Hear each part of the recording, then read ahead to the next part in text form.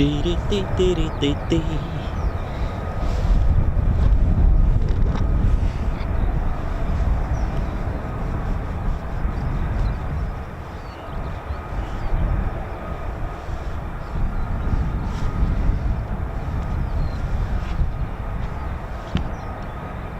gents and teddy bears, welcome to Norfolk here at RAF Marham. This is Squadron Leader Ted Coningsby. My name's Nikos, I'm your cameraman, historian and commentator for the Ted Coningsby channel. Welcome to RAF Marham, home of the F-35B for both the Royal Navy and the Royal Air Force, with 3 squadrons here at Marham.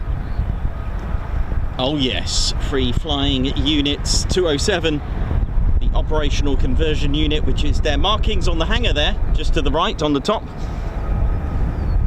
207 Squadron are the operational conversion unit for both the Royal Navy and the Royal Air Force pilots here for the F-35B.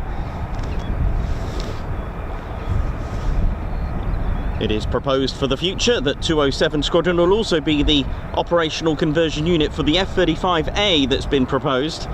That's official from the Royal Air Force website. But until then, we have F-35Bs. We've also got 617 Dambuster Squadron, who just a few days ago, 83 years ago on that date, was the Dambuster raids, and they don't need much of a introduction, with Wing Commander Guy Gibson leading the way with his Alpha Juliet marked Lancasters. The history carries on, the legacy, and who'd have thought it, from a Lancaster to F-35B. Amazing. And we've got 809 Naval Air Squadron here, the Immortals, who stood up again in 2023 in December. They are a Royal Navy Naval Air Squadron here at Marham.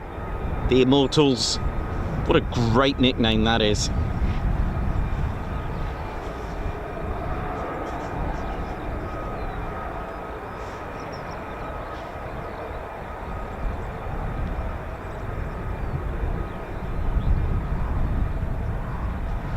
Ladies, gents, teddy bears, don't forget to do your pre or in-stream checklist by hitting the like button. Let's get this stream out there. Give us a thumbs up. Bottom left, somewhere on your screens, is a like button.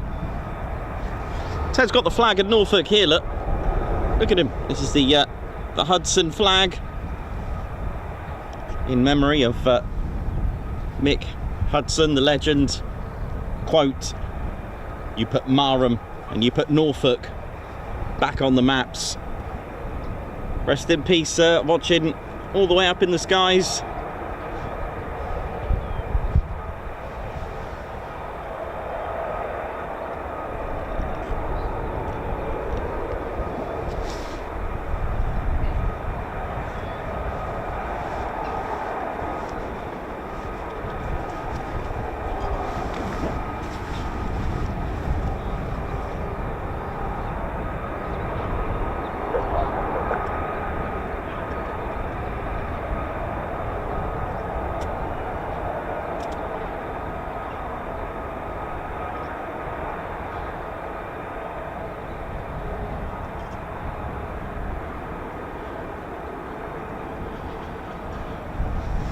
So welcome to the show, ladies, gents and teddy bears. Let's hope for some vertical landings. That's what we're here for. In fairness, we do love vertical landings while we go to most fighter towns to see the departures and their wonderful quick climbs, performance takeoffs, unrestricted climbs. Here, it's the opposite. Here, it's all about the vertical landings, which is an attribute to the F-35B. It is a STOVL aircraft. Now, of the 3 main variants, this is the only one that can hover, the F-35B. It is classed and categorized as a STOVL aircraft, a short takeoff and vertical landing. One of the most common questions I do get asked, can it vertically take off? The answer is it could if it wanted to, but they choose not to because the amount of payload the F-35B can take, it's probably more fuel efficient to just take off in what's called a short takeoff. Now, don't be alarmed, because this is something the Harrier did when it was fully fueled and fully loaded. It would not do a vertical takeoff. It would also do a short takeoff, which doesn't need a lot. We're talking about a 256 meter assault ship, such as the US Mackinac Island, the USS Mackinac Island. So it's able to take off in very, very short runways when it's fully fueled and fully loaded. And that's a wonderful combination of Pratt & Whitney and of course Rolls-Royce, who put the 1.2 ton lift fan in the F-35B. Now that does come at a trade-off. It does take up a lot of space. 1.2 tons is by no means light, but at the same time that is remarkable. But it does use an area where it would have been dedicated to fuel, so internal fuel is less, so the range is less on the F-35B, but it can land pretty much anywhere it wants to. Not sure about the status of the circumstances once it's hovering around on if you know what I'm getting at.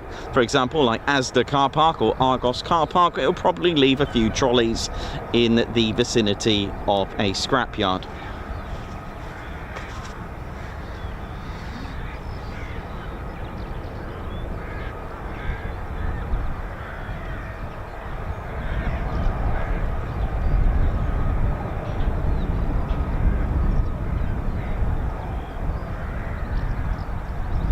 The F-35B is, of course, just like the other two variants, max speed Mach 1.6. It does have a trade-off payload. Again, the A and the C variant are 18,000 pound of payload.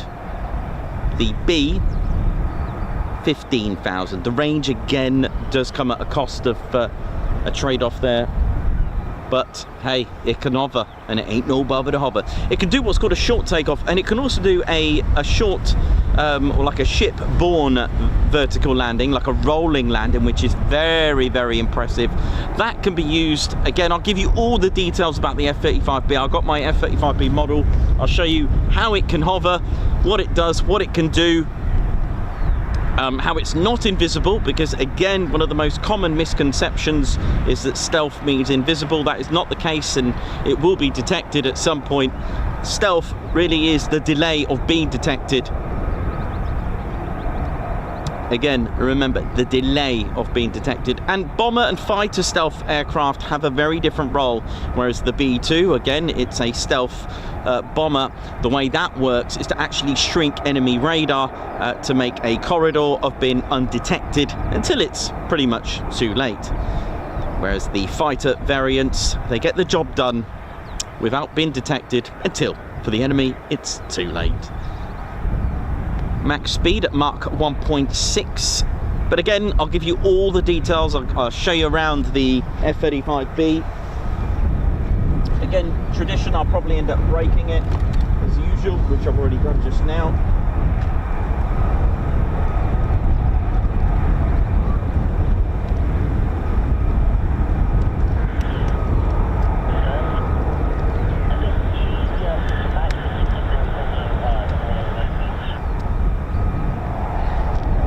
So again, I'll talk you through the whole thing of the F-35B. Here's our F-35B model. I'll show you how it all works, show you all the differences as well. It's an absolutely amazing aircraft.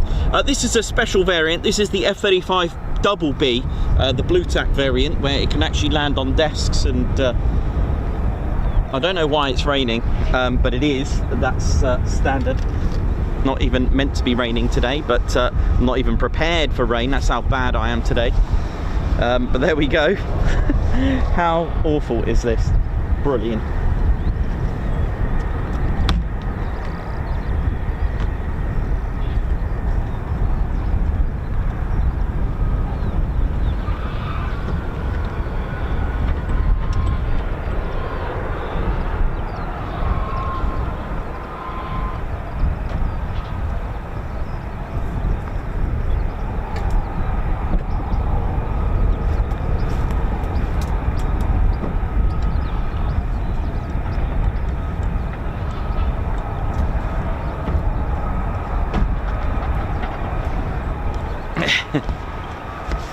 Yeah, remarkably it is raining. I'm not surprised though, because that's the usual case. I do feel victimised. I will have to take the rain to court. Well, if Billy Connolly took sued God, then I'm sure I could probably have some compensation by feeling victimised, because it's not forecasted to rain, and it is just here, just for me. Amazing. Come on. Never mind. I'll just, I don't think we're going to get, well, I shouldn't say that. I was about to say I don't think we're going to get a lot of rain, but there we go.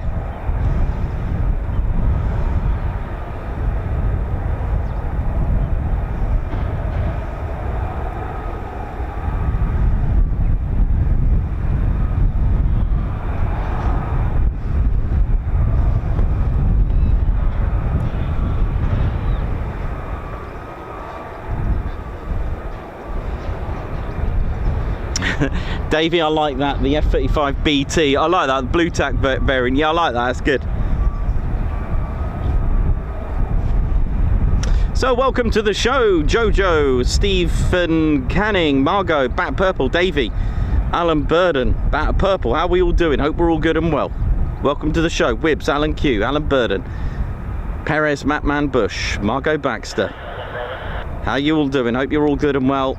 Welcome to the show, Elsie, Harry Gardner, Fritz. How are we doing? Hope we're all good.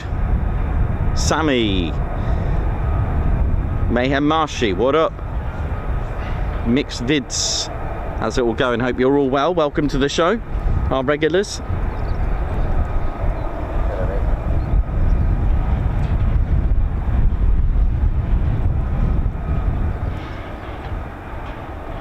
Dave Holloway, how you doing? Hope you're good.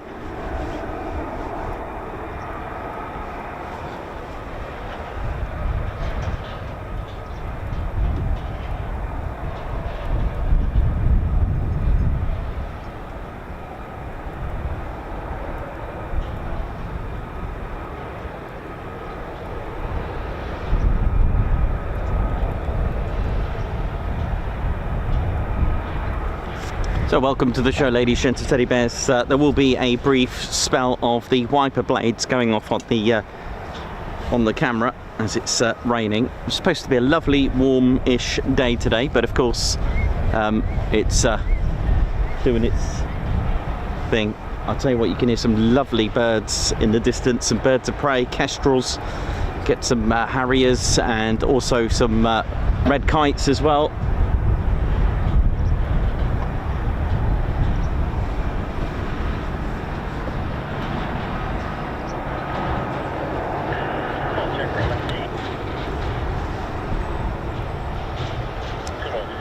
So there's no official viewing area, ladies, gents, and teddy bears, and there's not that many spots to view from, unfortunately, at Marham. But again, do be mindful of where you go, because there is land that does not belong to us. But we're okay here. We're away from the crash gate.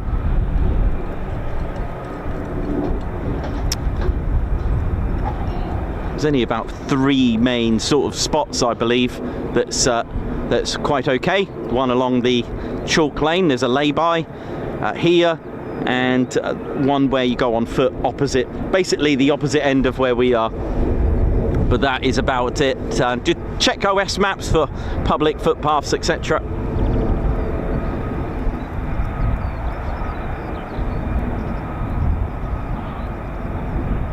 Dave Holloway, hopefully, mate, hopefully we'll get some departures very shortly. Again, if you just joined us, one more time, one more push. The reason why YouTubers like to push the likes, it does help. So if all our viewers are hitting the like button, if our subscribers, it's really important that subscribers hit the like button. If you hit the like button, that means it's obviously good for subscribers, so therefore it'd be good for other viewing. So it does actually push the YouTube algorithms out there, so which is why I usually give you that push at the beginning and possibly towards the end.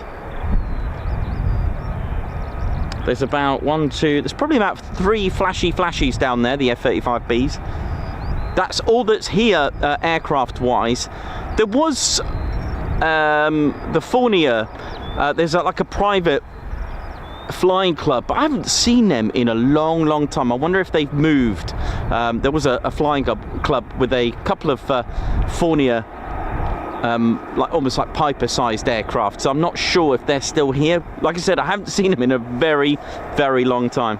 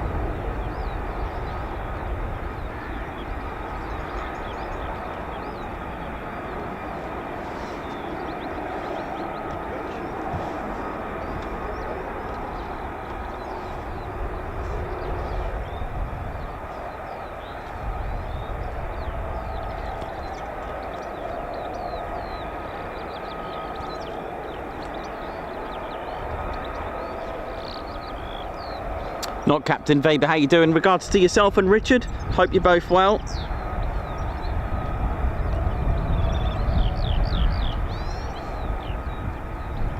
Right, let's see what we're going to get today. I believe it's runway 23.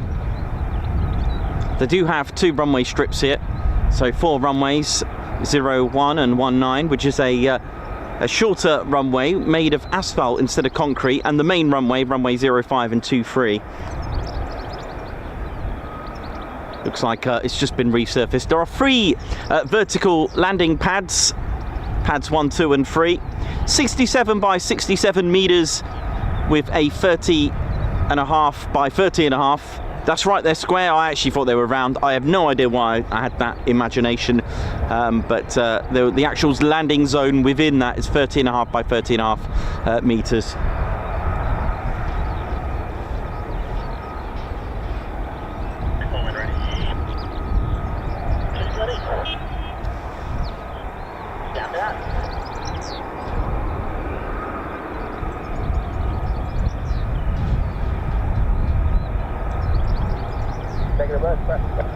Negative words press, here we go.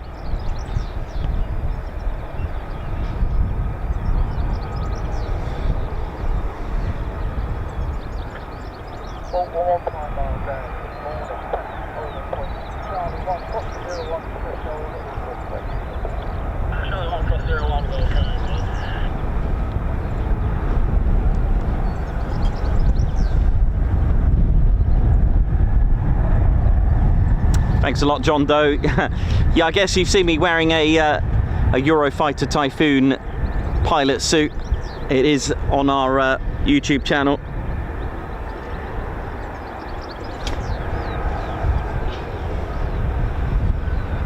Okay, taxi words, here we go.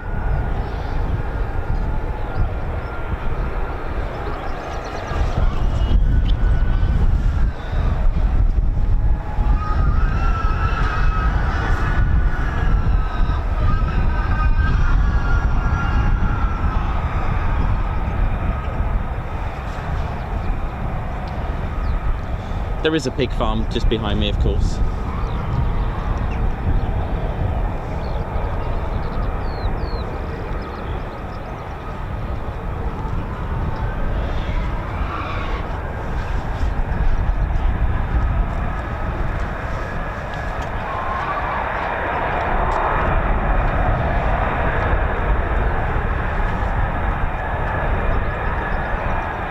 There we go, F-35's taxiing out.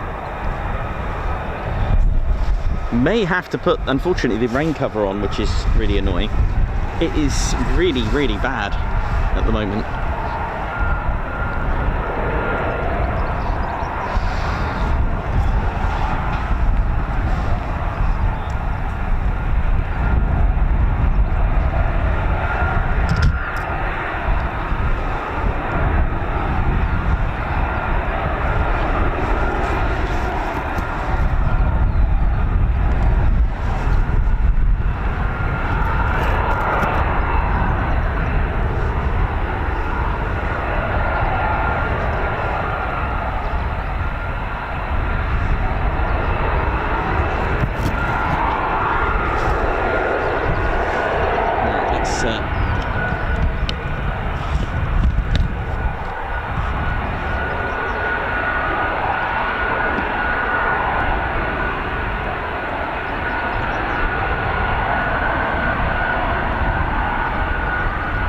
Big shout out to all crew and personnel at Marham.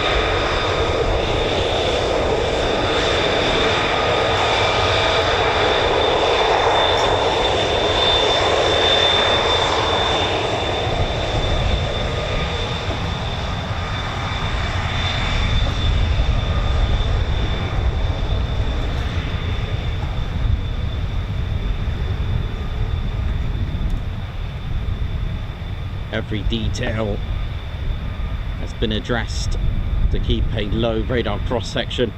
Look at the landing gear, the serrations, the nozzle with the cooling system and its serrations, absolutely amazing.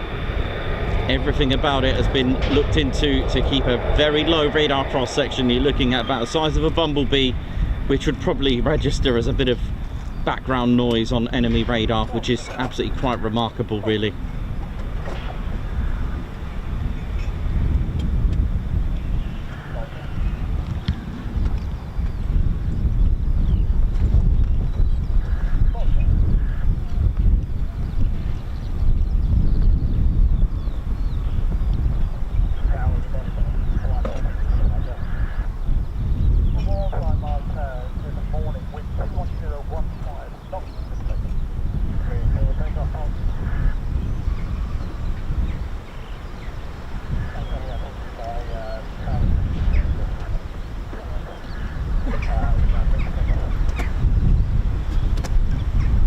Get ready. So it's not the nicest of weather today.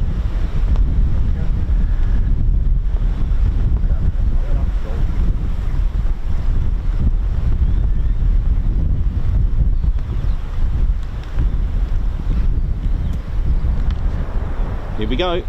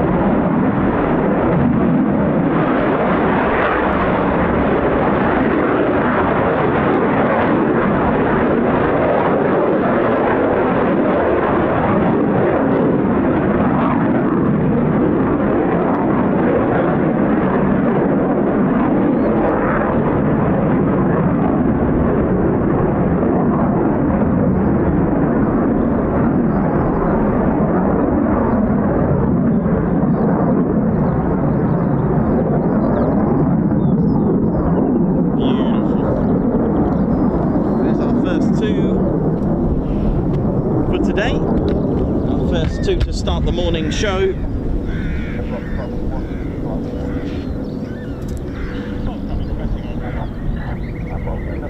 Oh, what a lovely sound from that. Is that curlew? Sounds like a curlew, doesn't it? Beautiful. There's our first two departures, ladies, gents, teddy bears. Welcome to the show.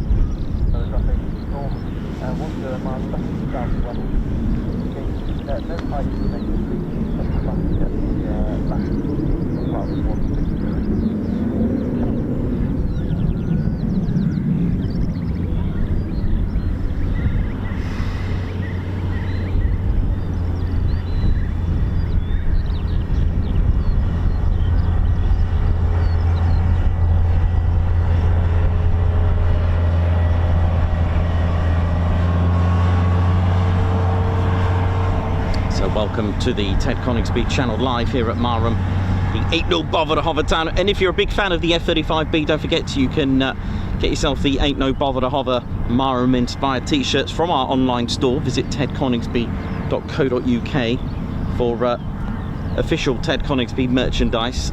Do check it out.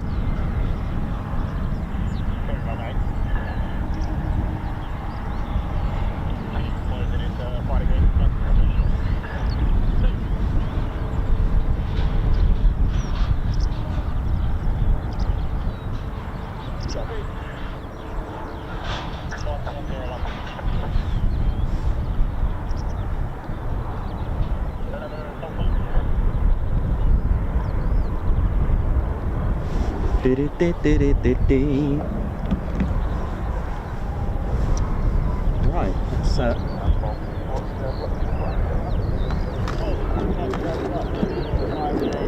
well, let's hopefully get the vertical landings, which is what we all love to see. They're not guaranteed. They still need to learn how to land in a conventional way as well. But I can't imagine that's it for today. It looks like it's going to be a good day for us today by the look of it, or at least with let me just get back up here. How are we doing, ladies, gents, teddy bears? Hope we're all good. Standard. I've broken my F-35. Let's find the other piece.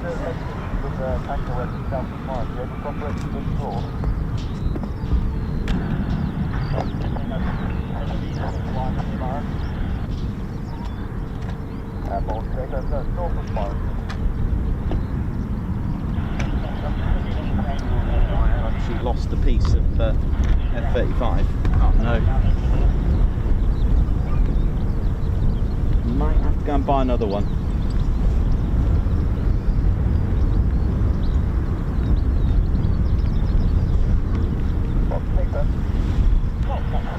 Right, let me just put this rain cover on. It is absolutely drizzling it down with rain now at the moment as we speak, so let me just get this covered up for a second. Goodness me, not even supposed to be raining really today, but hey, that's the story. Look at that, you can see the drizzle going right over the hangars there. Oh my word, terrible. Yeah, it's a really good heat haze that we're having, a heat wave.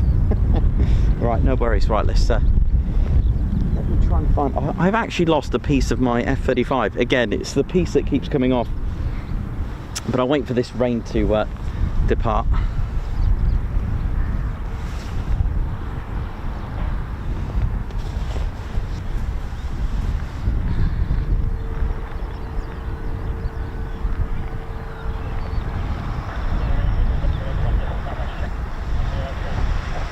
Not even on the forecast for rain, not even on this radar app. It could even be the wind just blowing random bits of rain just for me. But hey.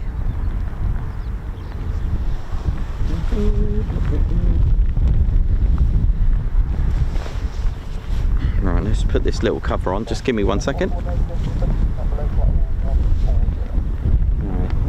I'm going to just try and locate this piece of F-35 that I've seemed to have lost.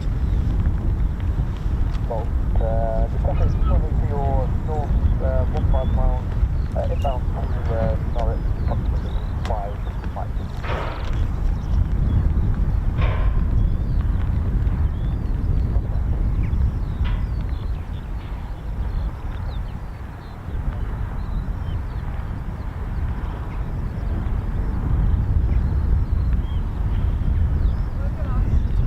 Well, actually, piece of my F-35, but I don't actually know where it is, so I don't even know where it even come off.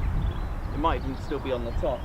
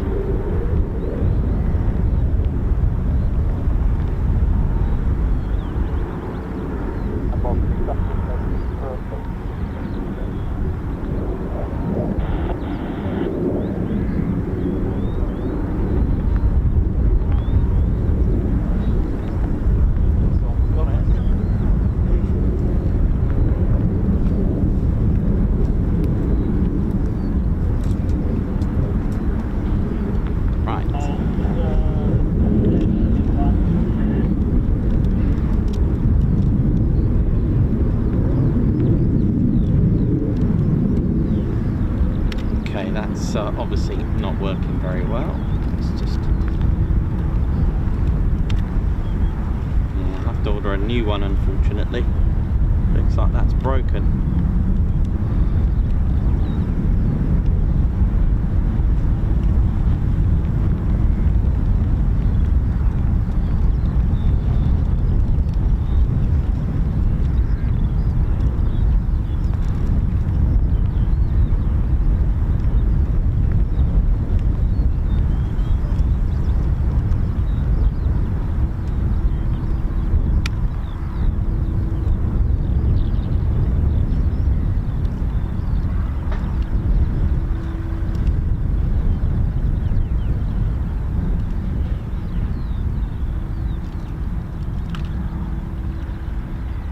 Doing some quick in-house repairs really quickly.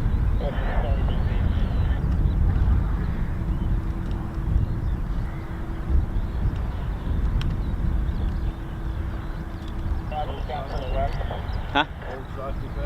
Yeah, yeah. I'm not sure if it's Lockheed Martin approved, but that's just going to come off.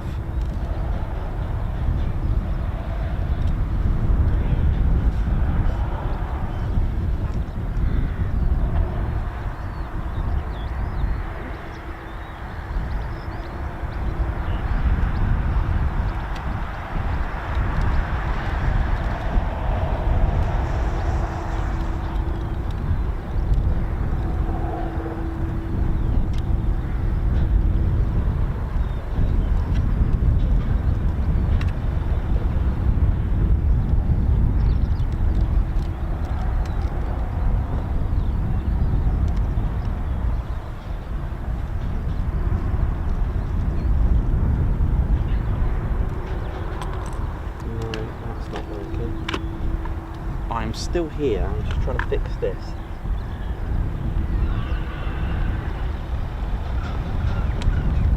I'm really broken it.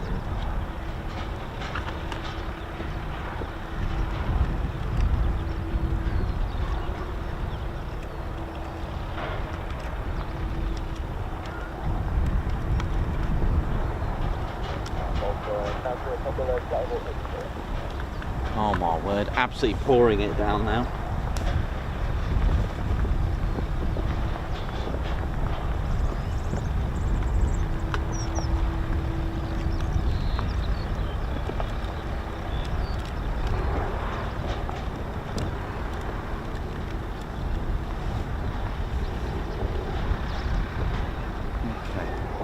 All right, I've done a little bit of patchwork.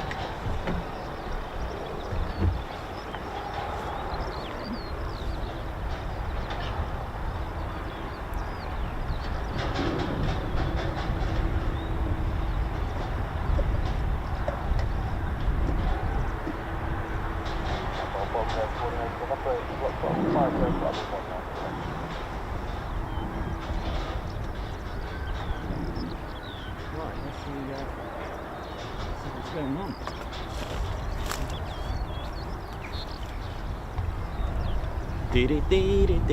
Right, I've done a little bit of repair on the yeah, I've done a little bit of roadside repair using the blue tack. That's why it's there as well. Let me just wipe that screen just a little bit. Goodness me, it is well,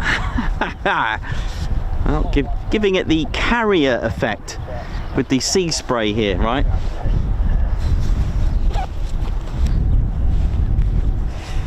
It should clear up, as I can see in the distance there. It's cleared up already.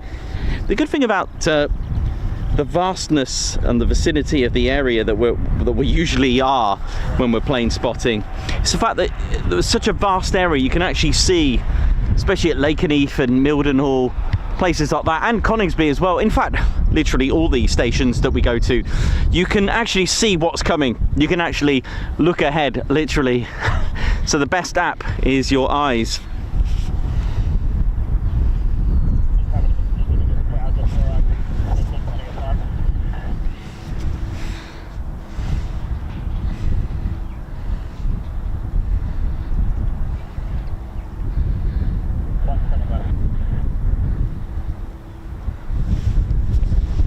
Yeah, I think we're almost good.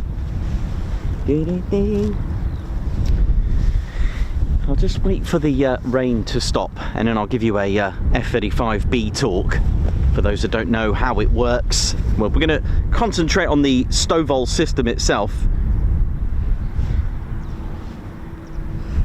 I'll just wait for the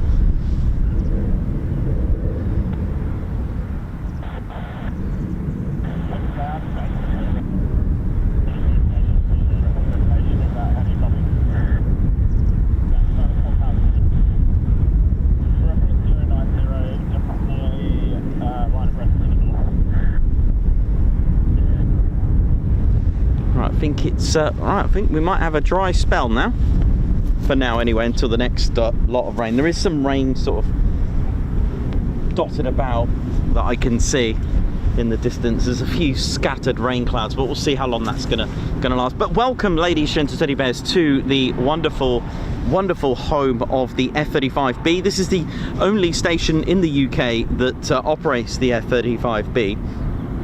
The F-35A, that's operated by the United States Air Force. In fact, they only operate the F-35A, the US Air Force.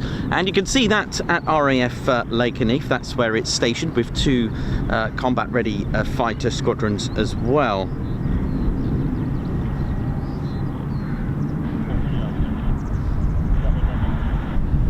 So naturally, the F-35 is powered by Lockheed Martin's selection.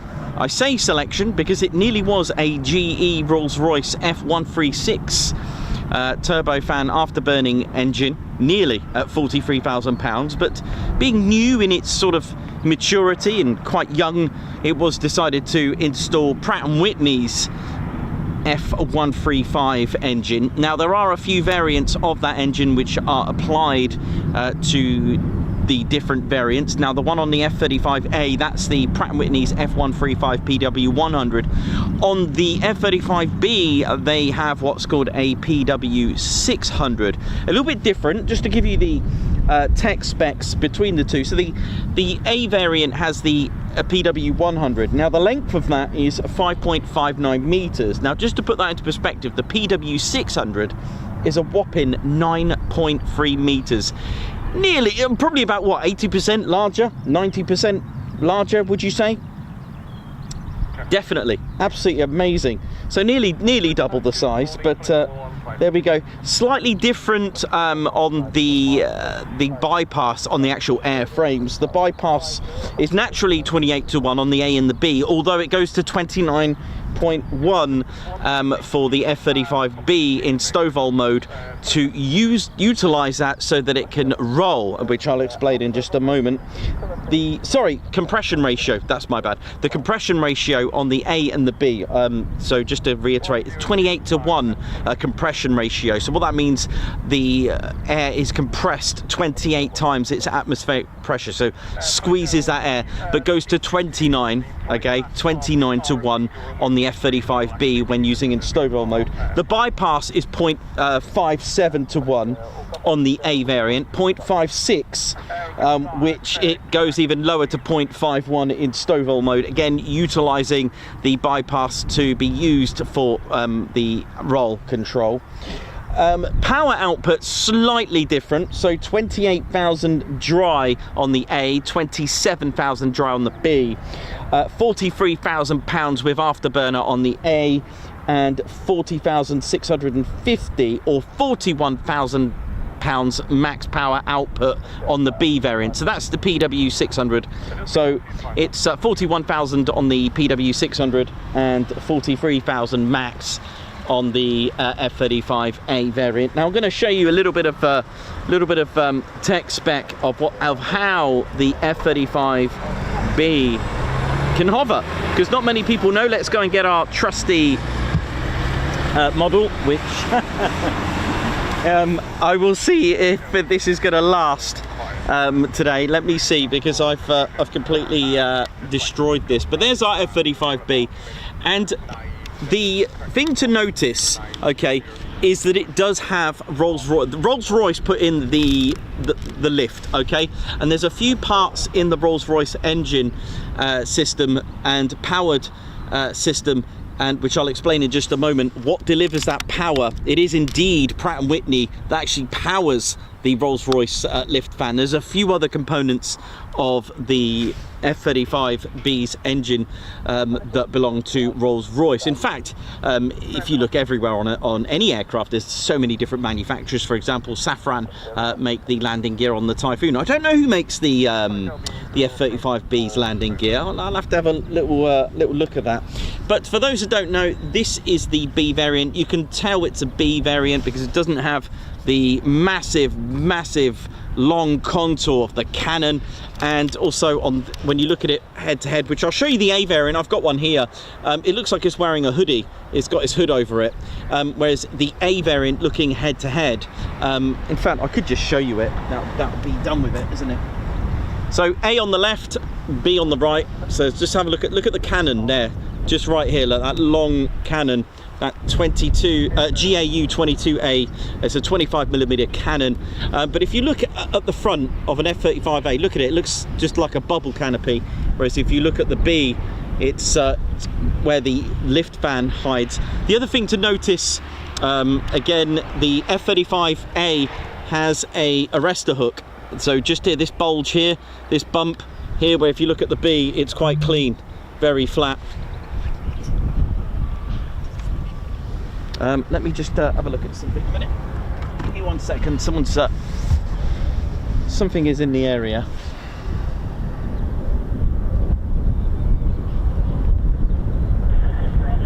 Oh, sorry, 1 second. There's Typhoons in the area, but I can't see them. I know they're only at 2,000 feet.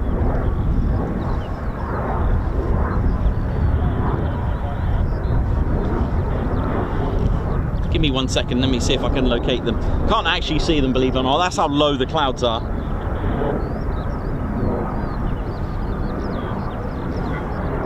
Sounds like they are descending.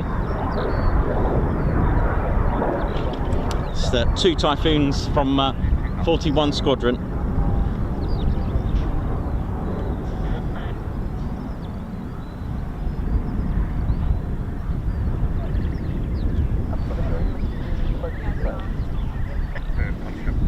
they're just passing by actually. Don't know if they're coming here. Let's have a look.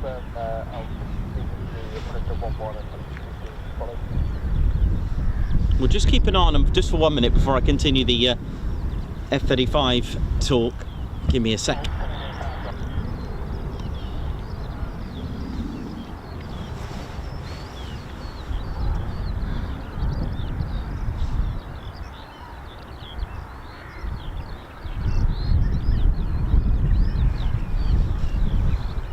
Oh, nice pocket chair.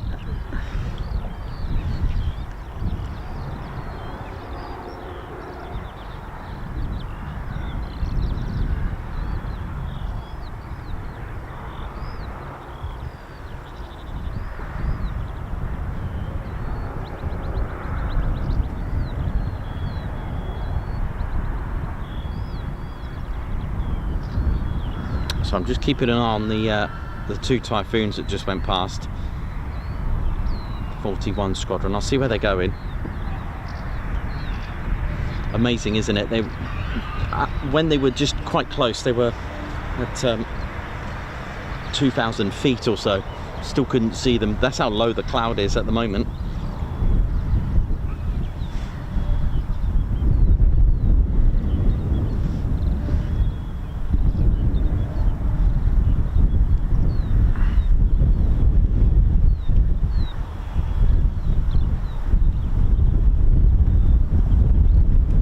Give me 1 second before I continue the talk.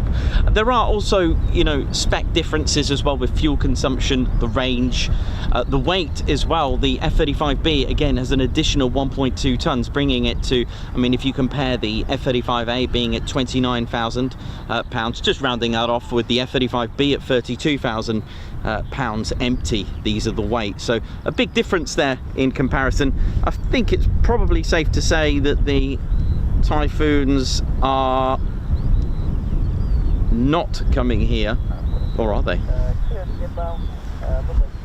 Oh, actually, correction, they are coming here. Yep, they're coming here. Okay, yeah, they're coming. Yeah, so we got a practice diversion from the Typhoons, so that was a nice one.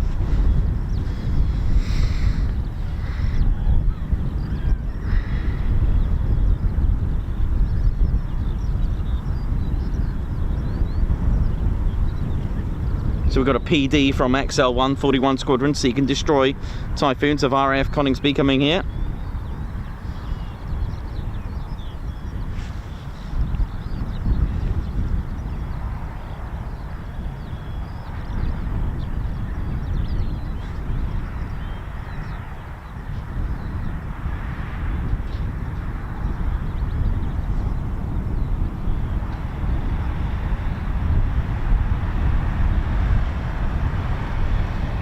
So, 41 Squadron and one of two squadrons at RAF Coningsby that sport the Roman numerals when it comes to their squadron numbers. Nothing significant, literally just a traditional thing. There's even no sort of, what's the word I'm looking for? You know, I've lost the word, it must be my age. There isn't a format, or shall we say, or a procedure that they have to use, even a Latin motto, by the way. It was something that they decided to use.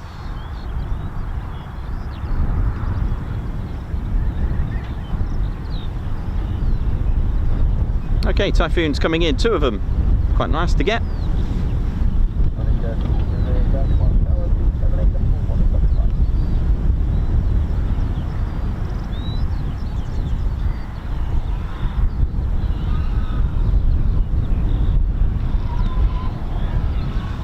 Okay, two Typhoons, 41 Squadron, here we go, practice diversion.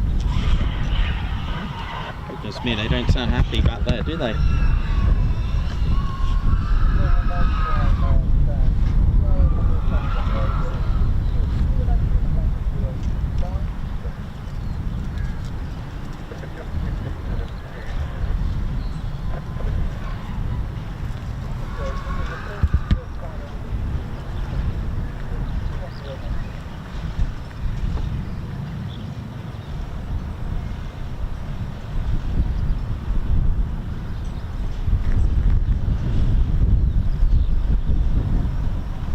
couldn't see the Typhoons at 2,000 feet. Certainly won't see the two KC-135s that are at 22,000 feet.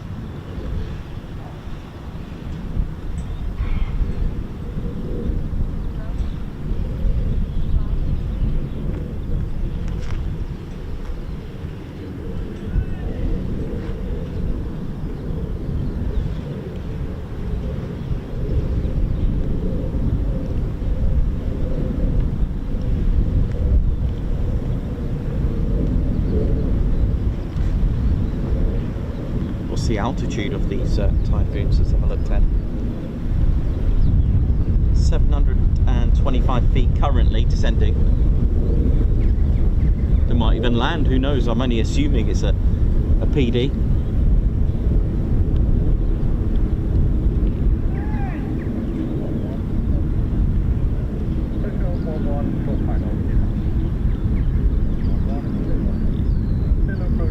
Yeah, low approach, here we go.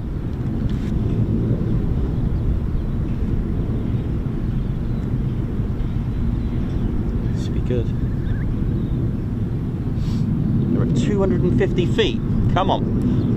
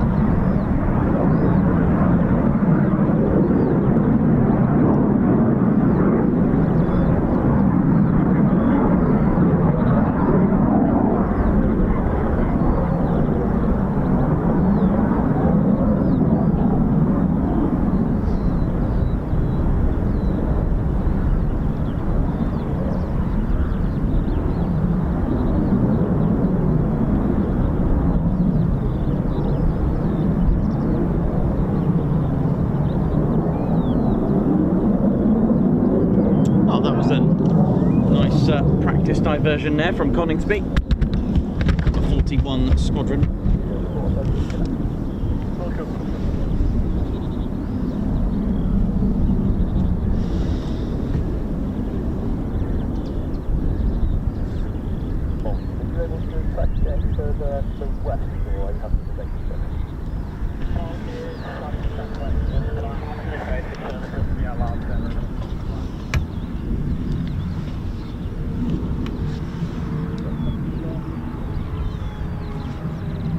Well, they might come round again.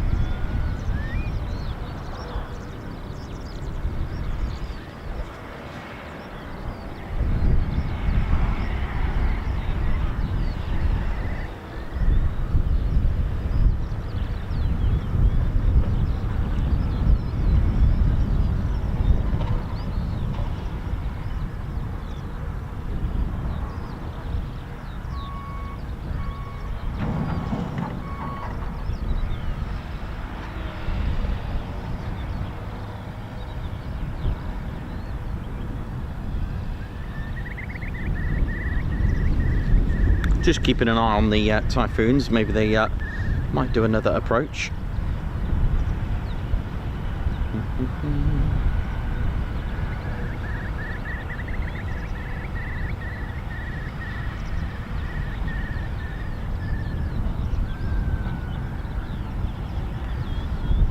Well, welcome to the show, ladies, gents, teddy bears. My name's Nikos. I'm your cameraman, historian and commentator. Hope you're all good and well.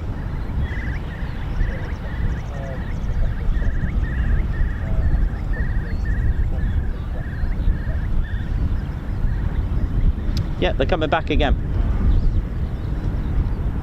And then our F-35Bs should be back.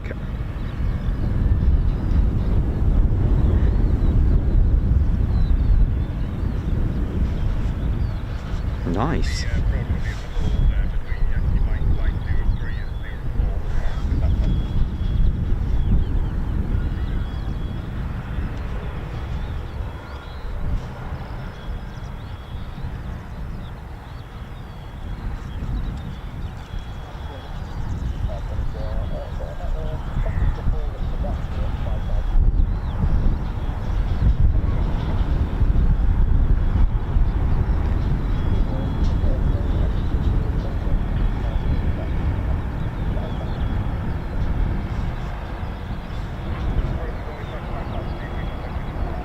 Yeah, there's a curlews in the area. Beautiful sounding birds, aren't they?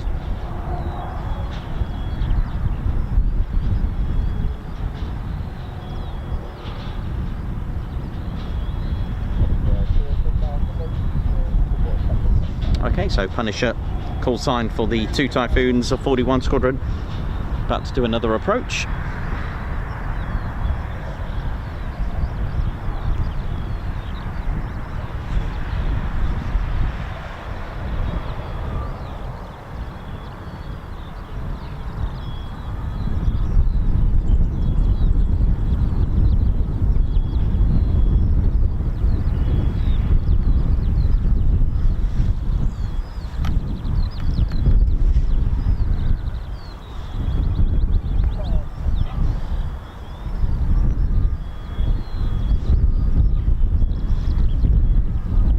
Brian Wood, oi oi to you. How are we all doing? Hope we're all feeling well.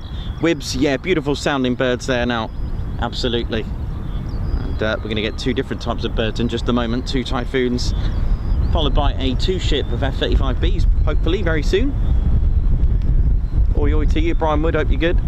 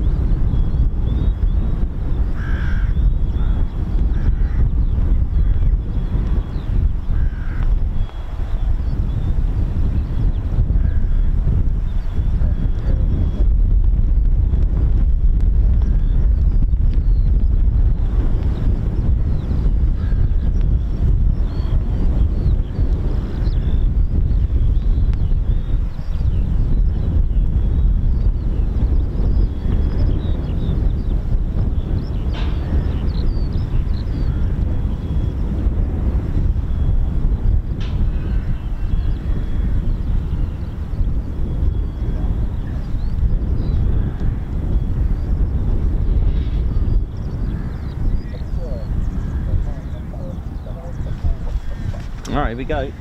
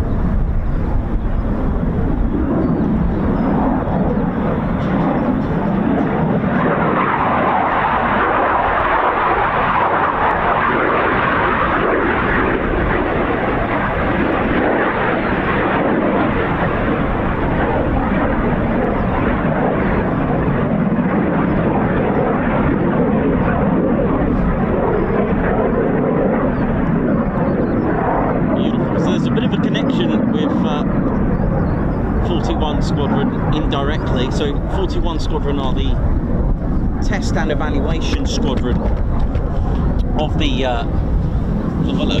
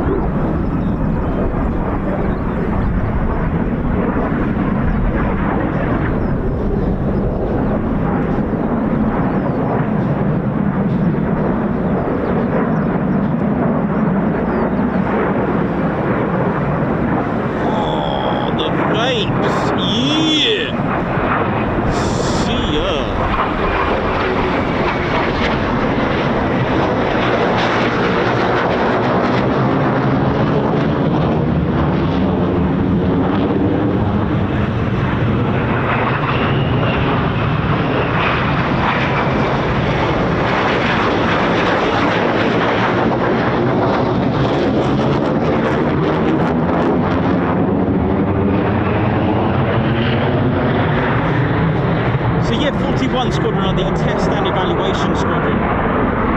So I'm going to try and find a connection with 41, 17, F-35 and these Typhoons. So there is a test and evaluation squadron for the F-35B for the Royal Air Force and Royal Navy. It is indeed number 17 Squadron, who are the 4th F-35B squadron of the Royal Air Force.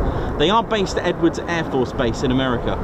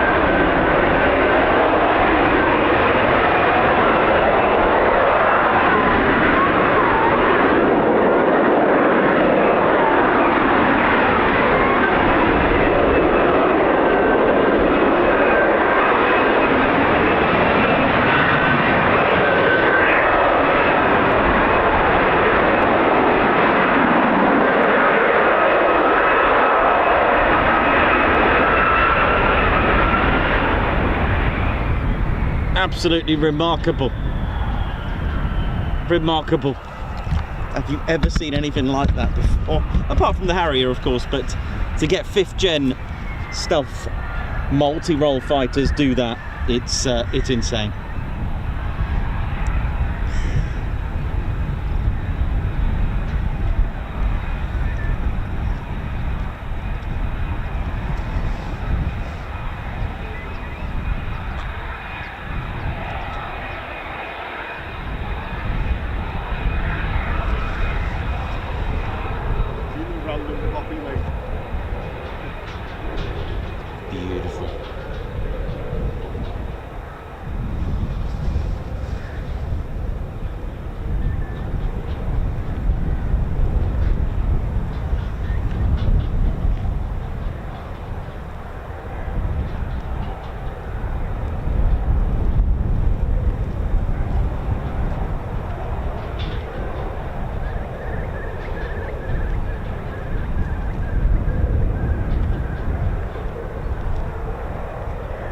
Absolutely amazing. A smooth, very, very remarkable landing. There are, again, another misconception that it's all automatic. There's no pilot input. That's incorrect. The pilot still has to not overshoot the landing pad or landing zone or wherever it is they're going to land. Still needs adjusting from the pilot. The Stovall mode can be activated at a maximum of 250 miles per hour, so it can't. So it's, although it's a type of thrust vector, it isn't the type of thrust vector that you would imagine like the F-35. Sorry, the F-22. It is literally there for the Stovall mode. That is all. So it doesn't operate after 250 miles per hour. It is literally the free BSM, and I'll show you all the components in just a moment. A really, really amazing piece of kit.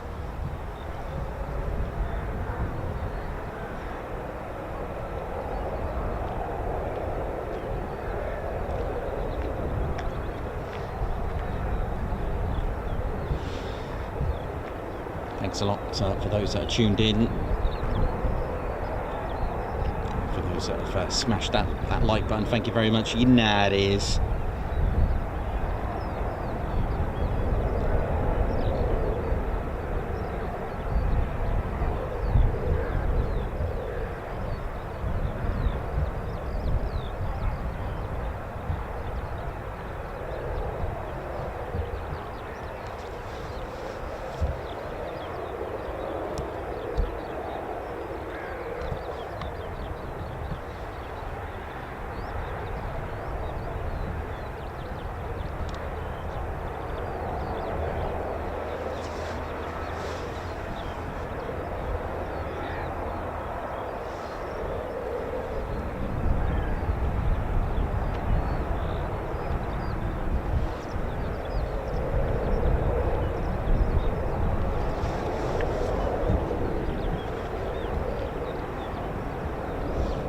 Absolutely flawless landings on the F-35Bs, and this is a 207 squadron, so you will get junior pilots that are training to be qualified on the F-35B along with their qualified flying instructor. So they will fly with a qualified flying instructor, and the thing is, there is no family version F-35B. They are a coupe single-seater. Got our Typhoons just coming in for a low approach as well. Sounds like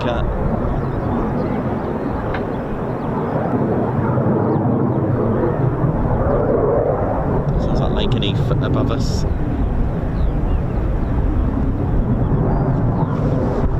Heading back to Lakenheath. You do get Milden Hall and Lakenheath traffic above the skies here. So another approach from Coningsby's 41 Squadron Typhoons.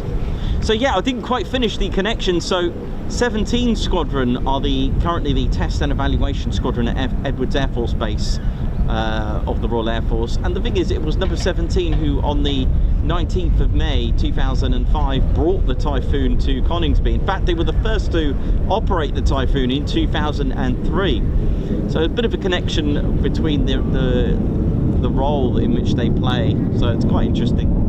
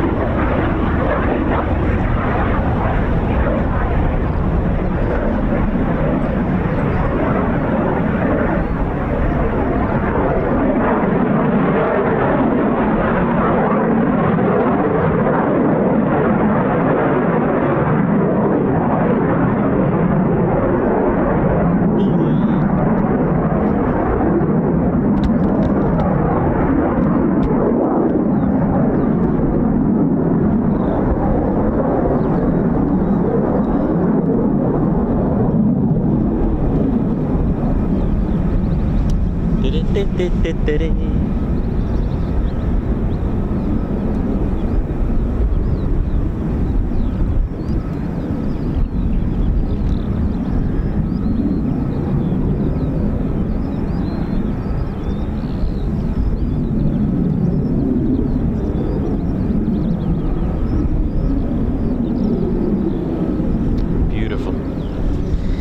welcome to the Ted Coningsby channel.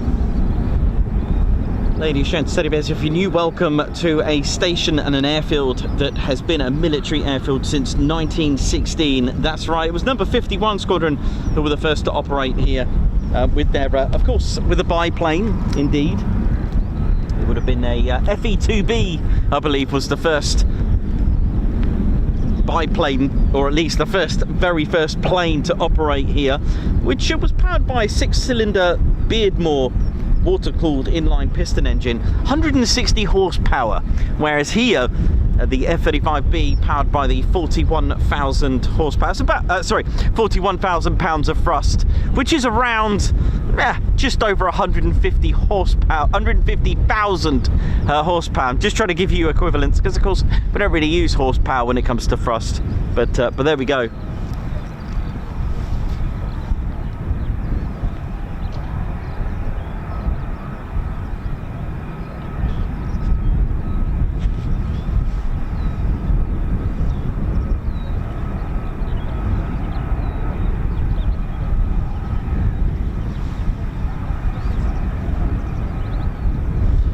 So the F-35s that have just landed are hot pitting from the looks of things, because they haven't returned to the hangars. Now, hot pit refueling, if you're new to this, is where you refuel the aircraft with the engine still running. It actually turns the time over quicker to refuel your aircraft with the engines running. Okay, so for those that don't know, traditionally you turn the engines off, you shut down, and you get the Bowser and you refuel it. That takes a lot of time. This speeds it up by a good 66%. In fact, it's about 10-12 minutes it takes to refuel, hot pit refuel. Now, hot pit refueling, again for those who don't know, it's where you refuel your aircraft with the engines or engine still running. Depends if you've got 1 or 2 engines or more, whichever.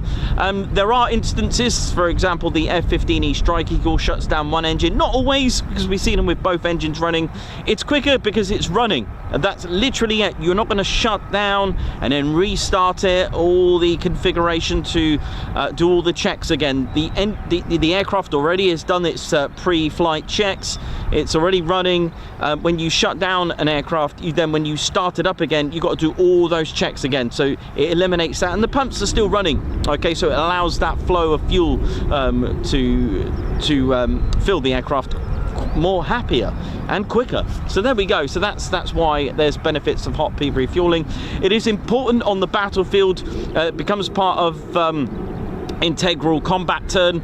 Integral combat turn literally involves hot pit refueling, get the armourers out there, checking the aircraft, rearming the aircraft, and back out you go for another sortie. So again, the integral combat turn is very, very important. This is a term used by the US Air Force. There is a slightly different term. It could be like a combat turnaround in the Royal Air Force, but they are literally meaning of the same thing. It's a bit like reheat and afterburner, same thing. Again, it's a local word or terminology, shall we say, but there we go.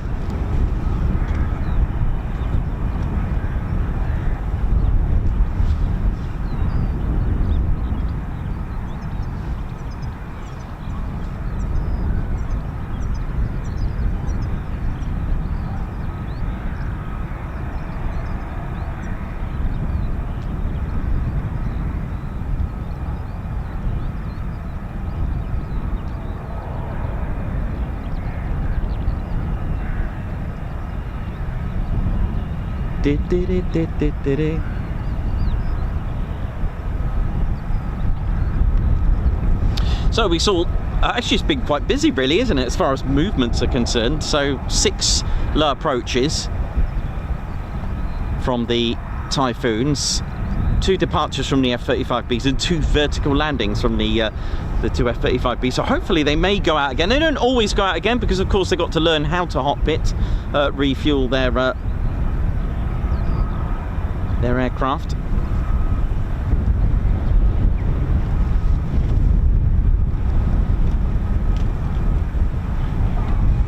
So let's see if I can show you my F-35B demo, because people do ask me, how does it hover? That is a very, very good question, because of course gravity is a bit of an enemy, right? So, you know, stall speeds are a factor, but literally the stall speed of one of these is doesn't have one really, because it can hover.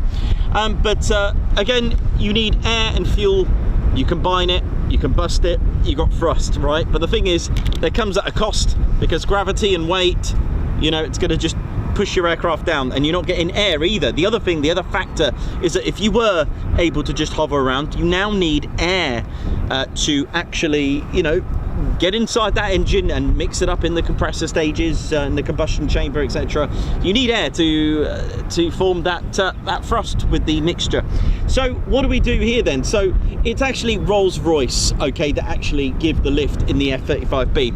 Yes, it's a Pratt & Whitney F135 engine that sits up to about here, and then the rest of the Rolls-Royce component, or the main part, is here. But there are other Rolls-Royce components which I'll explain in just a moment. I've only got about 10 minutes before that F-35B is completely refueled. It is an amazing system by Rolls-Royce. It is again powered by the Pratt & Whitney F135 engine via the shaft that powers it. It delivers 29,000 shaft horsepower, which again I'll show you. But the performance of the lift system comes in part of the latest and greatest in digital control and fan system technology. It delivers responsive and precise and powerful short takeoff and vertical landing as well, which is called STOVL, and the capability has minimal impact on the total airframe weight. It weighs just over 32,000 pounds, and the system, it is, from Rolls-Royce's perspective and technology and feat of engineering, it is a descendant of the Pegasus engine, and the parts comprise of the Rolls-Royce lift fan, which I'm going to show you at the top. It's got the auxiliary air intake, those twin doors, and it's got the actual drive shaft, free bearing swivel module at the back, which is the thrust vector, and underneath we've got the roll posts as well. There's my bit of repair that I've done using the blue tack until I go and buy a new one. You're looking at £40,000 of short takeoff and vertical landing capability in pounds. £40,000. You've got 29 shaft horsepower, and to give you an idea, the free BSM gives a 95-degree rotation in 2.5 seconds. It is a one of a kind. It's capable of delivering 20,000 pounds of cold thrust, again, which I'll show you. It's got the actual diameter is 50-inch diameter, 2-stage counter-rotating fan with the, of course, the hollow-bladed disc and blisk technology. So let's see what's going on. And the thing is, there are factors to remember, okay?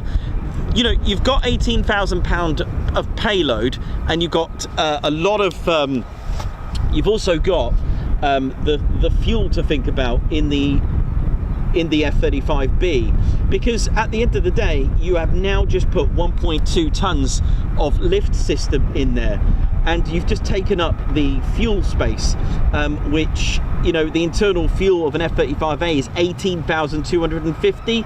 The F-35B is now 13,500 pounds of fuel, so that is a lot. And you're also compromising the range. The max takeoff weight is 10,000 pound less than the max takeoff weight of 70,000 pound on the F-35A. You're losing around 300 nautical miles. That's about 500 kilometers of range as well, and the combat radius, you're losing about 150 nautical miles as well. However, you do have the higher, it does have a higher thrust to weight ratio at 0.9. The 0.87 belongs to the F-35A. Now let's have a little look without talking too much then. Let's have a look what's going on here. How are you going to get an aircraft to hover in the 5th gen technology? Okay, so you got your Pratt & Whitney engine. You got to deliver that power to the lift system. It doesn't just power itself. So you have this auxiliary air intake. Now the cool thing about this model, it shows you the shaft. That pipe there, that is the shaft. So Pratt & Whitney are delivering 29,000 shaft horsepower to our lift fan here, our lift system. So the lift fan, there it is in there. Now they're counter rotating, which means the top fan turns one way and the second stage turns the other. I believe one's blisk, okay, I think the top is a blisk, and the lower ones are traditional disc and blade, I think, all right? But they are the hollow bladed technology. Now, if we have a look underneath here, this opens up as well. So this is part of the engine, all right?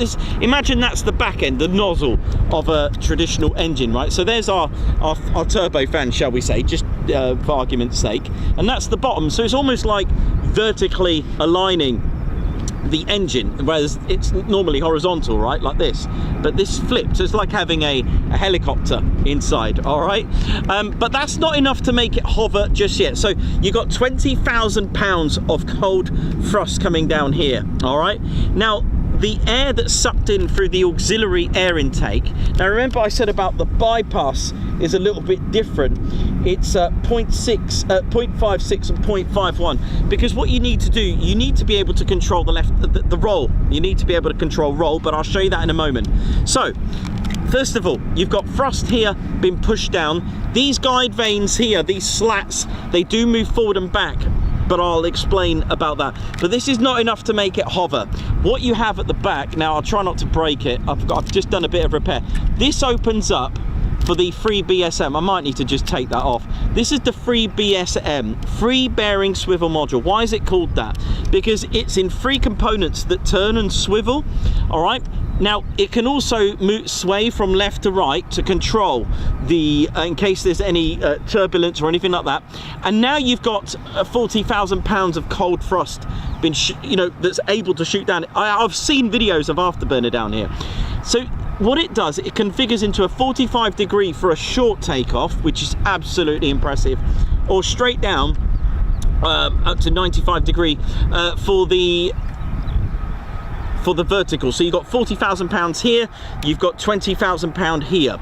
That's going to make you hover. And this, you've also got your ailerons here, your elevators here to control. Now, how do you move? How do you roll and how do you move forward and back? Right, so the guide vanes, these slats, I can't remember what degrees, 5 and 45 degrees or 5 and 40. This will make your aircraft move forward and back, all right, for control. Then you've got the roll posts. Again, Rolls-Royce again under here, all right. These are taking in the air from the auxiliary air intake, so that it can roll from left to right. So that's that bit there, and you've also got this that can move, okay?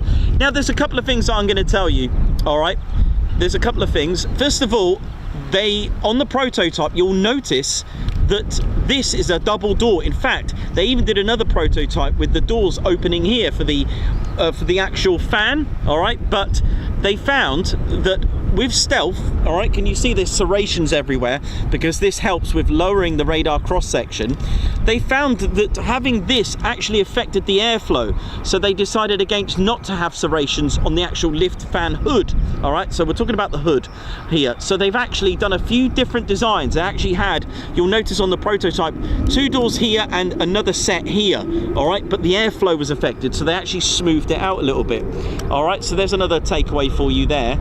Let me just open the auxiliary air intake. Hang on. So the up to 250 miles per hour is the max that you can do that. So it's not like thrust vectoring of the traditional sense. When it goes up the ski jump, this is set at 45 degrees, and this is constantly adjusting to give the right momentum for it to be pushed up and gone. 256 meters is all that the USS Mackinac Island is. Now here's another cool thing, and I want you to pay attention. Now, I don't have the weapons bay here, but you'll notice, I don't know if you notice, if you watch that back, when the F-35B is hovering and about to land, you will notice every time, and this is every time, the weapons bay opens, every time, and it may do that at air shows where it's hovering for quite a bit, all right? The weapons bay will always open when the F-35B is coming down to land. Why? If it did not, right, let's go back to my F-35B, all right? If it didn't open the weapons bay, all right? If it didn't open the weapons bay, that you got 20,000 and 40,000 pounds of thrust. That blast, that ground effect is going to just push straight back up and actually cause the F-35B to start, it will become unstable, all right? So what it does, it actually creates a cushion or a dam, okay? So if this is an F-35B as it's coming down, this creates a cushion so that it can take and absorb all that effect of that blast going back up, because you've got to think all that blast shooting down is going to go one way and that's back up, all right? So this absorbs, becomes a dam. It's almost like if you I don't know, something I need to demonstrate. If you get a cup and you put a ping pong in there, how to get it out is to blow in. And the reason why is the airflow is pushing back out. If you want to get something out, you blow in. It doesn't make sense. Normally, you'd expect it to come back. You want something to suck that ping pong out, right? But if you blow in, it actually comes back out, which is quite amazing. So you'll notice on those 2 vertical landings, the weapons bay actually opened, and it's for good reason. The F-35B has the 4 internal hard points as well, and also 6 3 and 3 external hard points as well. So it's very, very clever system. It really is a remarkable piece of kit, really is. And it is classed as a STOVL aircraft, a short takeoff and vertical landing. Absolutely amazing, really is. And again, a common question I do get asked, can it vertically take off? The answer, it could, but it doesn't do it because it does a short takeoff because of the amount of payload that it can take. Same with the Harrier. The Harrier didn't take off vertically when it was fully loaded and fully fueled. It will do a short takeoff as well. But this, again, another misconception is that there's no pilot input. That's incorrect. The pilot does input. The pilot has to make sure they don't overshoot the landing zone. A few adjustments. You will also notice in strong winds as well, usually the F-35B, a bit like crosswind landings, the F-35 will actually turn and have the wind blowing towards it in that same direction. So if that was the wind direction, right, my finger there, it will actually point and land to that. All right, so I hope that makes sense as well.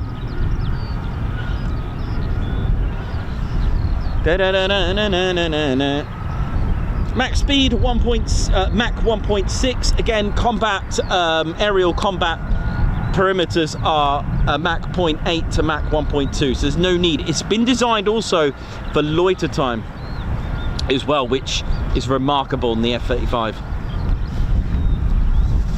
So I hope you enjoyed that. Any questions, let me know.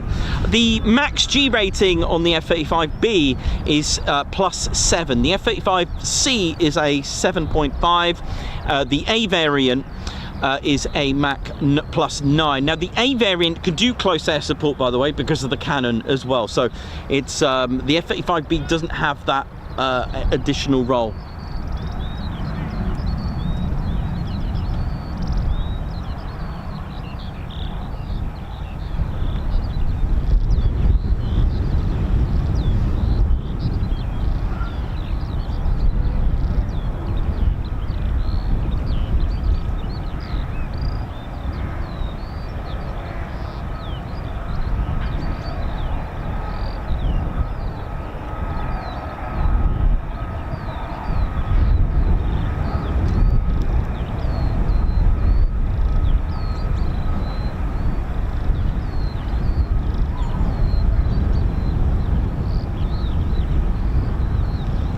Right, not sure what's going on there. It's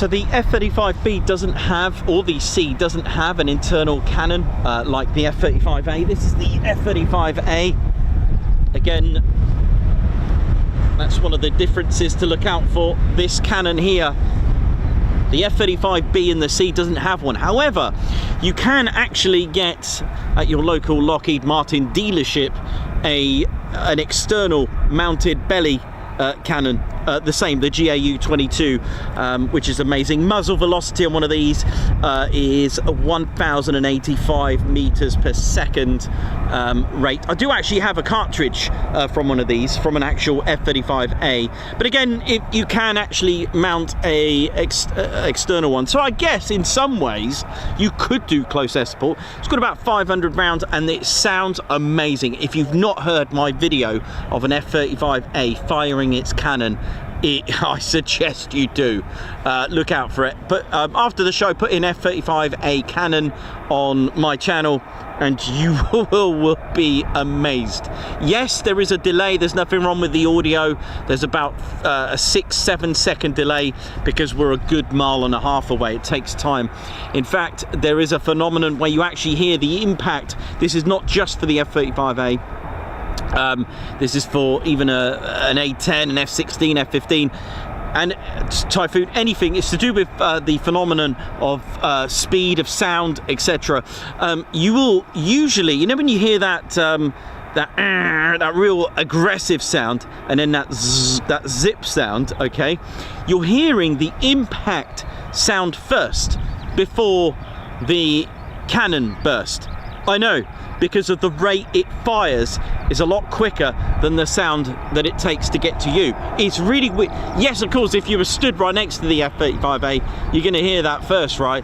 But it depends where you're stood, and usually 9 times out of 10, you're going to hear the impact sound. It is absolutely, like, trying to get that in your head. An F-15 pilot was telling me about how that works, and it was quite fascinating to hear. Really, really was.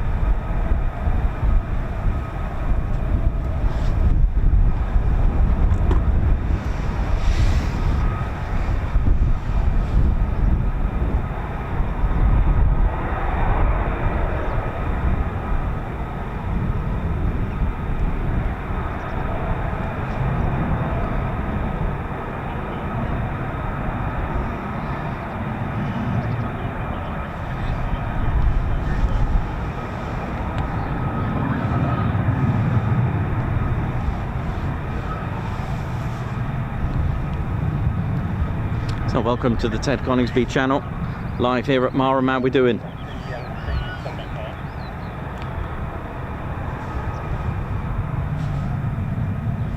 Hopefully they'll go back out from their hot pit refuel.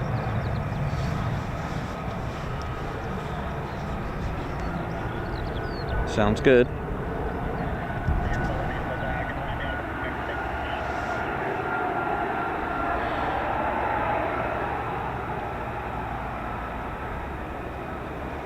Yeah, so you're looking at 1,085 meters per second is the muzzle velocity.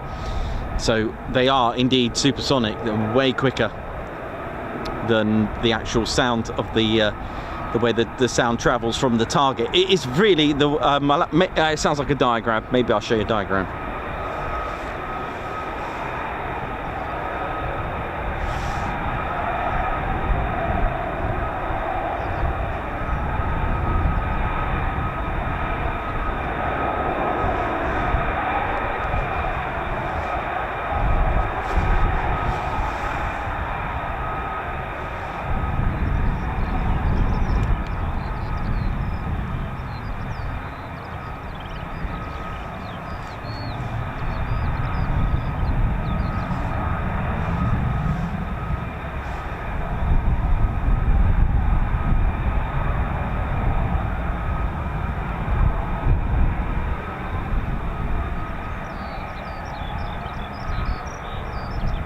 Some of Marham's legendary aircraft, indeed, goes without saying. The English electric camera, the Mosquito, and of course the Tornado and Victor.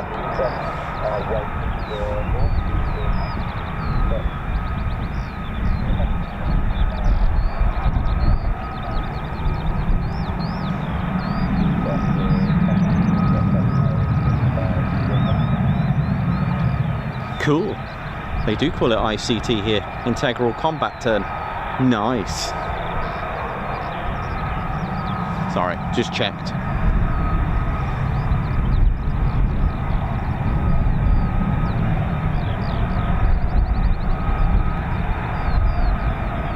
But what a lovely sound that tone is.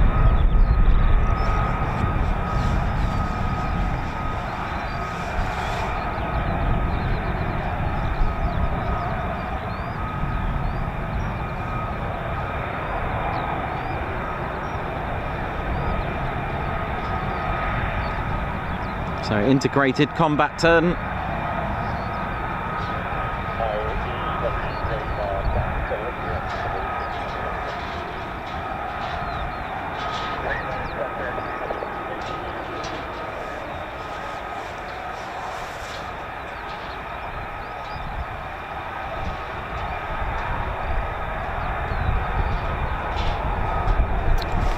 You can also get hot pit, hot seat as well. What on earth is a hot pit, hot seat as well? A hot pit, hot seat is literally where you do hot pit refuel your aircraft, okay?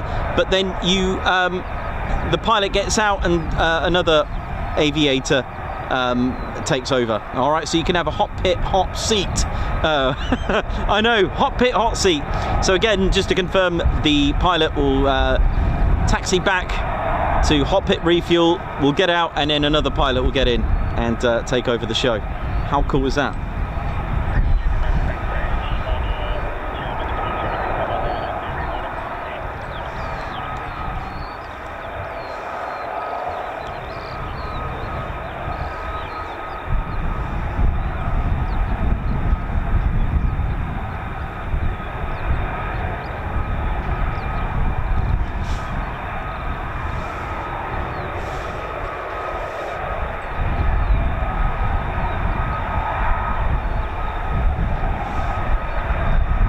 So very good morning to you all. Doug Ross, Ian Maccabi, how you doing? Bat Purple, LEJ Approach, Davey, Perez, Matman Bush, Najoda, Davey, Captain A, Alan Q, Marco Baxter, how you doing? Alan Q, how you doing? Are you good? Hi, good trash, what up? Brian Billman as well, Alan Burden.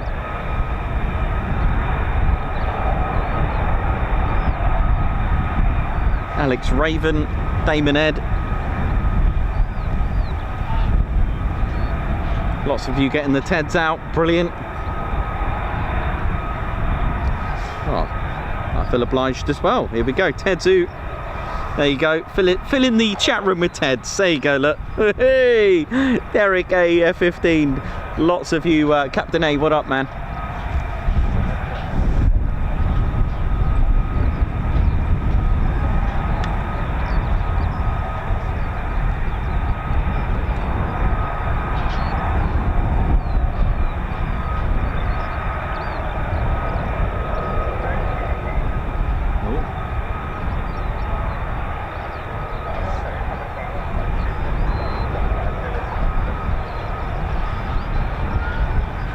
You alright?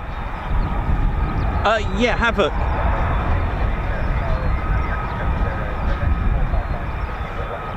They're not coming here though. They're not coming here.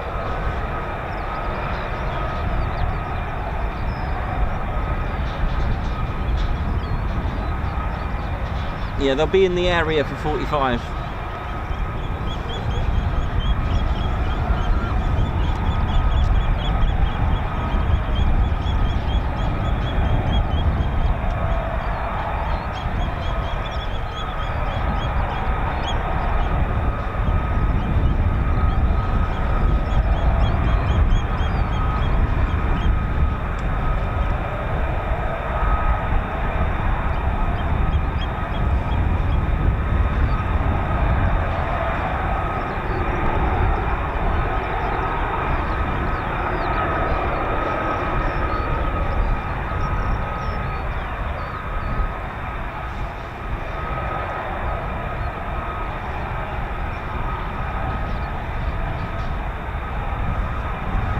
It's all good though, isn't it?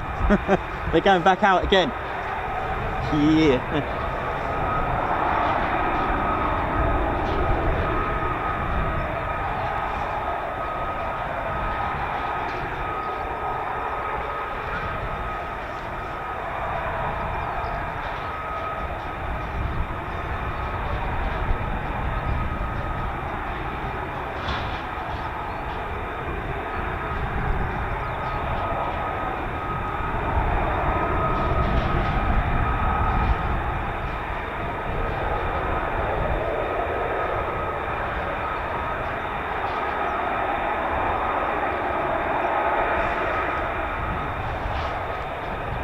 Yep.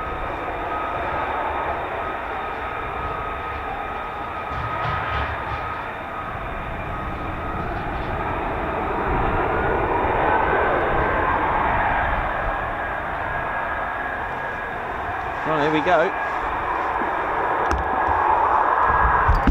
What a lovely sound. Classic.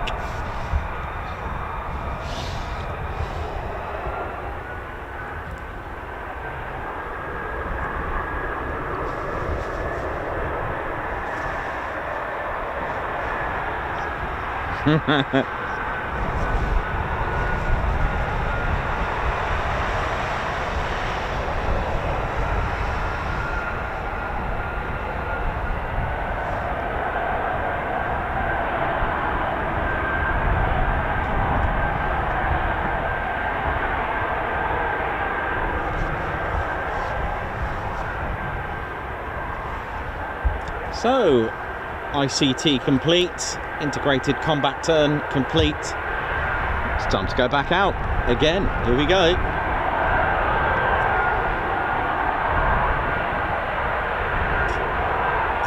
Yeah, big shout out to the fire and rescue teams and crash teams.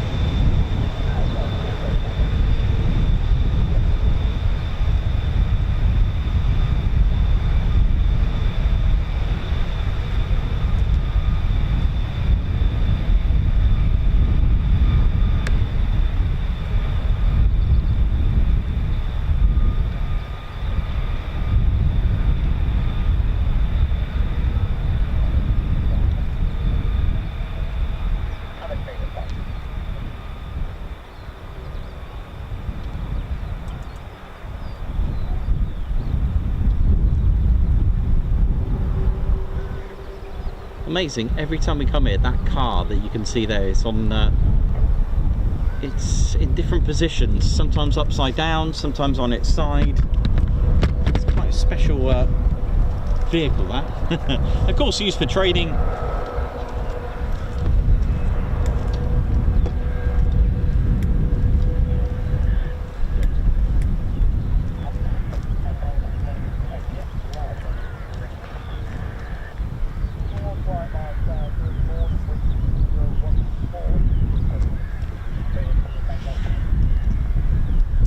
Go.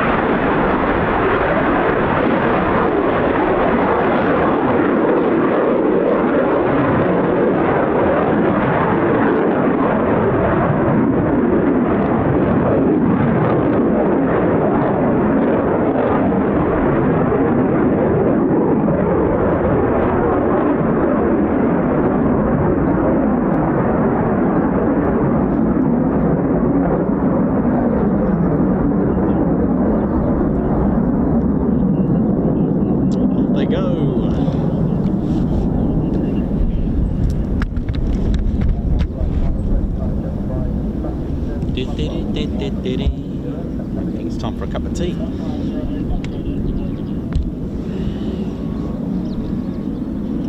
think the sun is trying to come out.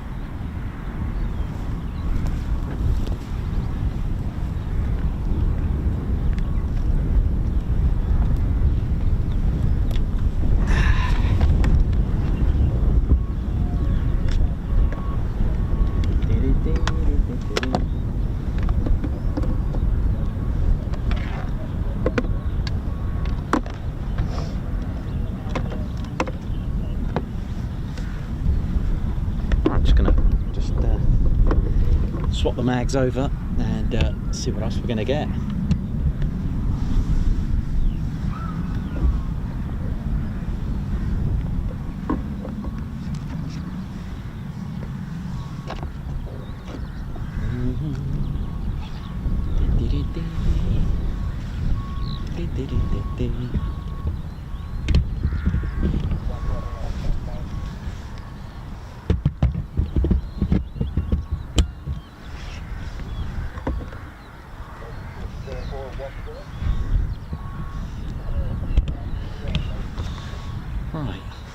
I'll go and get Ted just really quickly.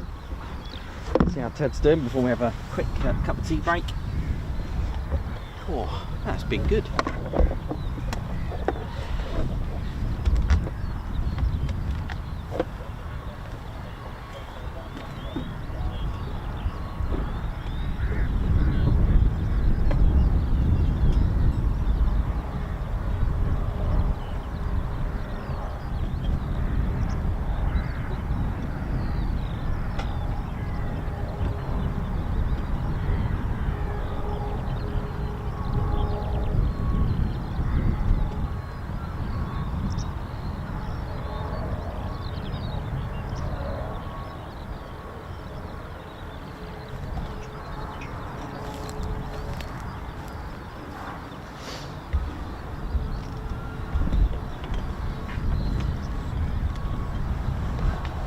Alright, how we doing, ladies, gents, teddy bears? Hope you're all enjoying the show so far. My name's Nikos, and hope you're all good.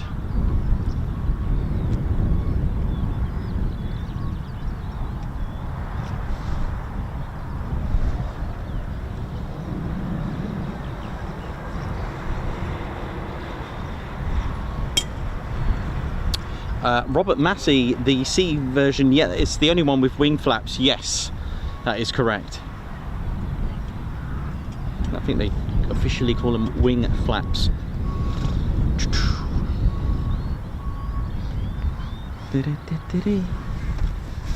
Ted, how you doing, mate?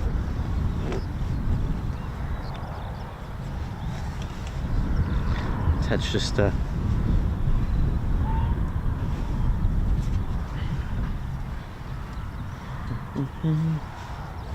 Hey, Ted's actually got the Royal Navy flag as well, because of course we do have Royal Navy here. Ted's going to do a look at this. Ted's, yeah, love that, Ted. Nice one, mate. Because we do have, like I said, 207 are the operational conversion unit for both the Royal Navy and the Royal Air Force, and there is 809. We'll do a double. Do you want to do a double one, Ted? You do. I know you do, mate. Yeah, nice one. It's all good. So welcome to the Ted Coningsby Squadron, Sandy Wind, Guards March. Thank you very much. Let me, might be a little bit out of focus there. No, that's better. There we go. Dave Holloway, thank you very much for your 29 months milestone. 29 months feels like 29 days. Nice one. Stephen Canning, high five as well to you. Thank you very much for joining the Ted Coningsby Squadron, Guards March. Margot, thank you very much for the super Guards March there. Eddie Felson, high five, Guards March to you. Thank you very much for joining the Ted Coningsby Squadron as well. Alan Q, thank you very much, Guards March. Thanks a lot for the super.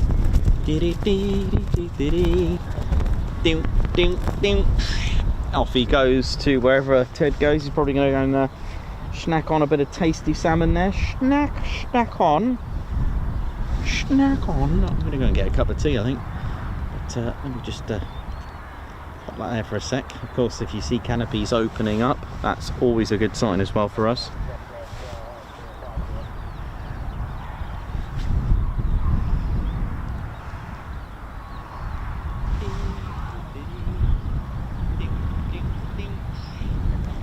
How we doing, ladies, gents, teddy bears? Hope you've all enjoyed so far. It's coming up to 10:45 local here in the UK. And how's things? Hope we're all good and well. Right, it's brightening up a little bit. You can see not too much wind unless I put extra gel in my hair. But it's been really good. It's been really, really amazing. So we've had a flight of 2 Typhoons doing 3 practice diversions.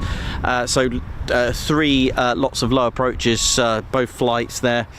For both aircraft, and we've had we've had 4 F-35B departures, with 2 of those coming back vertical landing, and the same 2 doing an ICT, integrated combat turn, going to the pits, hot pit refueling, and off they go again. So you never know what you're going to get, and I do love the history here. It's got some new bits and pieces to go through today if I get a chance, which is good, because if I don't, that means it was quite a busy day here at Marham. But for those that are new, welcome to the show. My name's Nikos.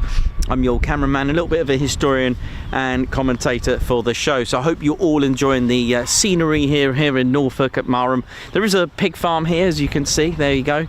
And again, just enjoy what happens. This is the nature of plane spotting. You just turn up and hope for the best. That's the way it always is. So I hope we're all good and well. Let's see who we got. And I'll be on the chats as well. Let's have a look what we got here. Let's go on the chats for a little bit really quickly. I don't always go on, but when I do, it's good to see you all. Boots99 UK, thank you very much. Morning to you as well. Remco De Vrij, Alan Burden, Batter Purple, Captain A. Hope we're all good and well. Who else? We've got Marco, Dieter, Davey, Perez, Mattman Bush. How's it all going? Hope you're all good and well. Ted is looking well, thank you very much. Ed 3242, all is good and well. If you had, for those that are new, that need to know a little bit more about the F-35B, go for it, let me know and I'll do my best to answer it as well. But yeah, it's so much history. It got loads of little tiny bits of aircraft here as well. I do have a Stuka here, and you're probably wondering why have I got a Stuka here, a JU Junkers 87. Why? Well, I'll tell you in a minute or in just a moment. I'm going to go and have a cup of tea, but I do have one here. A remarkable aircraft, of course, but it's only going to be briefly mentioned, but I thought I'll bring it, and hope we're all good and well. Welcome to the show, everyone. So literally good morning, good afternoon, good evening, good day, wherever you're watching from in the world, as we're watched around the world. And again, looking forward to it. It does feel like end of the week for some reason. I don't know why. Really lost my days. But we've still got a few more shows to do yet this week. We haven't finished quite yet. So looking forward to that. And yeah, been meaning to do Marham. So today's a good day as ever. So looking forward to that. And yeah, looking good. It's been good so far. Yeah, if we can get 4 vertical landings, that is an absolute bonus. Absolutely. So how we're doing, we've got Chris Kelly. Hope we're all good. What's going on? We've got Hawaii. Hi from Hawaii, from Miles P1M. How you doing? Hope we're all good. Goodness me. That's pretty good. Love that. Not been. Like to go for lots of reasons. And definitely a place to for me to put on the list of places to go. Who else do we have here? Batter Purple, how you doing? We've got lots of regulars. Always nice to see you all. LEJ Approach as well. And I hope we're all good. Right, I'm going to go and grab a quick cup of tea, and I'll be right back. And then we'll see if we can... I'm going to have a cup of tea. I'm going to have a quick tea. Thank you. It'd be a shame to waste the tea. But thank you. I got Kevy H...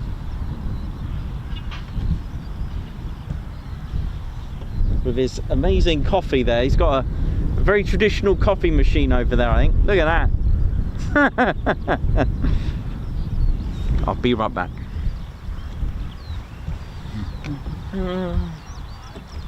Oh, I love that. Look at that. That's good, isn't it? Look at it.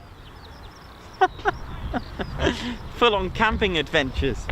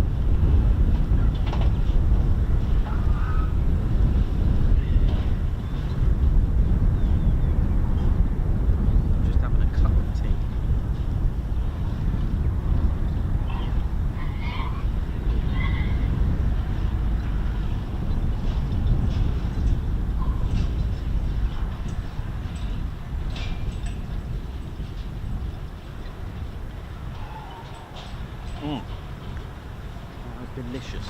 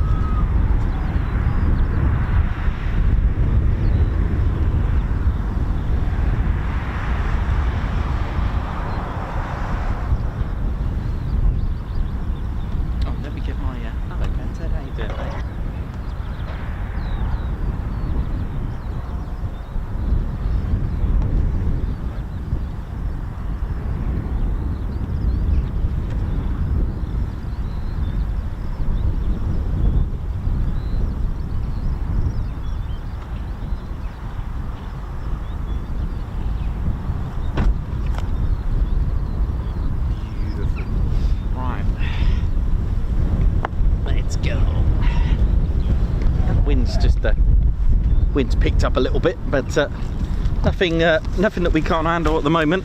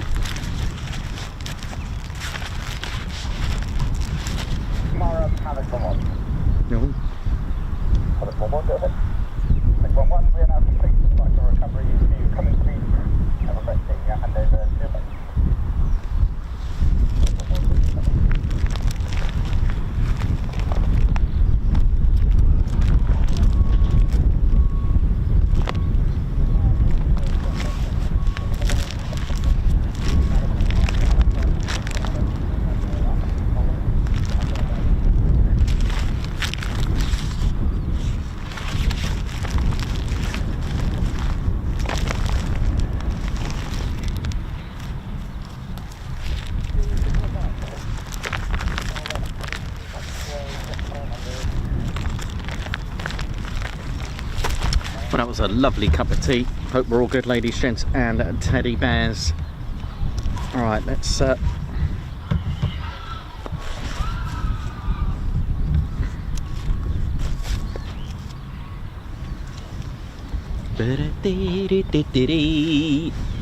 look at this, look what we got. And when they 207 Squadron, I have to admit, they're not far away, these F-35Bs. They are in the area, so got to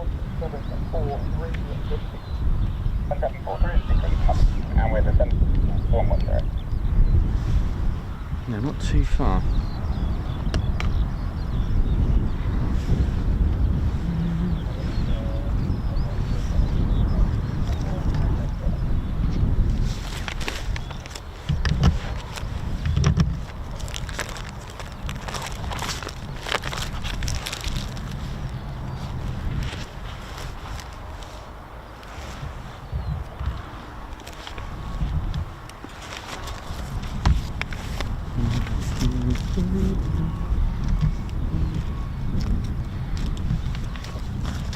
So for those that are quite new to the scene of Marham, for those that are not too familiar with the heritage and history here, don't forget you can catch up on all the history, because Marham has its own heritage centre, the Marham's Aviation Heritage Centre, which is here.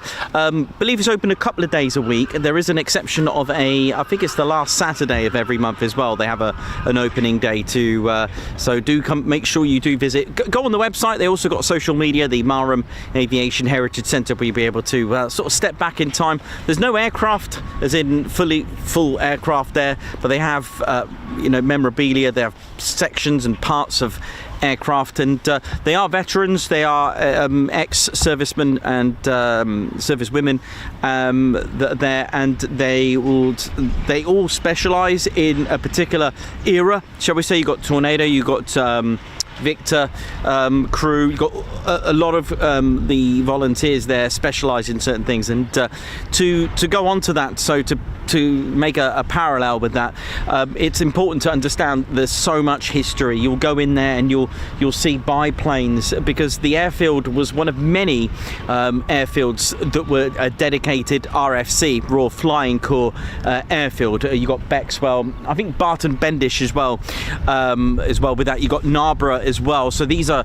early, this is pre-Royal Air Force stations, and RAF Marham's history dates back to August of 1916. It started life as a Royal Flying Corps airfield. It was built close to RNAS Narborough, which is just over there. Mileage, I don't think it's that far. It might even be as close as 3 miles in the directions of the backwards crow flying from here. It might even be closer than that, because you literally go down this track, go up Chalk Lane, and it's there. It might even be just 3 miles maximum in the direction of the backwards crow flying. And Marham was built to, literally, its purpose was to defend Norfolk from the Zeppelin raids. And the first Royal Flying Corps unit to operate here at Marham was 51 Squadron, who operate today the Rivet Joint at RAF Waddington. Aircraft such as the Royal Aircraft Factory FE2B were flown here, which was the biplane powered by the Beardmore. It was a 6-cylinder water-cooled inline piston engine. I'll have to try and find you a photo. I've got to remember to try and find you a photo just to see one of the first, if not the first, aircraft to operate here. An engine that was 160 horsepower. Marham also served as a training base for night flying squadrons, so 51, 190, 191 and 193 training squadrons at Marham. And during the First World War, the Royal Air Force was formed, so Marham transitioned from a RFC to a Royal Air Force squadron, a Royal Air Force station, and that was on, of course, the 1st of April 1918, and that was, of course, thanks to Sir Hugh Trenchard, who merged the Fleet Air Arm and the flying components of the Naval Air Squadrons with the Army together. With the Royal Flying Corps to make the Royal Air Force. So that was an amalgamation there. But when the war ended, on armistice, Marham actually bombed Narborough with bags of flour, and in return Narborough came back with bags of soot. So I always like that story. I think that's quite fun. But the last squadron, 51, they left in 1919, and finally the aerodrome closed. So it was back to just good old fields. But in that interval period of all the history that I talk about, so much was going on. So much was brewing. There were things going on. It was quite remarkable. And, in that time as well, when I think of it, Goering was actually landing his biplanes, his aircraft at an airfield in France, and Odette, if you've never heard of, he was part of the Richthofen. He was part of the flying circus, and of course Goering was as well. In fact, he led, but I'll talk to you about him in just a moment. You're probably thinking, why am I mentioning Hermann Goering? Because there is a very strong link with here and of course himself.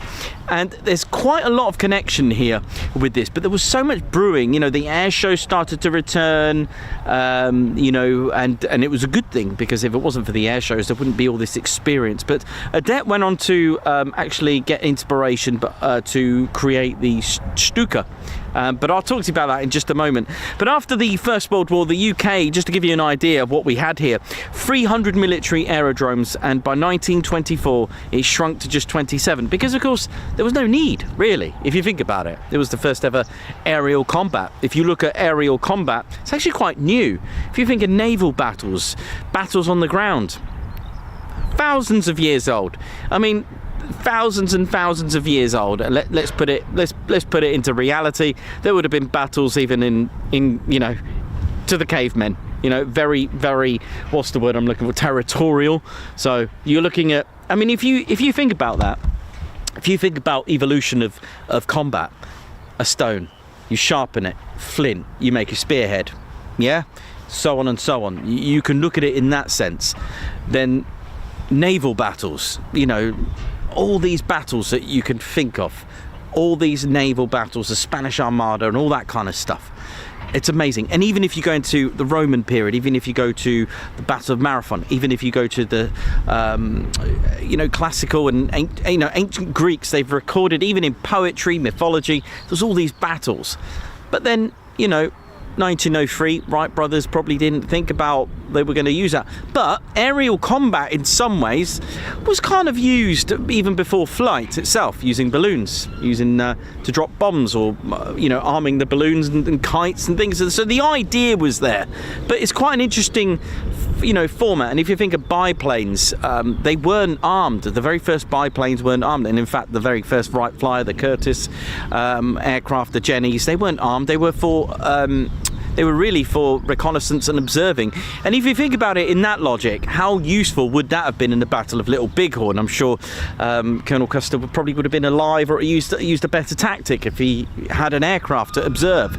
Because the idea of that evolution in aerial combat, you know, during the First World War, biplanes were initially thought of as being more of observing and reconnaissance.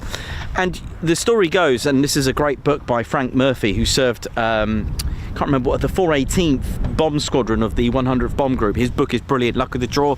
It's really good. He explains about that evolution, really good, about two biplanes, two enemies together, flying past and waving at each other, all right? But then they realised that, hang on, that's the enemy. So the next time, one of them cunningly brought a pistol and then a rifle, and they'd try and shoot each other down. So that, and then so the person on the receiving end, the pilot, thought, hang on, I'm going to do the same. So that's how you then start to evolve, having biplanes armed, and then you mount them rather than having someone with a rifle. Then you mount them. Then you got the likes of that clever design from the Messerschmitts firing through the propellers using the gears and so on, and then having bombs being dropped, or literally manually dropping bombs by hand, because that is exactly what they did. Then they realized, well, hang on a minute, we could do it. So it's quite, it just fascinates me of the evolution of any you know, form of combat. But after the First World War, like I said, just 27 airfields remained. But while things were settling down, there had been careful consideration to the thought of possibilities of another war, because of course, well, luckily they did think about it. So the new RAF airfields were about to be recommissioned, and the AMAB, the Air Ministry Aerodromes Board, was created, and in 1935 the RAF's pre-war expansion program, including Waddington, Feltwell and Marham, began, and 38 Squadron, who were operating the Handley Page Hayford at RAF Mildenhall, arrived as the first new residents of Marham when it reopened with the Ferry Hendon bombers. They came here.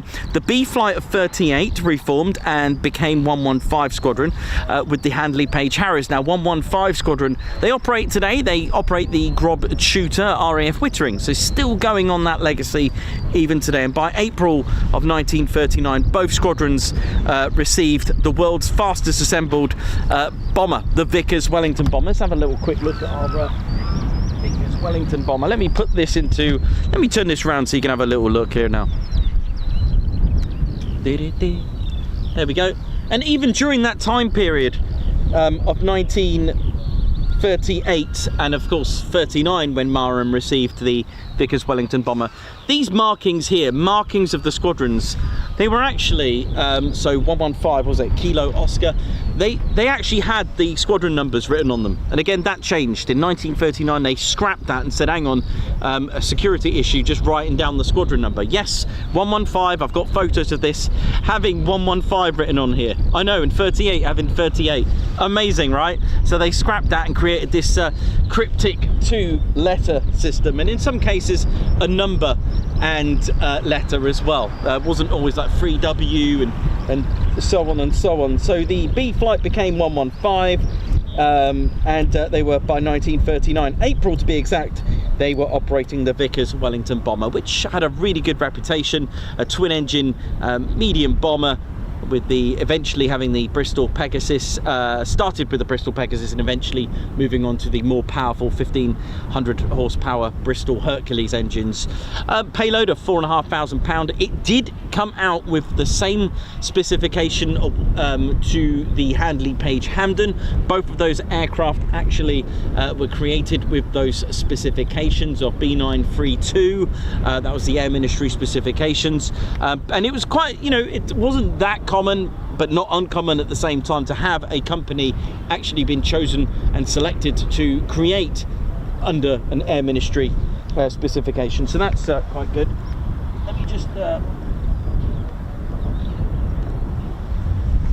sorry, just checking my ADS-B. Not sure if we got anything else coming nearby. Something's on the approach. Yeah, we do. Sounds like we got something nearby.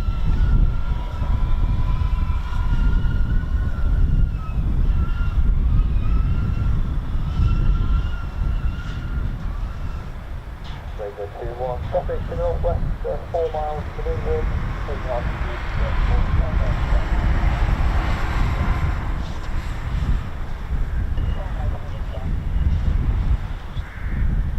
Sounds like RAF-35s are coming back.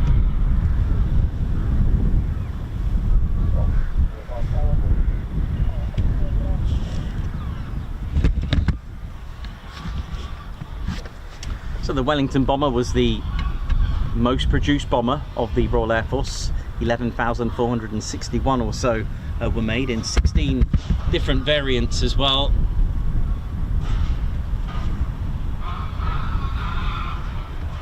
Marham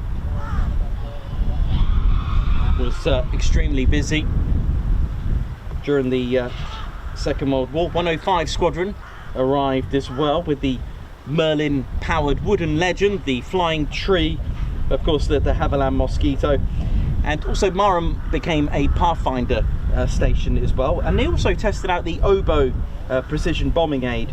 And also another thing which was really hard to find, that Marham actually had a secret squadron. Here we go, there's our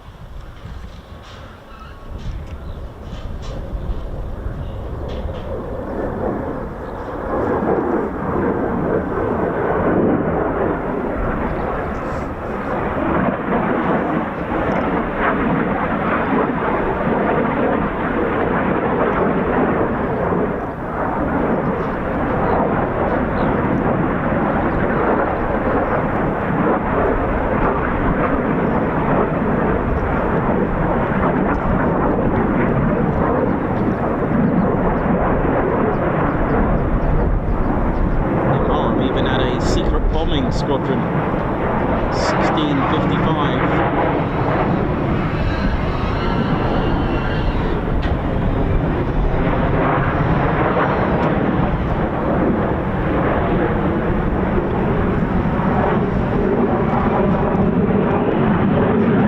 Oh yeah, we got Rolls-Royce coming out.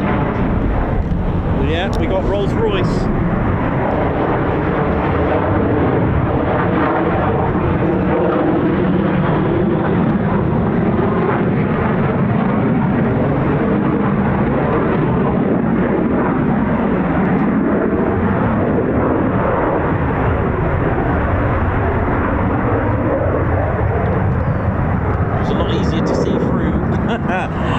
before.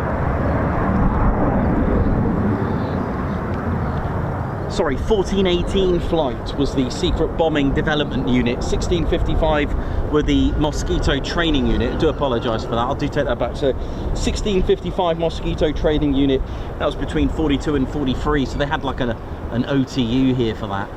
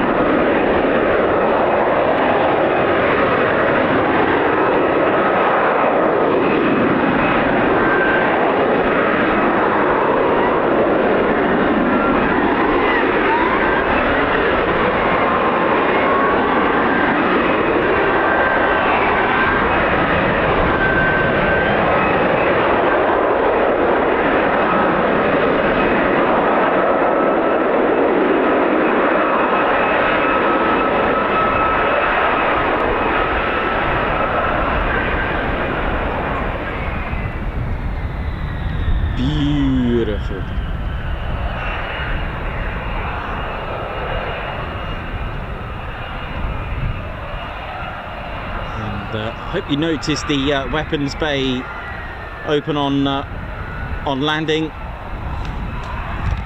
and of course, as we know, that's done for good reason.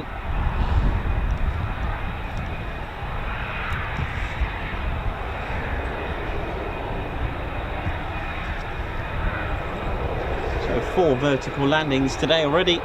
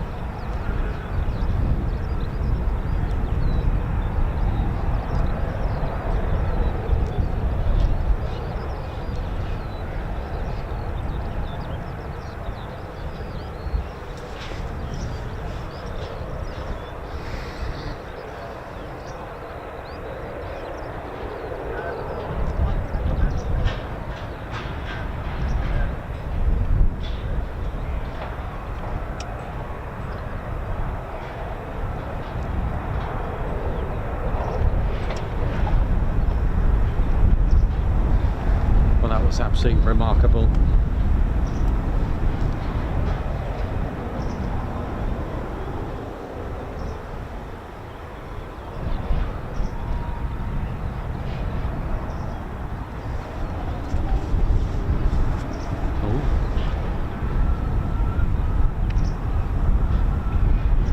Back in the hangars, I think. Yeah.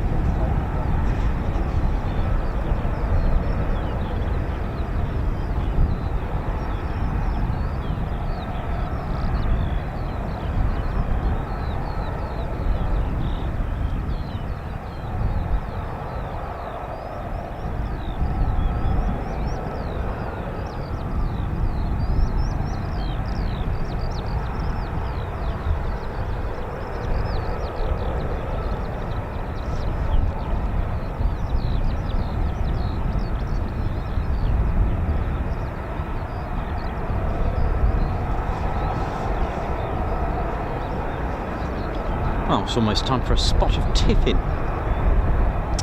So yeah, Marham had a Mosquito training unit, number 1655, and of course, as mentioned, which I got the number wrong, 1418 flight, who were a bombing development unit. Now that, I couldn't find too much about them, but certainly something to research after the show. 1418 bombing development unit, and it was secret to Marham here.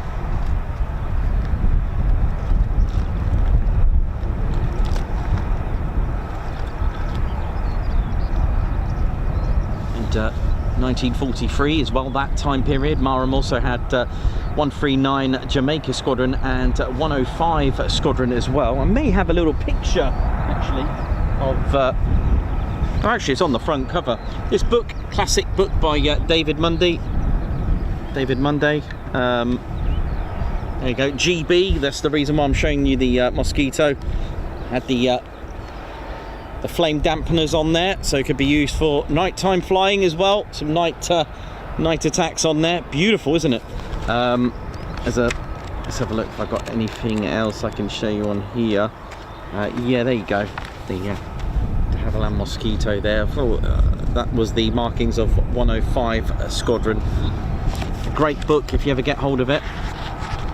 There's another de Havilland 105 Squadron there. Look at that, beautiful, absolutely phenomenal, isn't it? A superb multi-role fighter. Marham at the time still had grass runways. This is a beautiful picture of 139 Squadron there. Look at that. Look at that, the nacelles there. Amazing, isn't it? Absolutely brilliant, phenomenal. I've got a Mosquito model here actually. Look at that. Look at this. Beautiful. And I think this is the type of livery that they would have had here at Marham. Beautiful. Let's see what else is going to happen here.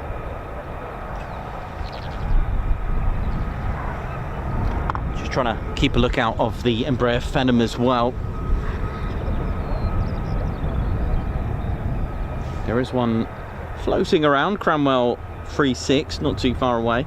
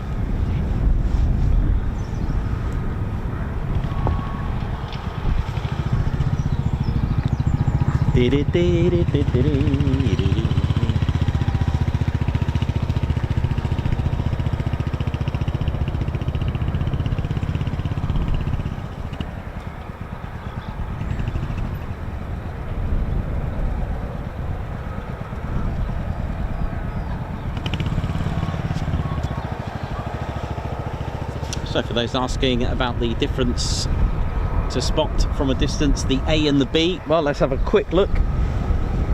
From a distance, a few features that you look out for. The A variant is on my left. They're not to scale, unfortunately, so that would have been good if they were to scale. But first of all, this long cannon here, the internal cannon. The A variant is the only one with an internal cannon. It's a GAU-22. It's a 25mm cannon just there. The B doesn't have it, missing. Okay, so if you look at it, you'll see it. Can you see the bump there? Look at that. Whereas the B doesn't have it. And then firstly from the front, look how bulky that canopy is with the lift fan at the back. Look, that's another key feature. Can you see almost looks like a bubble canopy from head on, whereas the F-35B almost looks like a bit of trouble wearing a hoodie, you know. And then the other thing as well, the F-35A has an arrestor hook. All right, so the F-35B doesn't.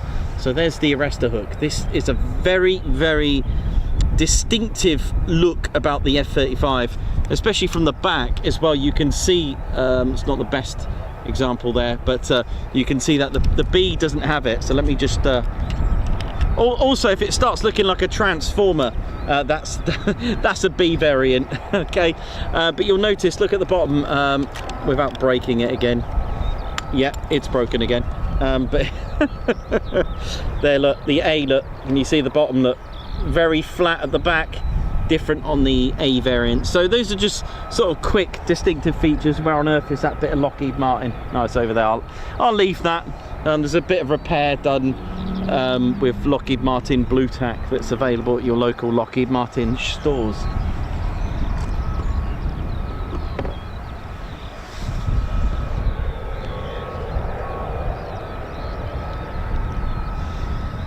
The B and the C can have an optional external cannon. I've seen photos, haven't seen one in real life of this.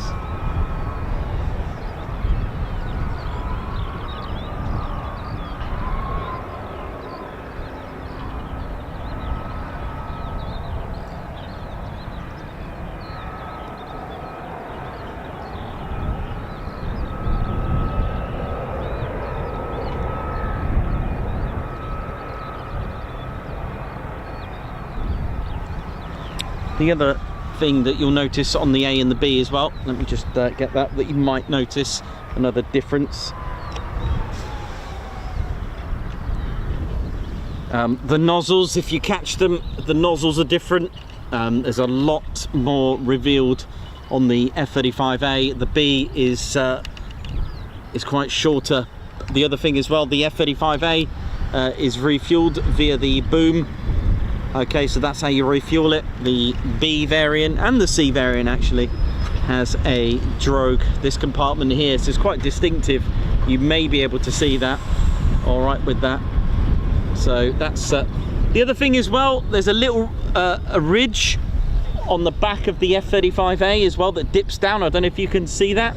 So if you follow the canopy down, and it just dips down, so you got like a tapered, whereas on the B doesn't have that. All right, ignore that. That's part of the kit to make it do that. But again, you're going to see quite a lot of you know, you'll notice quite a lot of differences now with between the two. Very, very different. Just trying to think of anything else that I could think that's quite distinctive. But yeah, I mean, the back as well, the nozzles are ridiculous. Like, they are quite substantial.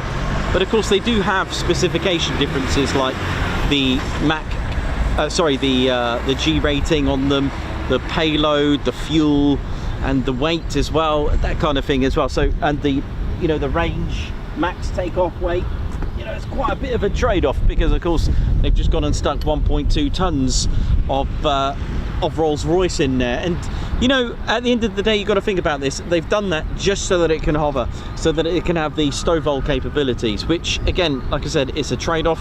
It was something that was required, in demand, so be it. So you do that and you have a bit of a trade-off, but can still reach speeds of Mach 1.6.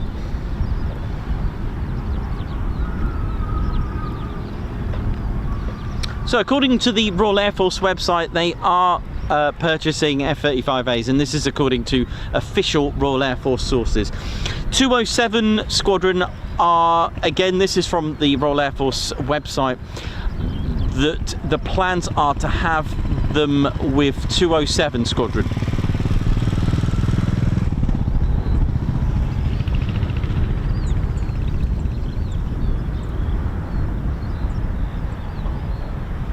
Which is the operational conversion unit. I guess the plan, and again this is my guess, I guess the plan is it gives the pilots in OCU an opportunity to have more range, because they do have more range, very substantial, much longer range than the F-35B. So it gives them a chance to, I mean, internal fuel, like I said, so you got 18,250 pounds of fuel internal on the A, and 13,500 on the B. You know, and the range is, we're talking 1,200 nautical miles on the A and 900 on the B. So that's 300 more miles there. So that's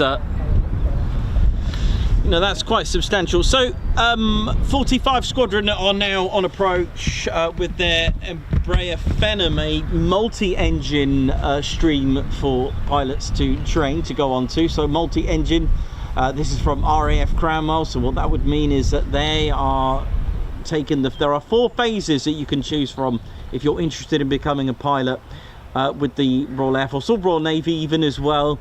So the first one I'm going to mention is fast jet, but this one is multi-engine. So what we're talking here is that once the pilot of this Embraer Phenom, once they've completed RAF Cranwell course on the multi-engine, they will then go to 24 Squadron, which is an operational conversion unit at RAF Bryce Norton, to train on the likes of the A400 and C-17 and so on. Then you've got rotary, of course, and you know, that could give you options for the British Army with the Wildcats, Army Air Corps, the Apaches. You've also got the Royal Navy, again, Wildcats, or F-35, sorry, rotary. Don't think, yeah, Nikos, calm down. But yeah, and then Royal Air Force, you've got the Chinook for rotary. And then you've got the RPAS systems, the 4th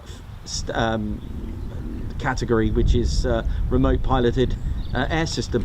So the likes of 31 and 13 Squadrons who operate like the Reaper and the Protector drones, that kind of thing there now.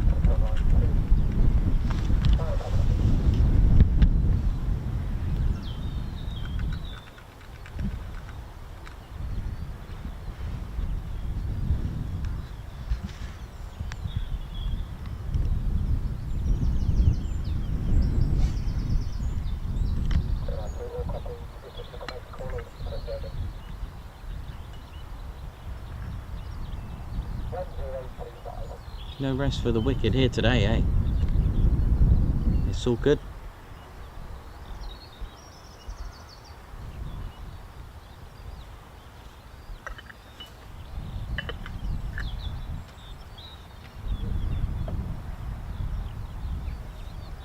So call sign Cranwell 36, the Embraer Phenom.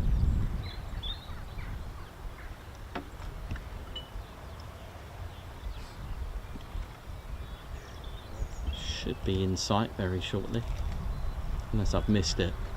I did go through a little phase of worrying our viewers with missing Phenoms, but it was only brief.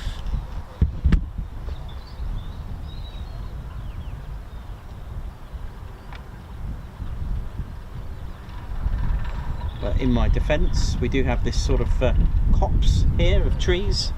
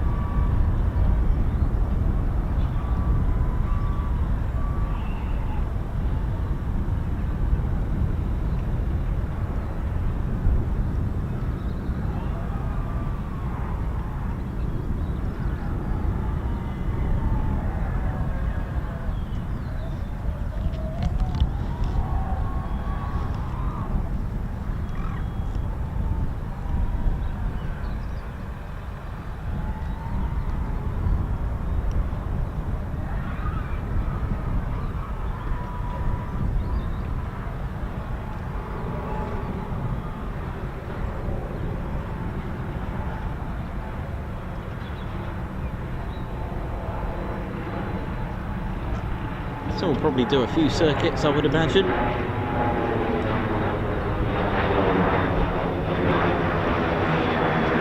let that just go around there for a minute. Let me get my balance for the other side. There we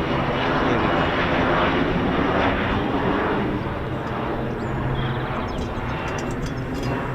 Just catch up with that after the trees.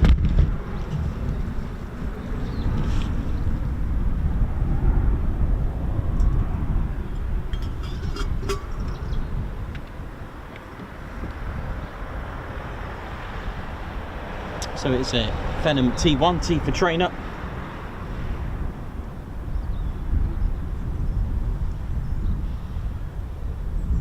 And it's based at RAF Cranwell with powered by two of the Pratt & Whitney's Canada PW617F turbofan engines. They produce just short of 1,700 pounds of thrust.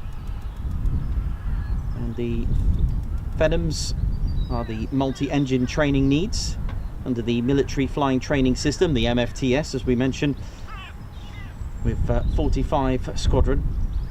Top speed Mach 0.7, a max altitude of 41,000 feet as well. It's got a touchscreen glass cockpit, which includes 3 interchangeable displays and integrated electronic systems for flight planning and control. And it's a pretty sweet new aircraft, and I love the retro markings on it. It's pretty cool.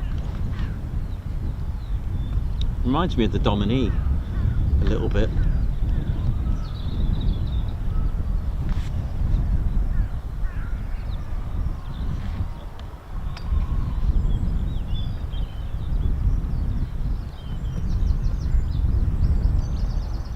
I love that. I love the flash, the tail flash there. Love that. Touch and go. So amazing. So the next aircraft for this pilot, all being well, will be an A400. I mean, how cool is that?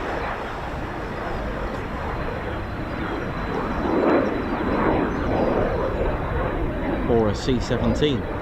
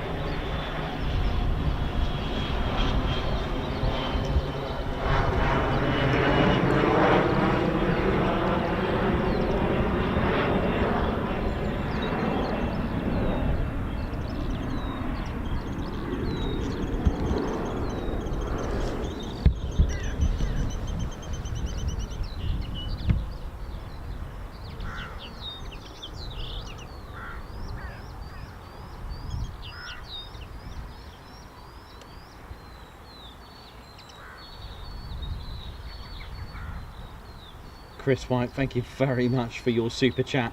Bless your heart. Thank you so much to Chris White.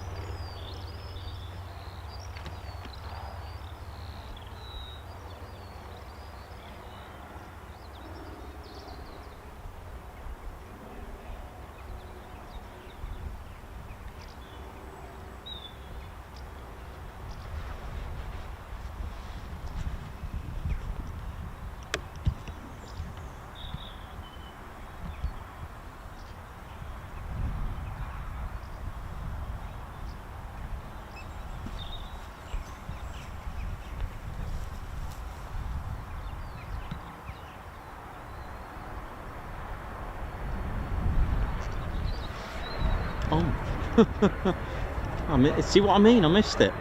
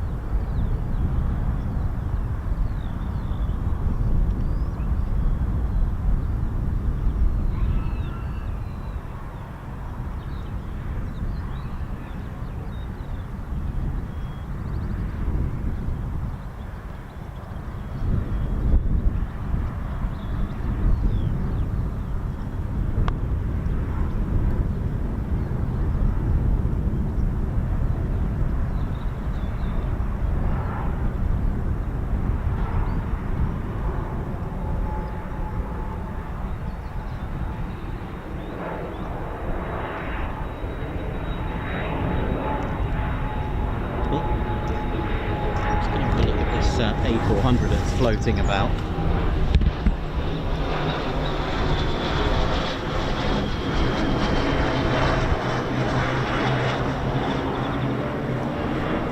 Now that's heading south by the look of it. Probably going to end up at Watership, that one, by the look of things.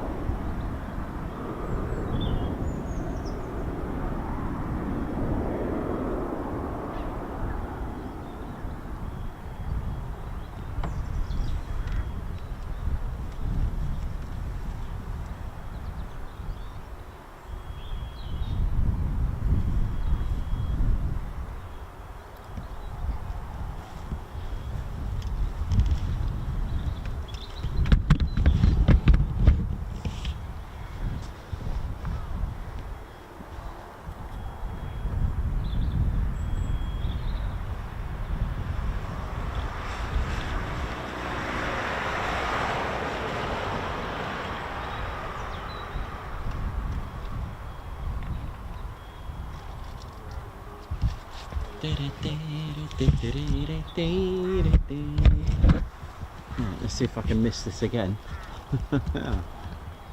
Must turn in quite low. I'll probably catch it along here somewhere.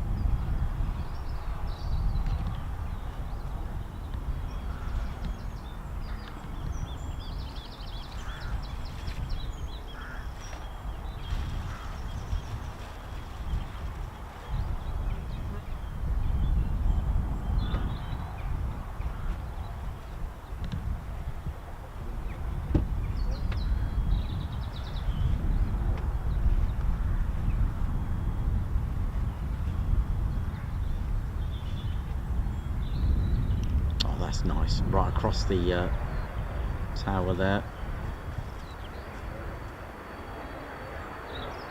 Oh, look at that landing gear. A bit like the F-35. I didn't notice that before. I'm not sure if you've seen the nose gear pushing forward on close.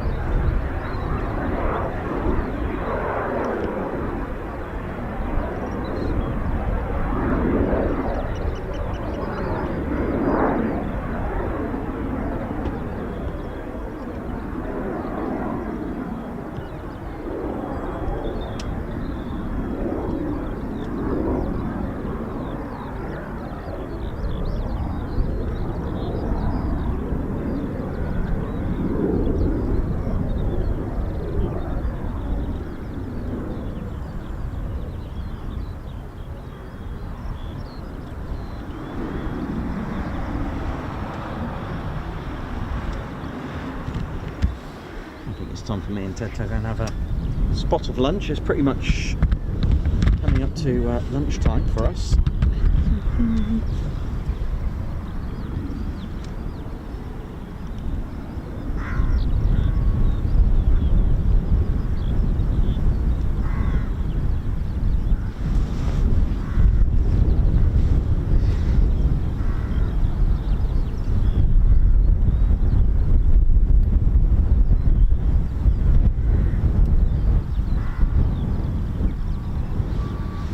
Right, give me 1 second. Just got to get a battery for this.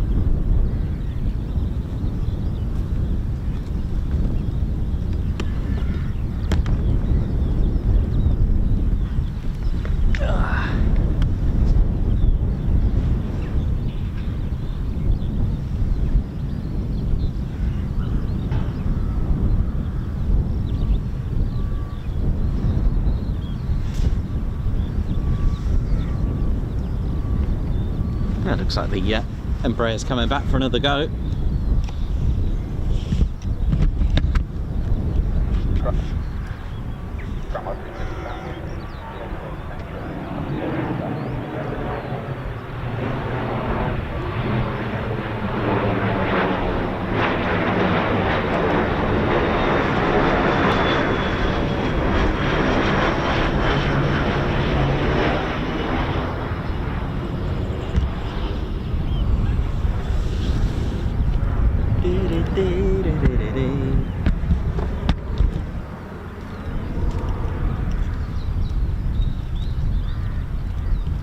Big shout out to Marham Tower. How you all doing out there?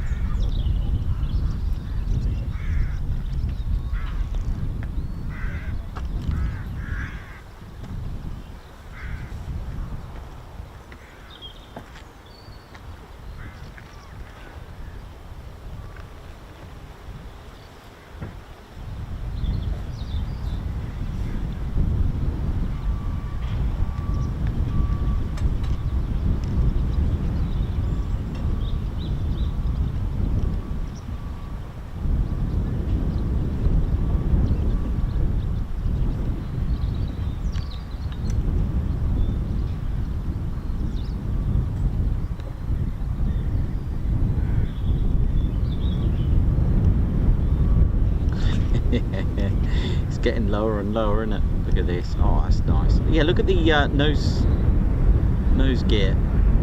The way it retracts, just like the F-35.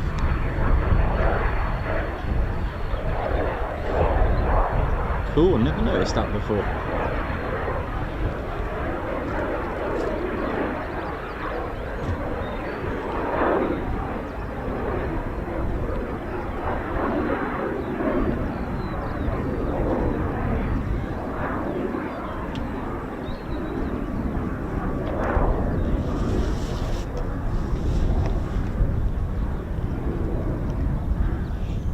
Just gusting from my left, just pushing me this way to the right. It's really pretty harsh.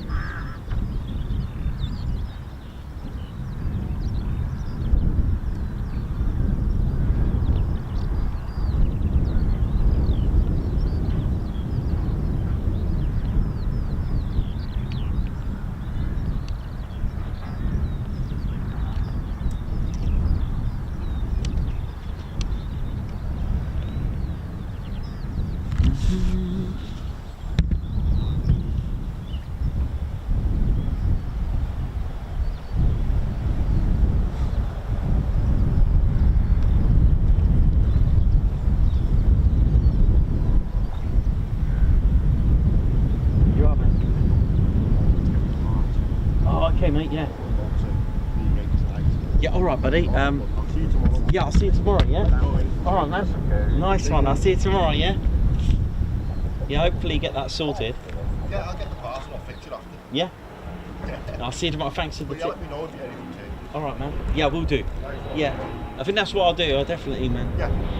Nice one. Morning. Morning. They're not going anywhere, are we? Huh?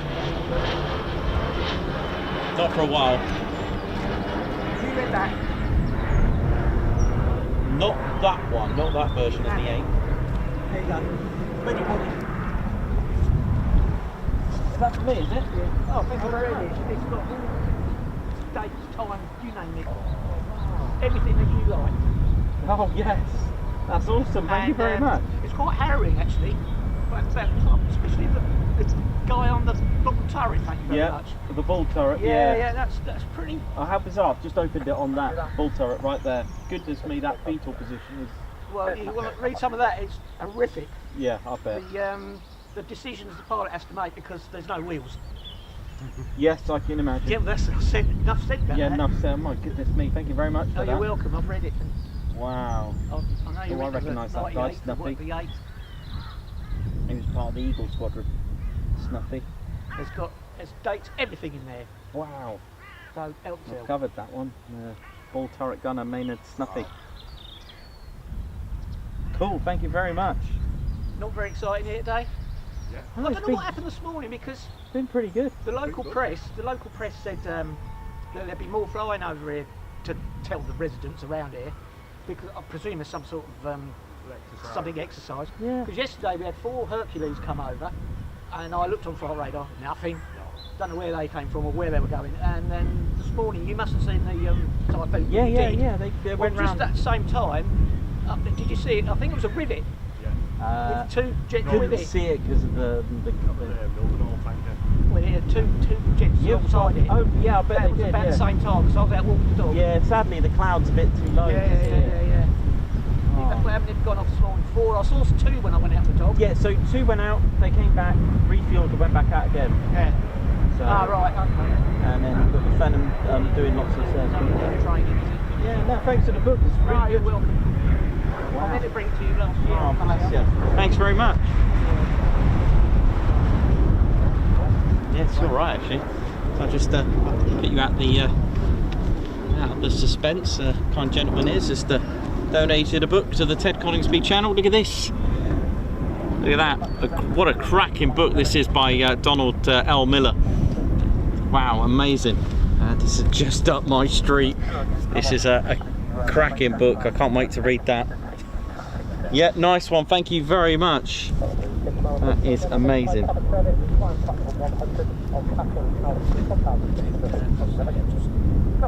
100 plus 1,000 navigation.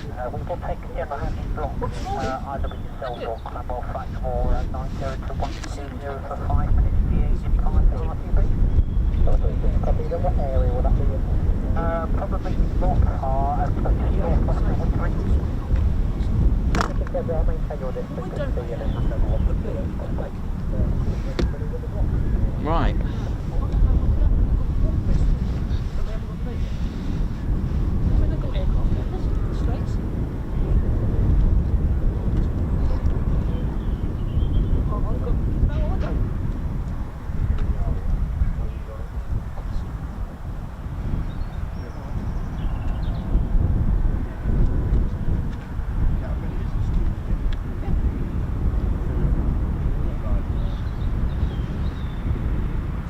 I think it's time for lunch then, Teddy. Yeah, that's it for now. Right, Ted's just about to come on.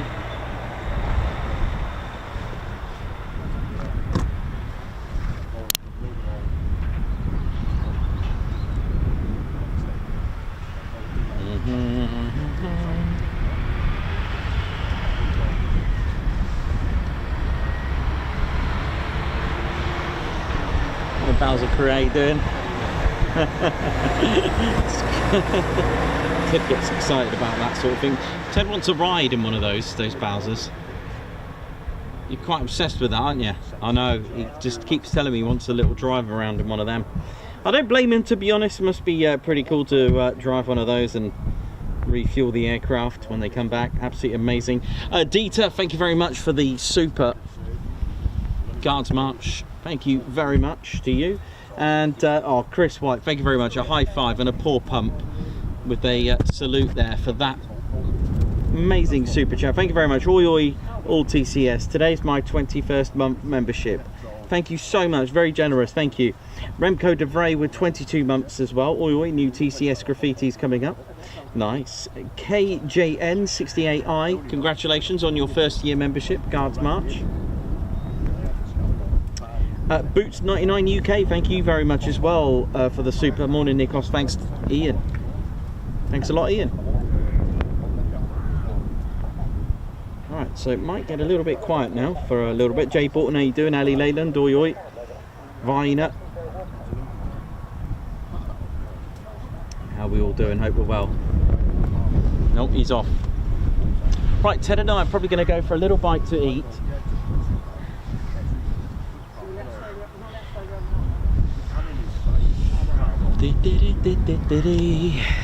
How we doing? Hope you've enjoyed it so far. It's been pretty good. It's been pretty busy really with all the additional PDs that we've had from the Cromwell aircraft of the Embraer Phenom T1 and the Typhoons two-ship, a 41 Squadron doing 3 circuits, which was pretty good, wasn't it? And of course we've had Marham's F-35Bs of 207 Squadron, the operational conversion unit, taking off, vertically landing, hot pitting, going back out again and coming back, vertically landing. So 4 vertical landings, pretty good. It's been pretty busy really, or moderate. I'll give it moderate rating on that, but hey, you know, you just get what you're given, isn't it? You come in, enjoy, sit back, relax, expect to see nothing. Anything you get is a bonus. That is the right way to do it. You know, it is one of the quieter, but I remember that when we first started coming here, it was quite busy. If you remember, anything over 10 you know, F-35s, I always classes of, you know, a busy day. It is what it is, and you know, if you're going to get 9 or 10 vertical landings, that's actually quite exciting. And I remember 4 vertical landings in succession. We've had a 4-ship before into the break. And okay, there isn't 4 pads, there's 3 landing pads, but I remember when the first one landed, the other one came, so we had like 3 simultaneously landing, and then once the first one landed vertically, the other one just landed on that pad as well. That was probably the most I've ever seen in succession, a synchronized vertical landing. That was kind of cool. So yeah, I'll thank you to the gentleman there for that book. That was brilliant.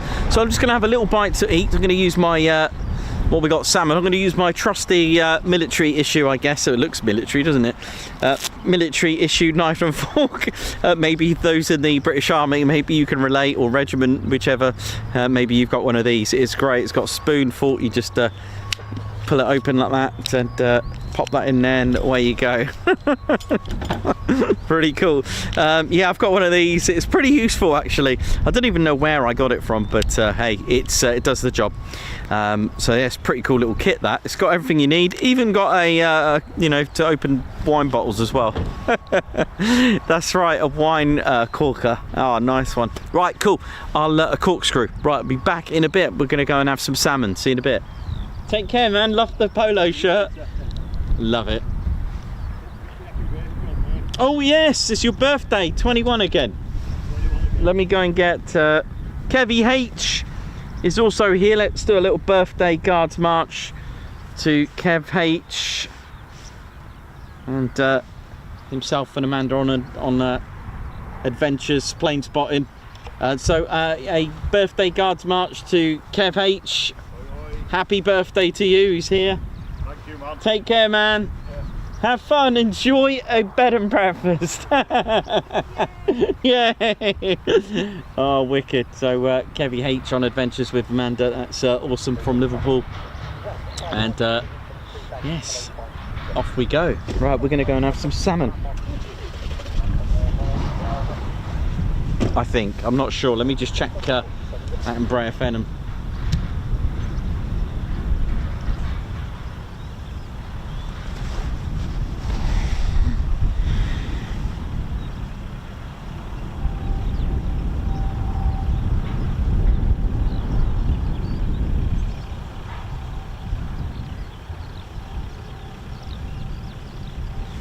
Right, I'll be right back. See ya.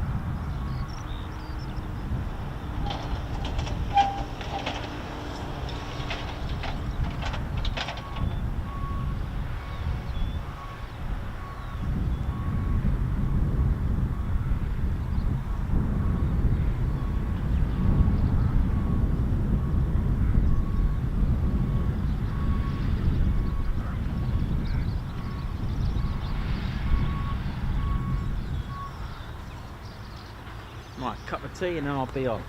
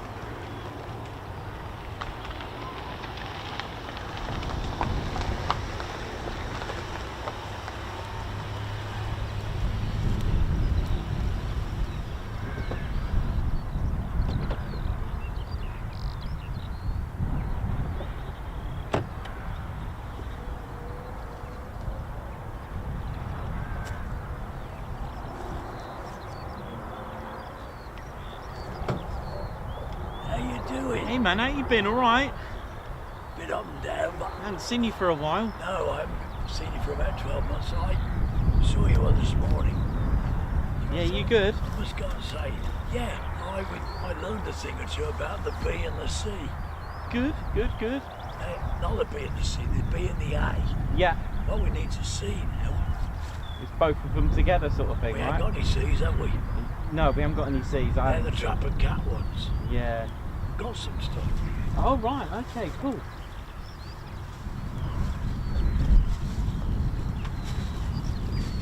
Oh.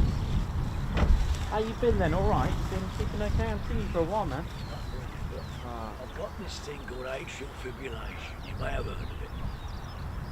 But your heart goes up and down bloody time. You can't control it. Anyway, I've got an appointment to Kingsley, but I ain't going to worry about that. Yeah, that's the spirit. Right, lady friend, Oh, who you met last time. Yes, I did. How is she? She's had a fall, Oh no. and I ain't seen her since February. She fell off one step at the bottom of the Oh, stairway no. backwards. Anyway, Oh bless you. What you it's got? going to get on later, so Oh, it's in all phones. being from Somerset, this is the stuff.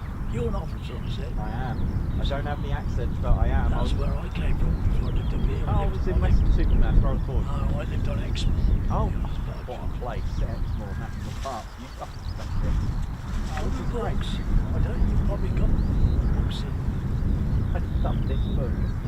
1957. I've got this one. Have you? Not in this sort of... Oh no, I keep forgetting. 57. No, I was see 11, it. and I'm now nearly 80. You know, I see this in a charity shop that someone had written in it. It was quite interesting actually. So I didn't get it. I got this book. So that's good. I nearly bought it. That was what I did there long about that. What's this?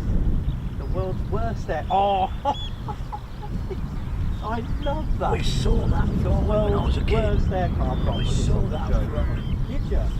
Yeah, I saw it. I was in Reading. I had some relatives there, and it was flying at Farm Air Show. And it came over, and my dad, I was a bit sick, like. My dad said, "You know what that is, son?" No, it's a princess. Later Who on, made that? Who made the princess? Is it? Saunders Road. They made it on the Isle of Wight. And the Avro? Is it? No, Saunders Road. Saunders Road, right. And the slip way, I don't know if you've ever been to Cowes. I remember this. Yeah. Well, obviously I haven't seen it, but I remember coming across this. Yeah, It's the ridiculous. factory is still there where they made that. Oh my word. if you What could- is this? Oh my That word. vertical thing. This is I hilarious. thought you'd like all I this. do, I love this done. Oh, thank you very much, man. You're welcome. Thank you. So, not all that busy today, no? It started off alright, I mean it's just a break. So it was okay, it was a good start to the morning. Just quiet down. No, it's good. I do look at you now and again. I haven't joined in any of your little brethren and that, but so I don't normally do that too much. Well, thank God I'm glad this later. It's not very strong. It is alcohol. It's fine, it's fine, it does the job. This is brought up on factors, so. Well, you live up near where Janice does, don't you? Stafford? Yeah. Yeah. Well, she's in Oxford. Oh, right. She lives in literally Oxford. just below Yes. Wittering. She found that out somehow about you. She said, "Oh, he lives near me." I do, yeah. I said, Oh, it was good to see you again, man. Yeah, Thank you very too. much. Really good. Welcome. Exmoor, what a place. Whereabouts in Exmoor? Well, I lived in a small place called Dalverton, Yeah. which is on the southern side of Yeah, Exmoor. that's it. And I lived in a village just outside they called Brushford. And in 1992, my wife died suddenly. I then met another lady up in Surrey, and she moved down there. We lived in Winsford then. Yeah. And so I lived there for 30 years, near enough. And I did love it. Yeah. But one day somebody a bit wiser than me said, "You don't want to be getting old down here, because it's all remote." A bloke fell off a bicycle outside our house one day. Yeah, it's a little bit Well, he remote, broke but- his finger, and he get a fucking Yeah, ambulance. it's a very interesting terrain. It's quite hilly, It's beautiful. but it is beautiful. Yeah, I I do remember miss the tar steps. I remember. Oh yes, I love that. Lovely restaurant there. It was. That's right. It was. I went there several times. Beautiful. Just on the outskirts, before you enter it, from the south east, it used to be this bee museum, beehive museum. I've never been to it. I've heard of it. Yeah, it's quite good actually. I don't know what it's like now. It's a nice part of the world. It is. We when we lived in Winsford, we started joining in. We were in the AMFRA outfit there, the village hall, which was dramatics. And then I joined the one in the next village because I couldn't act. Well, I could, Yeah. but I kept larking about all the time. So they got fed up. So I went to the next village and they did a musical one, Yeah. which I liked because I could sing in those days. But Yeah, so, well, I've always been interested in aeroplanes. My dad was in the RAF, you see. Were you inspired to get more knowledgeable about mosquitoes? So those really right. Have you seen on the internet or seen in person this Coningsby chapter? Have you come across it? No. Right, I'm 5 years old. Flew mosquitoes. I went to a talk that he gave. Oh, the Heritage Centre, yeah. I went there last year, and I spoke to him. And he's a lovely chap, and occasionally he appears on the telly. And he flew out of Marham, amongst other places. And of course, they had mosquitoes. No, sorry, he flew out of down the market. They had one mosquito squadron there, wasn't it? Down the market, yeah, Pathfinders. Not everybody calls it Maxwell, but it was actually called down the market. Yeah, so I think it was called Bexwell when it was RFC. Was it? In 1916, yeah. No, it was. Oh, was it not? No. There is a This flew that long ago, didn't it? This base was over the road there.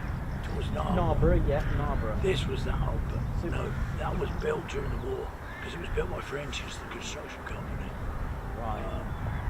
Anyway, this chap who lives in Phenom did a book on it. His name's Chris Coverdale. Beware many inaccuracies in it. He grabbed me, he wrote me to help, and I got a copy of it. And just there's so many inaccuracies in it. You get things like that. And I phoned him up and we fell out over it actually. I said, didn't you get a proofreader? He said, yeah, I did. I said, well, not very good because that's George V and he's George V, it's George VI, the king. Yeah. Did a presentation. But I'm a bit nerdy. He missed the one off the B, right? It makes all the difference. difference, I'm afraid. But yeah, I'm pretty nerdy like that, I must admit. I'm bird's eye nerd. Because this weekend we've got a huge event going on in the States, which should be on the back of this, right? Which was the 6th. What mega's that? That is... That's George's 6th. You've got to put that one, it makes a difference. This is the Second World War issue. I've got a star as well for Royal Air Force. And I can't find my dad's medals. I found the ribbons. So I'll show him on the screen, you know what.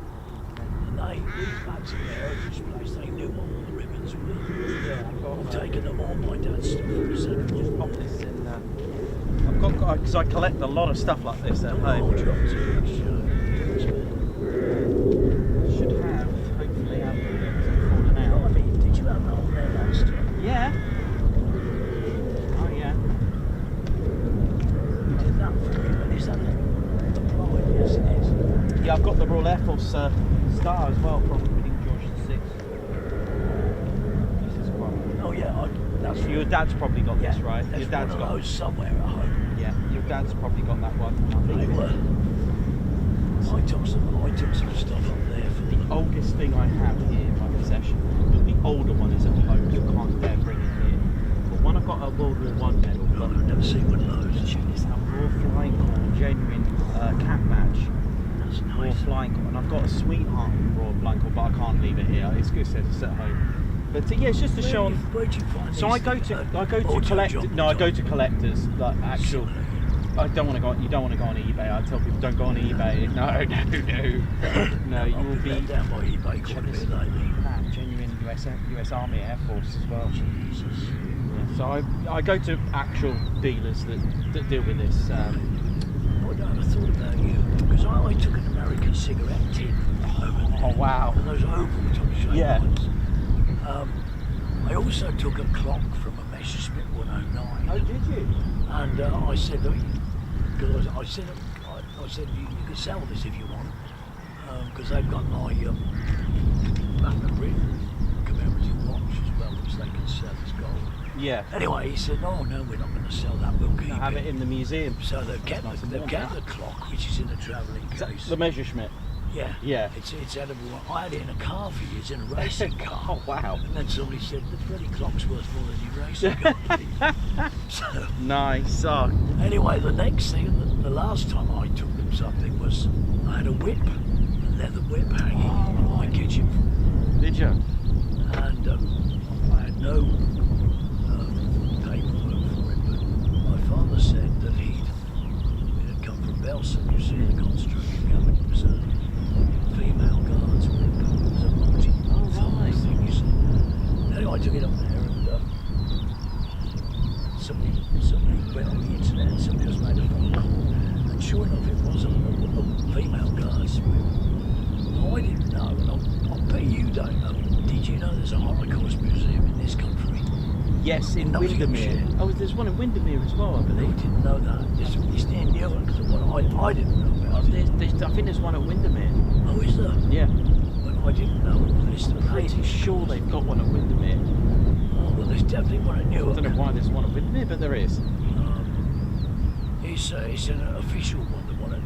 Oh, okay. I haven't been there, but they phoned them up while I was there and said, are you interested in this? We had, yeah, we haven't got one of them, you know. So I've just given all this stuff away, because I ain't going to live that much longer, so I'll have it all, you know. Yeah, so... Oh, it's good to see you again. Oh, good to see you. Yes, we've got the Indy 500 this weekend, which you probably know nothing about. No, I know nothing about that. It's the biggest motor race, well, one of the biggest in the world. It's been taking place every year since 1911. Wow. And there's 350,000 people go and watch it for real in the stands. And it takes place on Sunday, which is, I believe, Memorial Day in the States. I think it's Monday, isn't it? Or is it on the Sunday? I don't know. They have it on the Sunday. The race is always on the Sunday. On the Sunday. So whether I don't know which the actual day is. Right. But anyhow, it's so I don't pay any money, so I've got to rely on pirate transmissions to try and find. But it's got, I mean, it's quite a dangerous race. They lap at 230 miles an hour average. Wow. So That's, they're doing 240 in the race. yeah. It's spectacular. Nice. They're all, the cars are all very similar. The chassis are all made in Italy. They either have a Honda or a Chevy engine, and strictly controlled. But I've been fascinated in it since I was a schoolboy, when Jim Clark went over. Right, yeah. In 1965. So, they're like the early things. Nice. Well, you've got to enjoy it if you're into that. That's good. I am. Yeah, that's More mine. so than you are. Yep. actually. I'll get there. I've got catching up to do, but I'll be alright. You'll be fine. Are you doing okay? Yeah, business-wise? Yeah, great. It's really good. Yeah, really good. Because I thought about you, everybody's moaning about the cost of everything. And I thought, get off your asses and go and do stuff, you know, like what we had to do. Yeah. Yeah, I mean, yeah, it's just keep going. Just keep going. You go out every day. 5 days a week. You go quite a way sometimes. Yeah, I was at Fairford Monday and Tuesday. B1s. Yeah, I got them. Yeah, they were great. Well, it's a ceasefire, so it was fine. It's not like we go. I've only seen a B1 once. One actually did come into Melbourne a few years back. Yeah. Yeah, I suppose it was in trouble. So I've only seen one. But yeah, there's all sorts of transport stuff going on there. You seen Calita Air, have you? Yes, I did see Do you Calita. know who Connie Calita was? No. Very famous drag racer. Really? Yep. What, they named it? They named it that, do you reckon? Well, he did he formed this airline. Like, Oh, he formed it? Like Nicky Lauda. Formed Lauda Air, didn't he? Probably Right, don't know yes, this. yes, I've heard of that one, but... Nicky Lauda formed Lauda Air. That Right. was his name. Connie Calita formed Calita Air.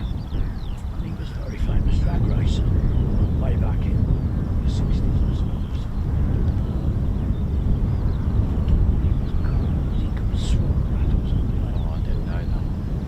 But anyway, that's Calita Air for you. Right, That's okay, its origins in motorsport. Right, that makes sense then. Yep. Love it. That's a big company now, I guess, isn't it, Calita? Yeah, they are. They, Bloody jump loads. yeah, they do. They got the 3 types, 747s, 777s. They come into Milton now. Yeah, they do, and Lakenheath. I've seen them at Lakenheath as well. Yes. Yeah, Fairford's an interesting place. Do you know, I remember making a special trip there in 1969 just to see Concorde. Yes. Concorde Yeah, they did. They used it as a because it's got like a 10,000-foot runway. It was built at Bristol, Filton. I've seen that one. And they flew it. Well, they actually flew it from Fairford because yeah. you say they had a runway there. They built a viewing area. That's where that came from. Not that you would go in there because No. you're nerds there. You probably go down the lane, don't you? Yes, I do. Yeah, Corner. yeah, that's it. I'm right at the top of the yeah. It's an interesting place. U2s and all that Yeah, shit. yeah, it's pretty You interesting. might find a U2 in that little book even. I can have a look. Because they've been around Yeah, they a have. long time. Oh yeah. But I don't think we've ever had them. I don't think we had them at Scotland. Years ago. You've been up there to the Heritage Centre? No, not yet. You want to go? Yeah, I will. Yeah. Sculthorpe's a very interesting place. It's still sort of used a bit. Yeah. At night times. The Heritage Centre's good. I'll have to have a look. And there's a very knowledgeable chap there. Ian something. Very knowledgeable. So you would have gone on my own. Have you been to West Raynham? You've got to go there as well. You There's haven't quite come a across few to Ken do. Delve, no? Yes, I have. Yeah, I've got some of his books. Well, I'm going to give some of my books to him. Oh, quite lovely. Because Yeah, I they've need to- they've got a veterans centre there. Sorry, I know I'm gassing. No, you're all right. I need to go and get my Marham by Ken Delve. I've lost my Marham book, History of Marham by Ken Delve. I've lost it. I had it in the van. It must have fallen down in the van somewhere, and I can't find it. Yeah, it's a good book. you could Really have good. I might. He's a nice guy, Ken Delve. I've not met him. I've met Mark. He was at that Colin Bell's tournament. Ken Right. Delve was there. Yeah, I've got some of his books, but I've lost my Marham book. He's a good Yeah, I'm guy, gutted about Ken that. Delve. Yeah. No, he's written some great books. I've got his Squadrons, 1 to 100 and 1 to 200. right. Yeah, I've got those.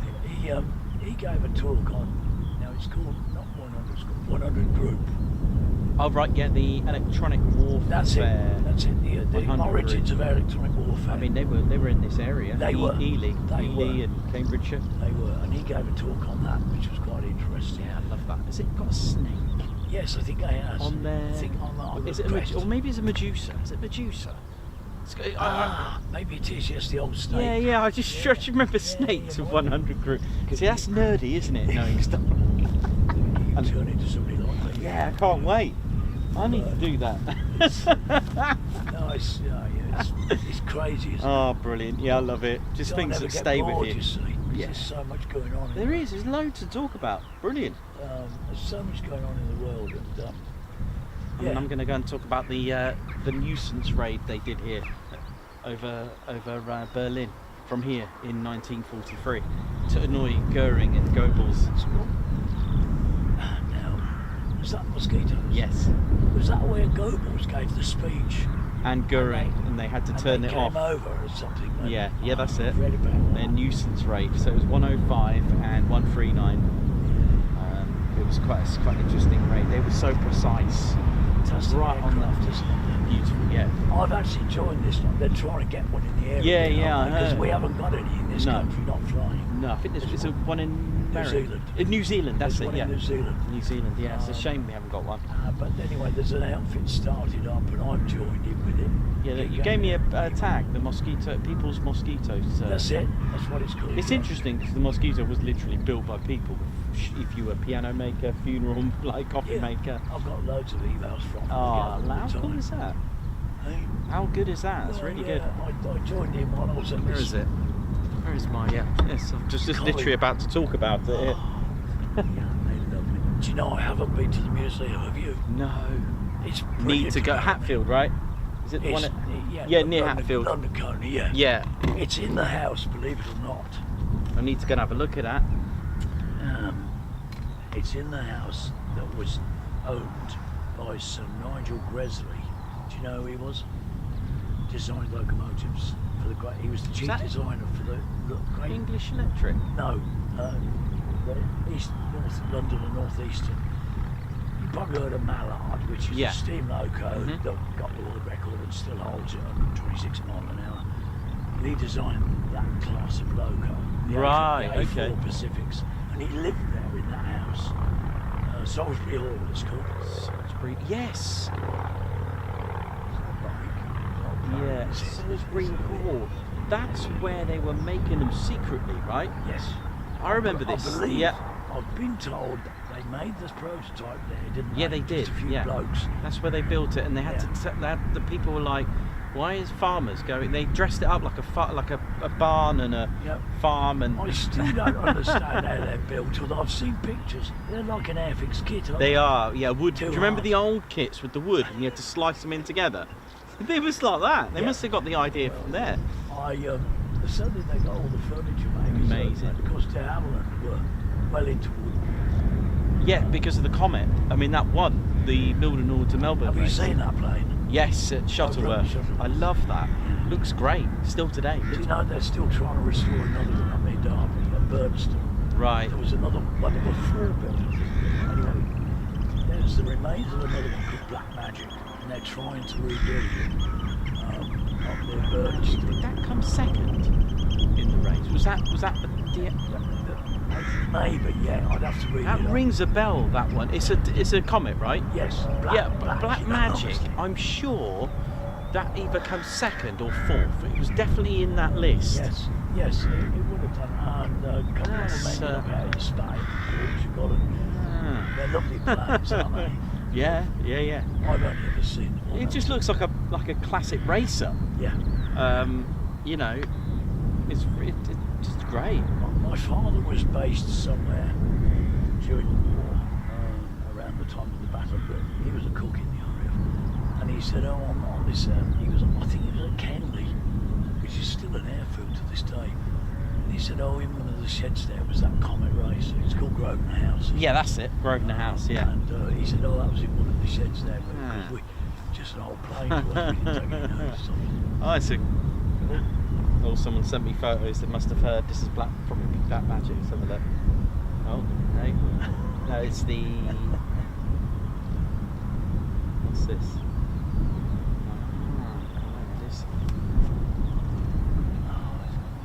I built a kit of it when I was a plastic kit when I was a kid. So, I always thought it was good. so it's the what's it called? It's called the something. Robertson Air Race. That's right. It's London to Sydney, and that is it, or something. Melbourne to Mildenhall to Melbourne. That's it. At Robertson Air Race. I'm sure Black Magic was in there. I've got a list of it somewhere. Well, it's in bits, but it's at Burniston, which used to be Derby Airport, but it's Right. closed now because we built a motorway through there when I was working for time of the I'm construction. wondering if it's that one that came fourth. So the Havilland 88 Comet. It's got no name. But I've come across Black Magic before. There is one called Black Magic, definitely. Oh, there it is. It was in there. It came 8th or something. It was there. Amy Johnson, of course. There you go. I thought I've heard that before. Black Magic was in the race. How good is that? How good is that? So it came 1st, 2nd, 4th, 5th, 6th, 7th, 8th, 9th, 10th, 11th, 12th, 13th, 14th. It came 14th by the look of it. All right. But still, how good. Black Magic, I'm getting bad at this now. But it's not complete. Right? No. But there are How some, good. If you go on the internet, do some searching, I think you'll find some pictures of it in a shed. There's some real dedicated Someone sent me a people. photo probably of Black Magic. I think it's here. This is it. I think this is Black Magic. Here we go. Is that the one? Yeah, that's the one. Davey, thank you. There you go, Black Magic. Oh, look at this. Oh, it looks great. So what were the 4 of them in total? 5? Yeah, I think 4, I think. So you had Grosvenor House. Yeah. There was There was another a green one. one as well. Yeah, I think know it's there this was. one, ACSR. Careful, man. Yeah, I think that one was green by I Cathcart. know there's a green one. Yeah, there was the Dragon Rapide as well. Look at all this. Black Magic. I worked for a company that had a repeat and they wouldn't let me go in it. They were an aerial survey company. Yeah. Oh no insurance. Oh dear. So I don't know what happened to it, but lovely planes. Yeah. Just on these air shows, they used to do little pleasure trips in. Yeah, they do. They still do. Was it? There's a couple of companies that do the Dragon Rapide. There's one at Duxford, and there's another one as well. I think it was at Shuttleworth that was at an air show that was there. Well, there you go. Anyway, right, I must. You better get on. I better get That's how on. you earn money in there. Yeah. They do like listening in on conversations in the background, so it's good. It's good fun. Yeah, you too, man.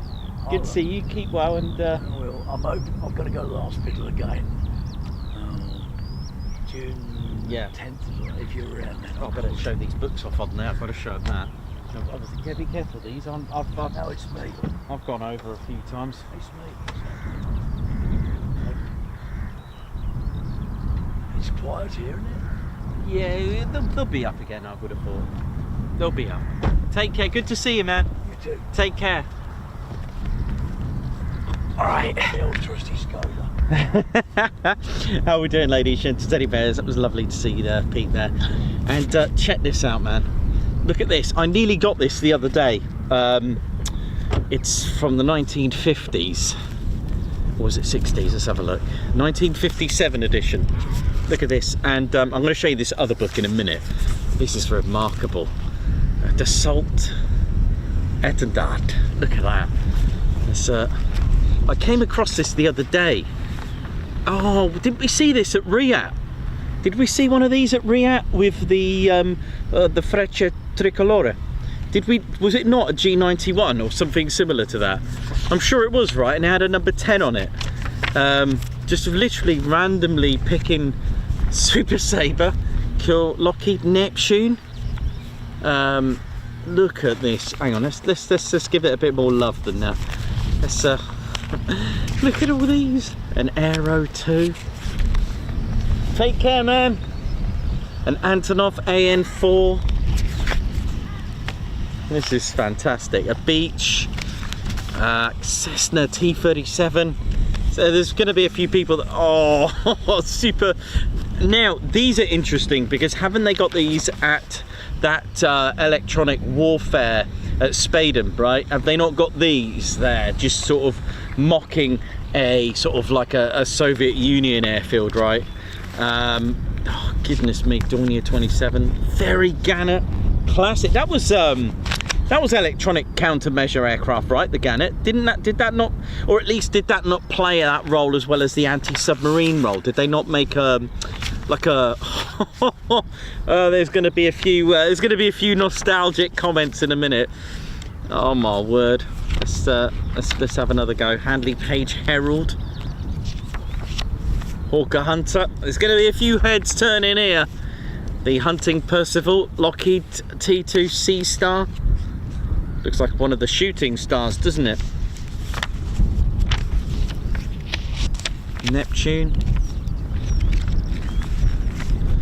Oh, look at this WV. Oh my word. Wedgetail and the AWACS. You know where you've come from. One of these. Look at that. That is just phenomenal. Look at this F3. McDonnell F3. I've never heard of an F3. I've heard of F4. Is that right? So to me, this looks like a single engine Phantom F4, right? Does that not look like it? I have never heard of that before, and yet that to me just says F4 Phantom single engine version. The Voodoo, I've heard of that one. That's a good one. Martin Marlin, MiG 17, MiG 19. Getting into the MiG era here. Look at all this, man. Trojan T28. Oh, look at that. Hey? And I'm going to show you something in a minute. You're going to laugh your heads off. RF 84s. Saab Lanson. Scottish Aviation Twin Pioneer. Look at it. Right, you're going to laugh, right? So we've gone from these classics, right, to the, oh yeah, Supermarine Swift. Oh, what was fascinating about Supermarine Swift? Was that their first ever jet aircraft of Supermarine? Was that, I've come across something quite distinctive about the Supermarine Swift. I can't remember if it was the first ever jet aircraft of Supermarine. I could be wrong, but goodness me. What else? Velmit Vichuri.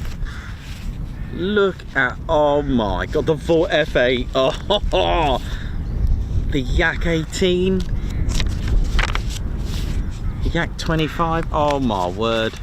Let's go to the last. The Zlin. Hang on, we've got another one. The Zlin Bohatir.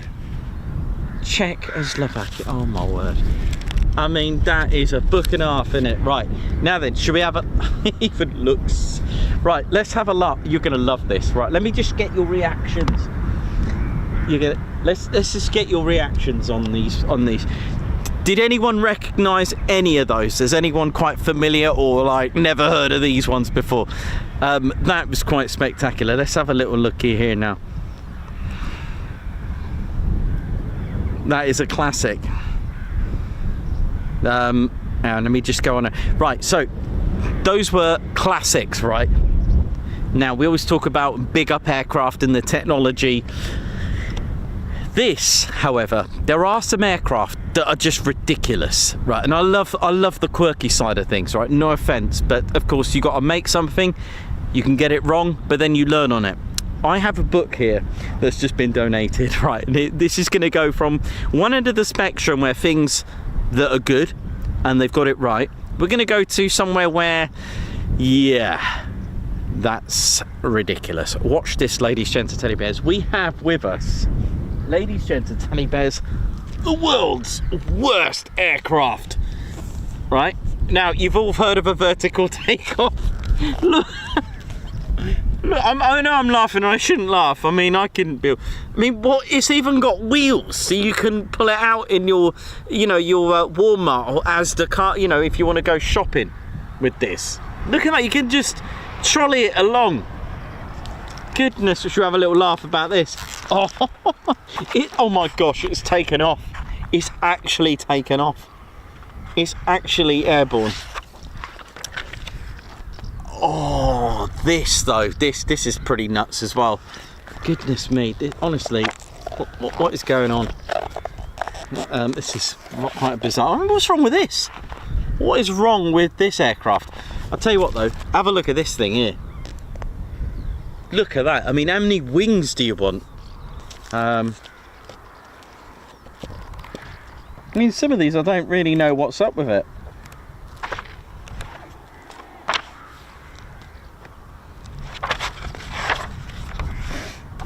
And then it looks like someone tried to copy the Concorde. Sorry, but Concorde, yeah. Sorry guys, but Concorde, you were no match for Concorde, I'm afraid. Yeah.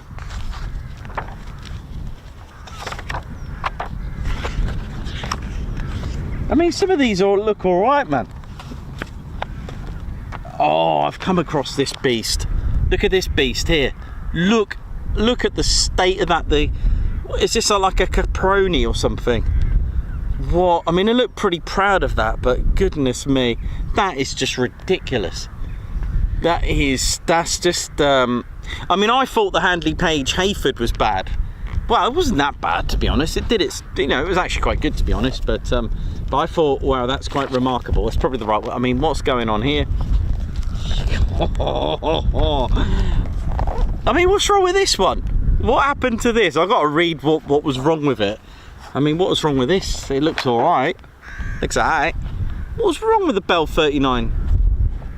I suppose they made the P40 in the end. But what is going on? Oh, look at this thing, the Buffalo. But yeah, it's the world's worst aircraft, ladies, gents and teddy bears. I like stuff like that though. I think that's hilarious.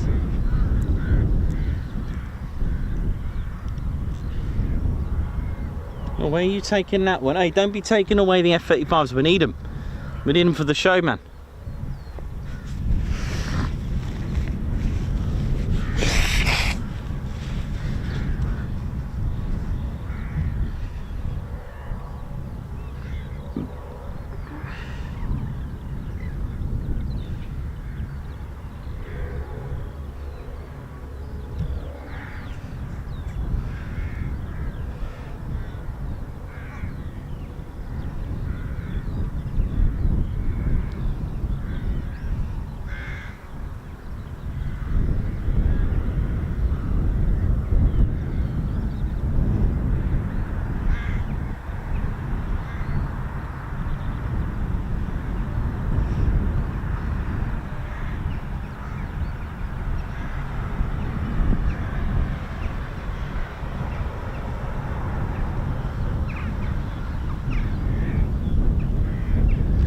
Well, there you go.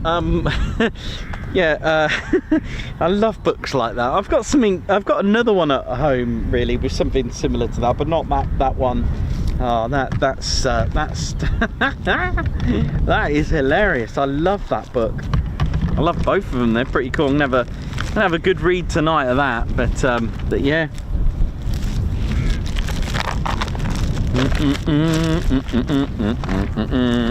Let's just put this over here. Yeah, I love books like that. I think they're just great, aren't they? They're just superb, right?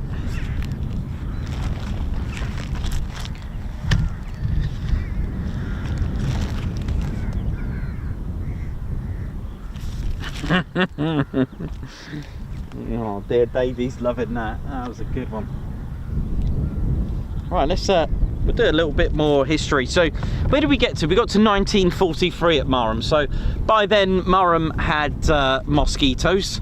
There was 139 Jamaica Squadron and also 105 Squadron. I just want to go back to January then of 1943 because Marham did a very interesting how do we say, gate crashing is one word, ruining someone's party, raining on someone's parade with Merlin engines and bombs, 500-pounders, but yes, because at 8:45 precisely, local to Marham, destination, yeah, Berlin.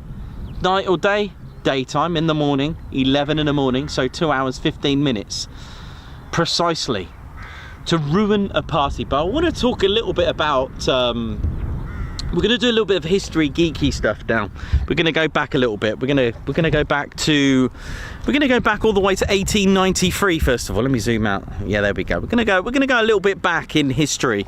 I've mentioned it before, but I've never really told you. I have once very briefly told you about the importance, shall I say, of someone called Hermann Wilhelm Goering, who was born in 1893. Now, not many of you know it, but the raid from Marham was a nuisance raid, and it was to ruin two speeches. The 11 o'clock one by Goering himself, and Goebbels at 1600 local to Germany. All right, that's the time. And the thing is, with Hermann Wilhelm Goering, who was born in 1893. Now, he was one of the most powerful, feisty figures of the Nazi powers.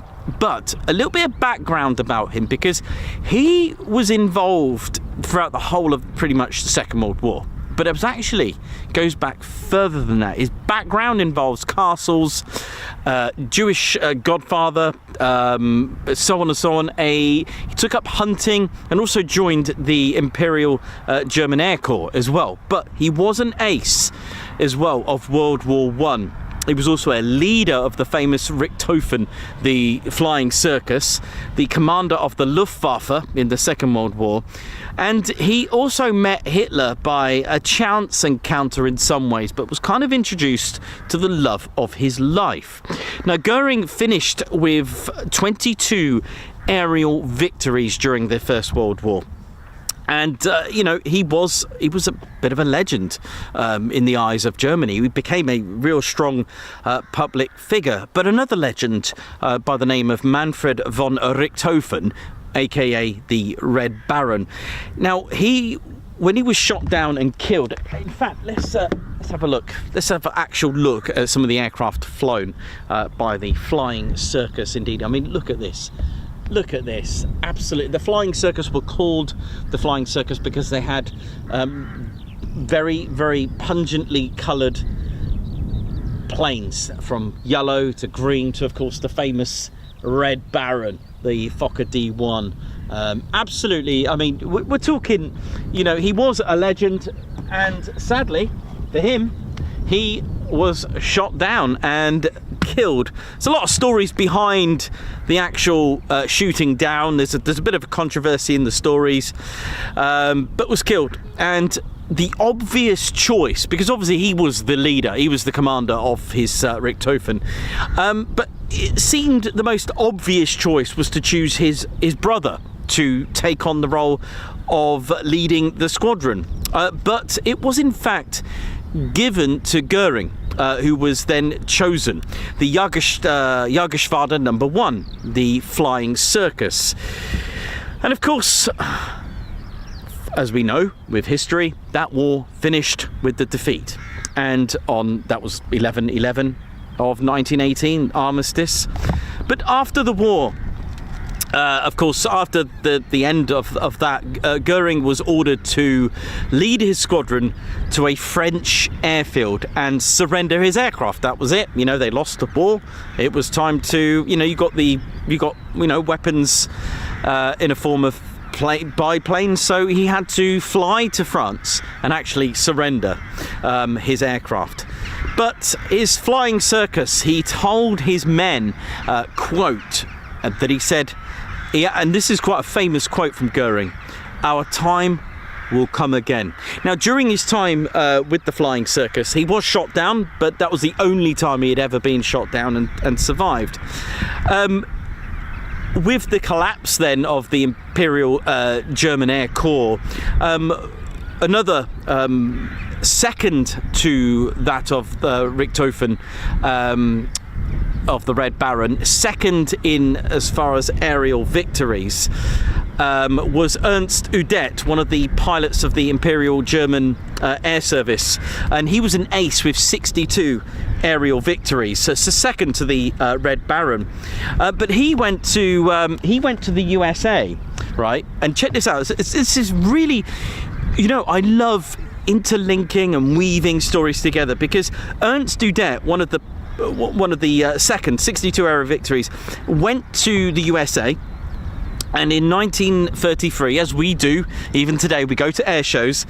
And at the air show, he noticed a Curtiss Goshawk biplane performing a nosedive. And it was Udet that was inspired by this type of, shall we say, tactic, that he thought, is it possible to use that tactic for aerial bombing? And he came up with this idea, because of course, let's take a Lancaster for example. You got a bomber going along and it takes 7 seconds for all the bombs to be dropped. Now, if it's going at 200 miles per hour, this Lancaster, from the first bomb to the last, that's 7 seconds. How far do you think the Lancaster travelled in 7 seconds at 200 miles per hour? Because that's where the last bomb would fall. Accurate? Maybe on the first one, maybe on the middle one. Don't know about the last one. So it's all about accuracy, and he came up with this. He came up with, of course, he did have biplanes and which fell apart, and he survived. He was even a test pilot. He wasn't the main designer, but he came up with the Stuka, the Ju-87.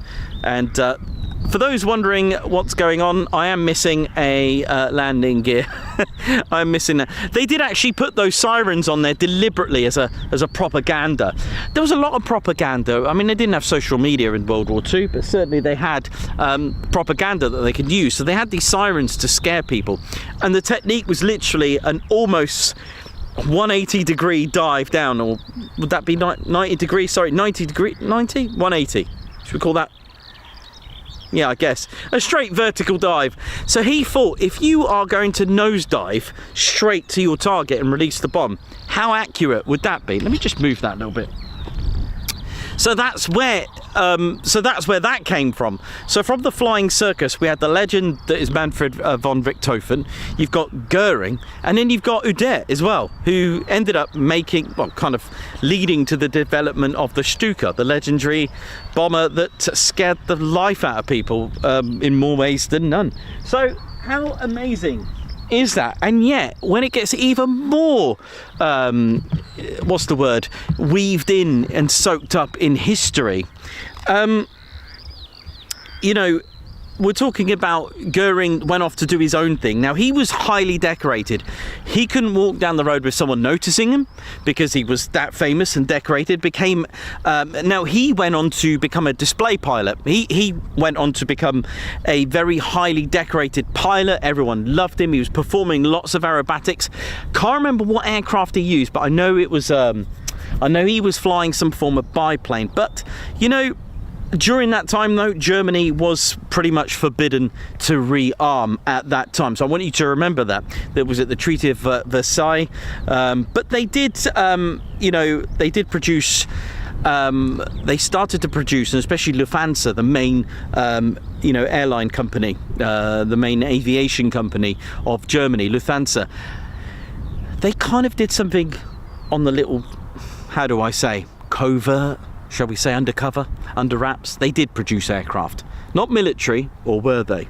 They were kind of merely dubbed as civilian aircraft, but they could be easily transformed. I mean, look at the BF 108, that was called a Typhoon, that one. It was a Messerschmitt 108, and it was literally a sports aircraft, which I'm wondering if that then transitioned to the 109. Need to look into that a little bit more, but they did eventually do this. But Göring's plan was to rise up again.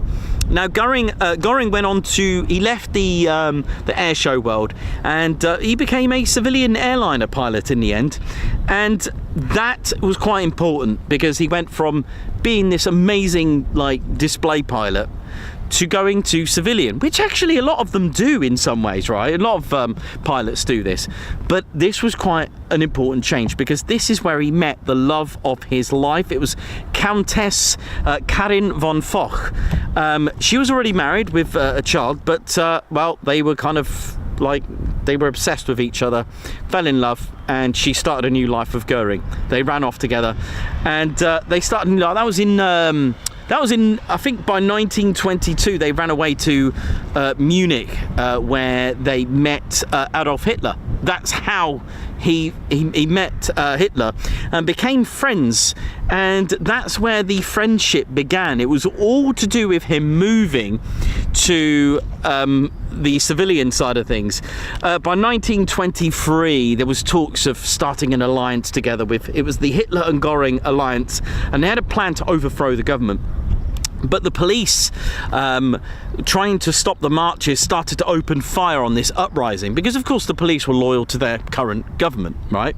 But both of them carried on with their marches. But the police opened fire.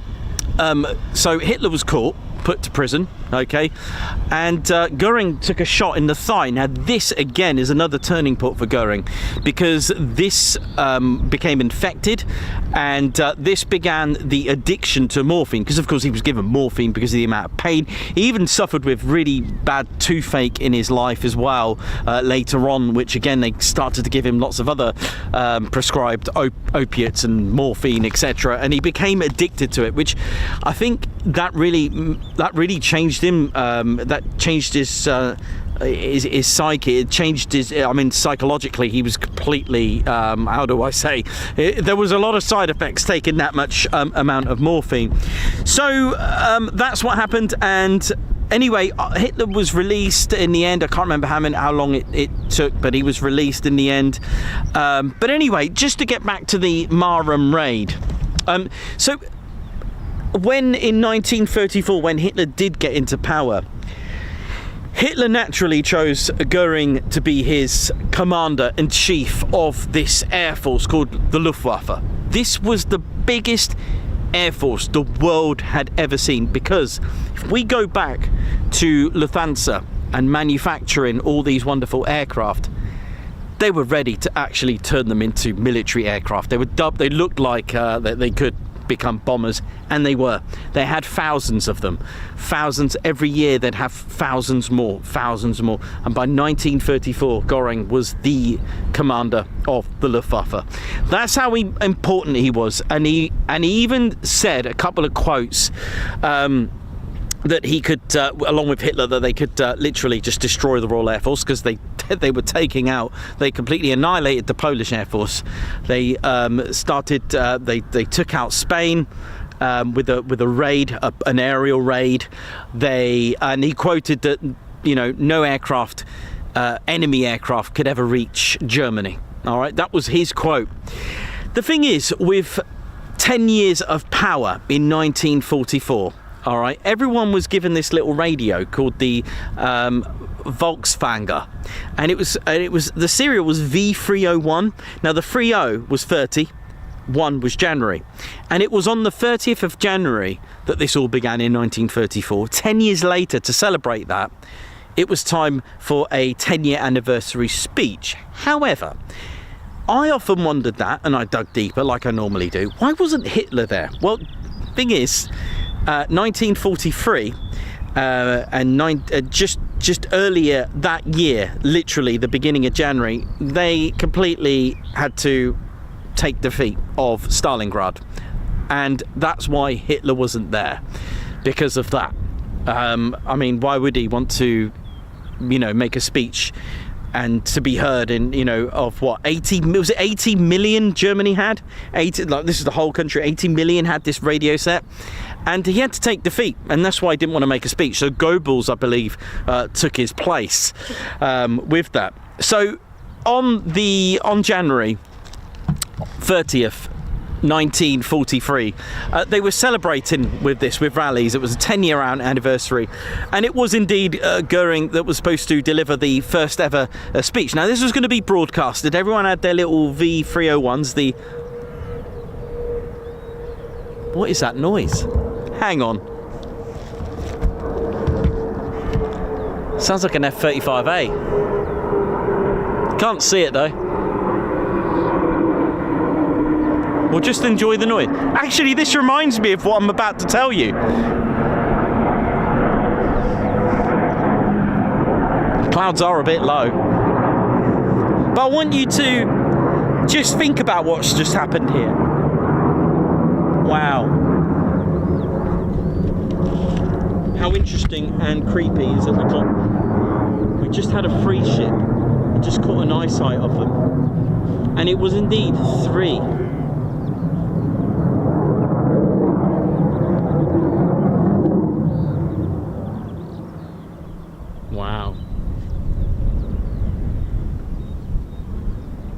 How weird is that? That's actually quite coincidental in some ways, because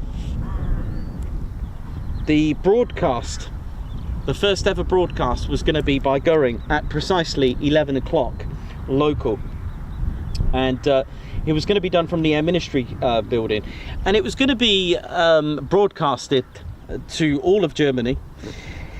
And meanwhile, at 8:45 here at Marham, 105 Squadron prepared their Mosquitoes, and at 8:45 in the morning, 3 Mosquitoes took off on a low-level assault, and basically the Mosquito was perfect for low-level missions. And they had their 500-pound bombs, and I think they were B Mark IVs of 105. They took off, bound for Berlin in daylight as well, 8:45. So that means it took 2 hours 15 minutes to get to Berlin. All right, and don't forget, Goering said that no enemy aircraft would ever fly into Germany. Wrong, or at least Berlin, I think was actually probably his words in 43. But anyway, so they it was led by Squadron Leader Reggie Reynolds, DFC, with his navigator pilot Ted Daisy Sizemore.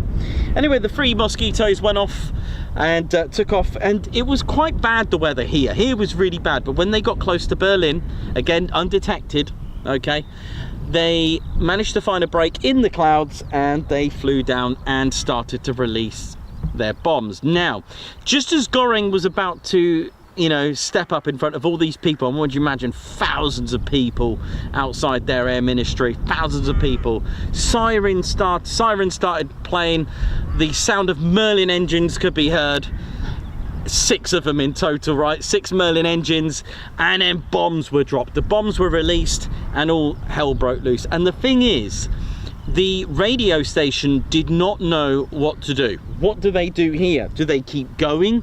Do they turn it off? And what they did, they ended up putting some German march music on, so that listeners can, it was a bit scratchy, but they didn't know what to do. Anyway, the 3 Mosquitoes managed to pull away, and they got back, and furious Goering was just losing the plot.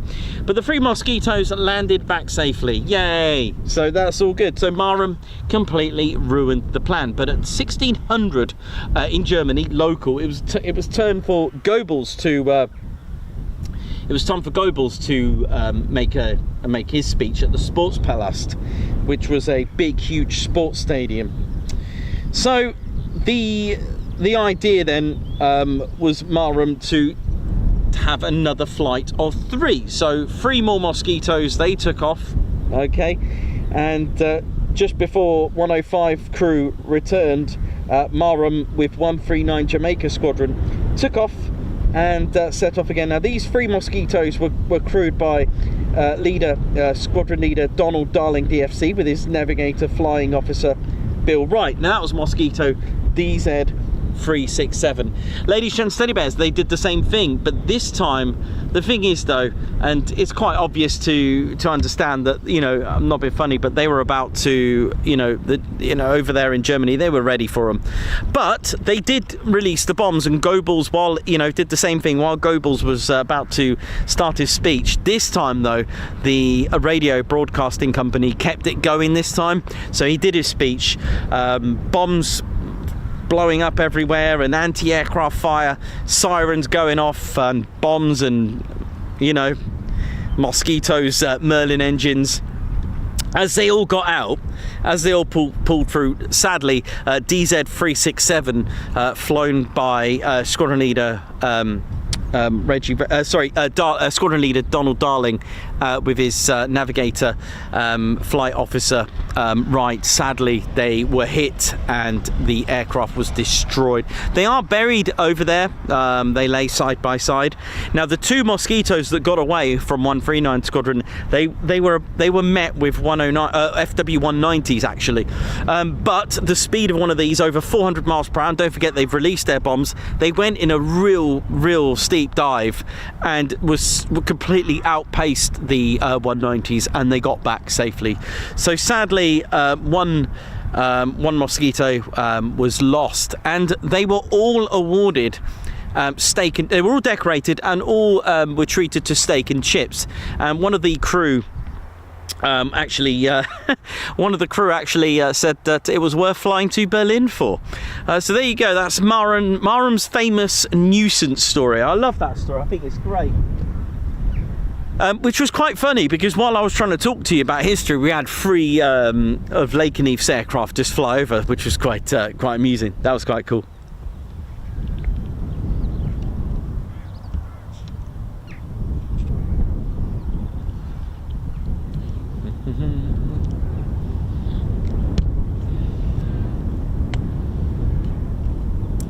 Come on, Marham, what have we got? That's not good, them taking away the aircraft. Luckily there's one left in there, so that's given us hope. Mind you, if they tow them all away, that'll be it then for today.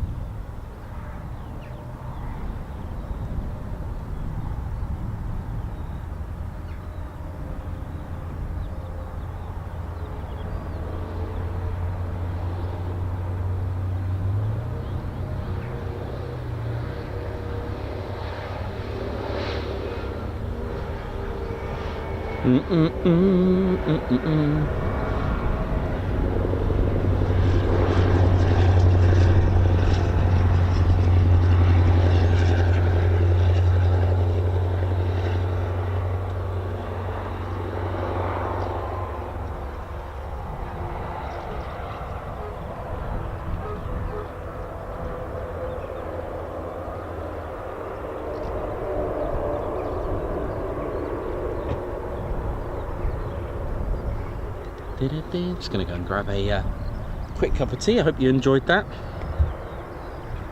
And then we'll continue with Marham's history a little bit later on.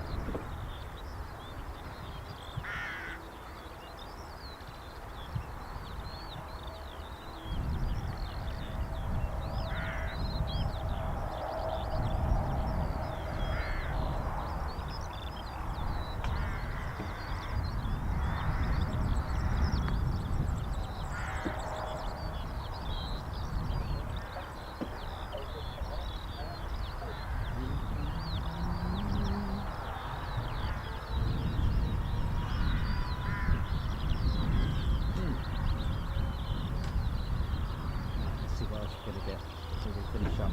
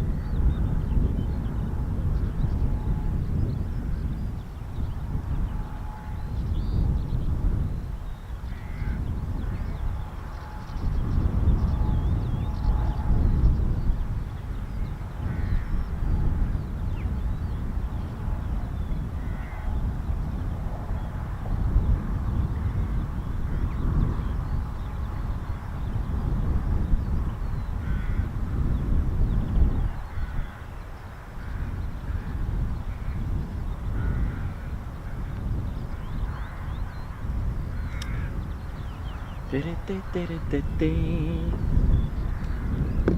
just excuse for 1 minute. Oh. What in there? What plane is that? So I've just seen a plane with a car on it. Hang on a minute, what is that? What is the...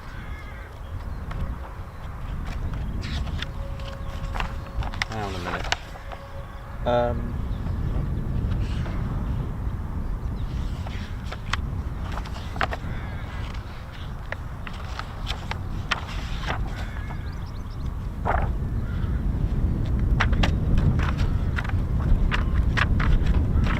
And I've just seen a plane with a car on it. So what's going on here?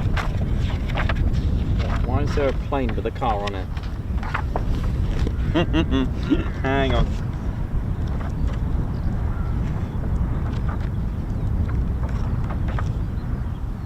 Is this real? Flying cars. Hang on a minute. You've got to see this. Flying car. I mean, I've never heard of this before.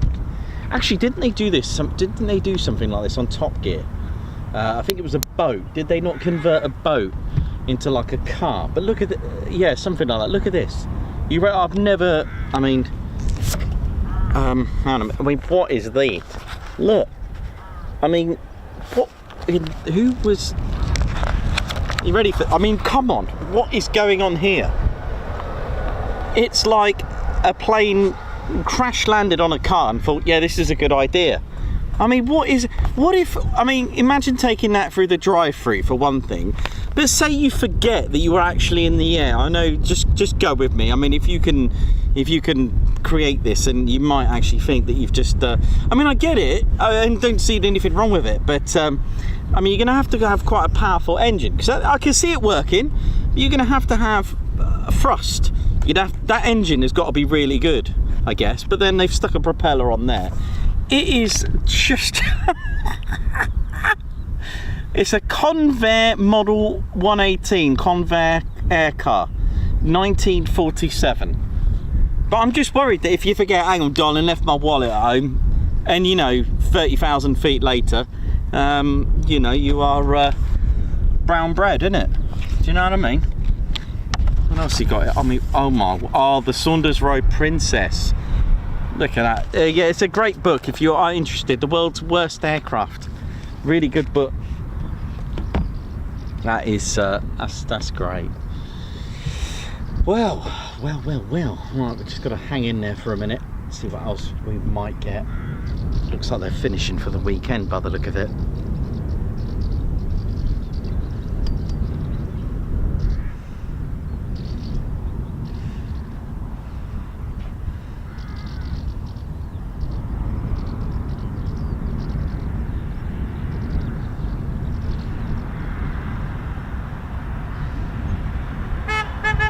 Oi!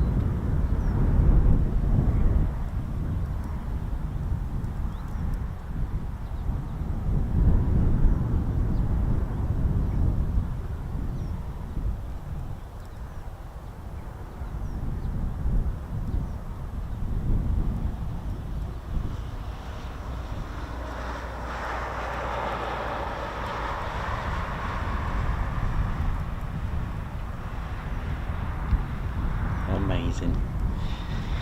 Right, we'll stay till whenever, but I'm going to stay for a while. If that F-35 gets towed away, then that could be it, but we're going to stay and hope for the best. Still can get some practice diversions still, you never know. Usually when it's when you get practice diversions, of course, it's naturally you're not going to get many movements from experience of coming here, but then it's when they've stopped doing PDs, and you know, could be a good sign, could be. But obviously have a look at the hangars, because if they're empty, then it's most likely a no. But the fact that this one still giving it some, still there, so let's hope for some more action. Plus we need to do a longer stream today. We've had 2 short streams this week at Fairford, but they were good.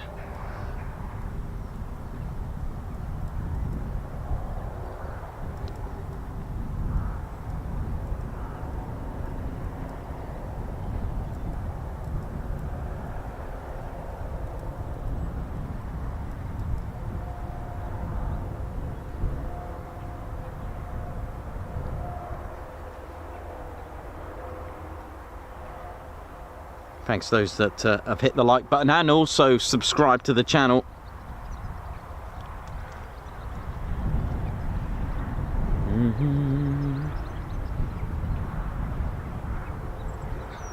So we've got 3 squadrons here, for those who don't know. We've got number 617 Dambusters Squadron, number 207 Squadron, the Operational Conversion Unit, and the Royal Navy's 809 Squadron, the Naval Air... Oh, yes!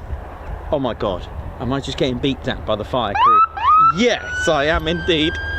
Marham, I love you, man. Yes! Thank you.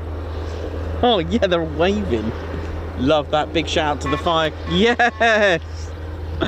I love this place. I could just come in, just chill out. I love everything about this place. The history, you know, the crew, the personnel, such good sports, and love chatting to them in the mornings when I come here. Just great, really is just a phenomenal thing.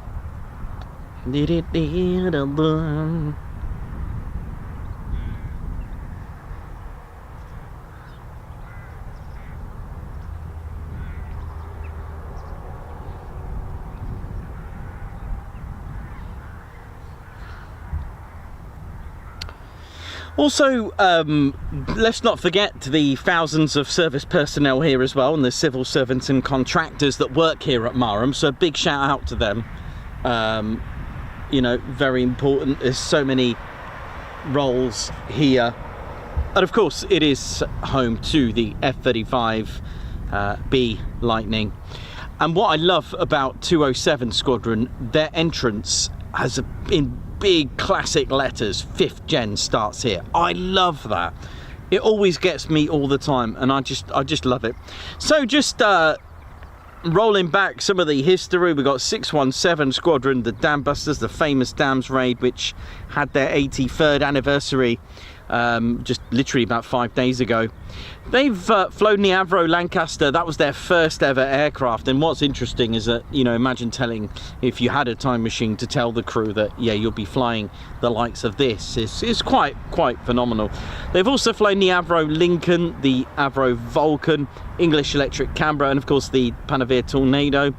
And of course now they fly the 5th generation Legend. They formed RAF Scampton, for those who don't know, number 617, specifically for attacks on the dams. That was their whole purpose, which is why if you look at their insignia, their squadron badge, they have the dams with lightning coming down there, which was spectacular. The Ruhr Valley, using the chief designers, Dr. Barnes Wallace, designing the Upkeep.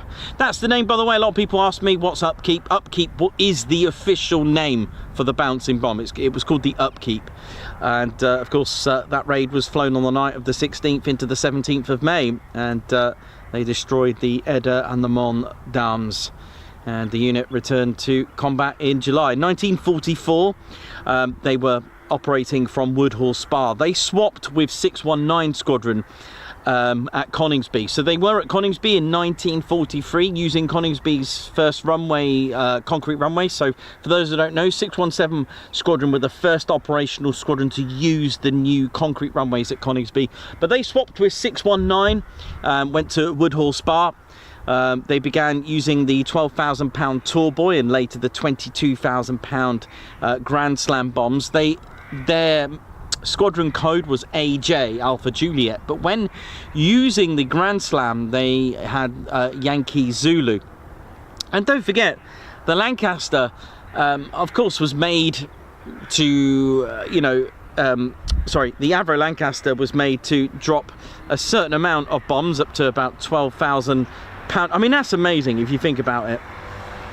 You know, the 12,000 pound Tall Boy, and then made to, you know, drop a 22,000 pounder, which is actually quite remarkable if you think about that. The Lancaster's natural payload was 18,000 pounds. Now I want you to think about that number. Maximum normal bomb load, 18,000 pounds. I want you to think about that, because let me get these two out, because 18,000 pound is a natural bomb load, maximum bomb load payload of a F-35A. The F-35B, 15,000 pounds. And the thing is, you got to remember, if you're going to start putting something like a 22,000 pound Grand Slam, don't forget the Lancaster was not really made for that, but it was modified, which then that's why they gave birth to the Lincoln. It was made to take that. The thing is, when you're carrying payload like that, you've then got to start making modifications to your airframe. The Lancaster with a 22,000 pound Grand Slam was not very maneuverable. It's got a 22,000 pounder underneath it, so the upper turret was removed. Some of the armor plating was removed just to save weight. The bomb bay doors were removed as well, and this massive 22,000 pounder was sticking out, so it was not very maneuverable, which is why I love these films. And yeah, okay, I don't want to ruin a good film, but in movies, especially Maverick, Top Gun, things like that, when they're in aerial combat, ladies, gents and teddy bears, you need to remove your drop tanks. That's why they're called drop tanks. This is a procedure that was even done in World War II. It was very wise to drop the drop tanks. Why is that? Because it makes you more maneuverable, you're lighter, and that's why you need to. And in movies they don't really, they're not very maneuverable, and you can tell they're CGI the way they're maneuvering. Yeah, anyway, we're going to leave that. I don't want to ruin a good film. But in 1946, 617, they also went to India before re-equipping to Lincolns. And they did a North American tour, and then in 1947, and eventually converted to the first ever piston engine bombers, gave way to the jet-powered Canberra. That was the bridge, and that's what I love about the Canberra. That was the bridge, because the English electric Canberra was the first ever Royal Air Force jet-powered bomber. And 1955, they flew combat missions in Malaya. 1,000 likes, thank you very much. 1982, actually let's go back, 1958, they reformed at Scampton on the Vulcan B1, taking the Vulcan B2 from 61. Introduced the Blue Steel standoff missile into service in 63. They were operating Tornadoes GR1 in 1982. And they even took part in 1990, they deployed to the Gulf in Operation Granby as well, and fought in the campaign to free Kuwait from the Iraqi invasion in 91. They did have a spell at Lossiemouth in 94, and with the GR1B operating the anti-shipping role alongside number 12 Squadron. They also operated the GR4, took part in Operation Herrick 2009, 2011. The crews flew Storm Shadow attacks on Operation Elemi over Libya. Now if you go to the Marham Aviation Heritage Centre, there are some very experienced crew that were involved in that, armourers especially for that. I think there's a piece of Operation Elemi on the in the Heritage Centre as well. With a disbandment in 2014 in February, returning to a final Herrick deployment on the 30th of January 2014, they did reform, and this is where they are now in 2016 to prepare them for the UK's first frontline F-35B unit, and their first 4 arrived. They brought the first ever F-35Bs to the UK, and 4 617 Squadron Lightnings landed here at Marham. And in 2019, Lightning Dawn saw 617 Squadron deploy to RAF Akrotiri for their Operation Shader missions. We always think of the Typhoon in Op Shader. The F-35B has also been contributing to Op Shader missions. A lot of people forget about Op Shader. It's still a thing. 2020 in June, 617 Squadron embarked on operational Lightning missions as well aboard the HMS Queen Elizabeth for the first time. And this is the thing, you know, they're deployed around the world, the RAF, okay? A lot of people ask the classic question, you know, how many are here, how many are there? It's like, you can't answer that. You cannot answer how many are based here when you ask that question. There's Akrotiri, there's bases around the world that they operate from, which you'll have squadrons moving here, moving there. Jets get rotated, airframes get rotated. So the 4 at 1435 Squadron at Mount Pleasant, they're always constantly rotated. A lot of those are ZJ9 airframes. We saw one at Lossiemouth, but this is the thing, that they're Akrotiri for one, Mount Pleasant, they're everywhere. And this is the thing, you'll never get that same number. Between Lossiemouth and Coningsby, they're always rotating aircraft in pools as well. So, and that's the thing, you've got to remember, they are deployable aircraft. And one of the biggest questions I get asked, are the RAF Typhoon display team going to have a livery this year? And I can tell you the answer, and this is the thing. The RAF Typhoons are deployable aircraft. You cannot have an airframe that's got all these fancy colouring and livery on it and then just send it off to Akrotiri. In fact, you may not know this, and you may have seen it and not wondered why, but sometimes you can tell there was a marking on there. If you have a look at the Typhoons on the tail, you'll see where the mark on the tail where the badge was, but you can just see a slightly different shade where they had a marking on there, and it's not there anymore. They're deployable aircraft. If you're going to deploy an aircraft into combat, you take away the markings. That's the way it is.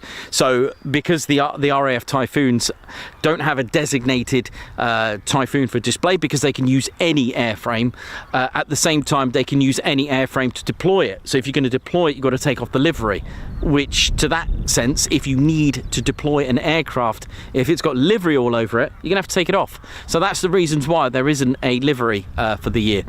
It's just one of those things. Sadly, it's the way it is. And when they are deployed, you'll notice the markings are off. QRA ones, they don't have any markings on there.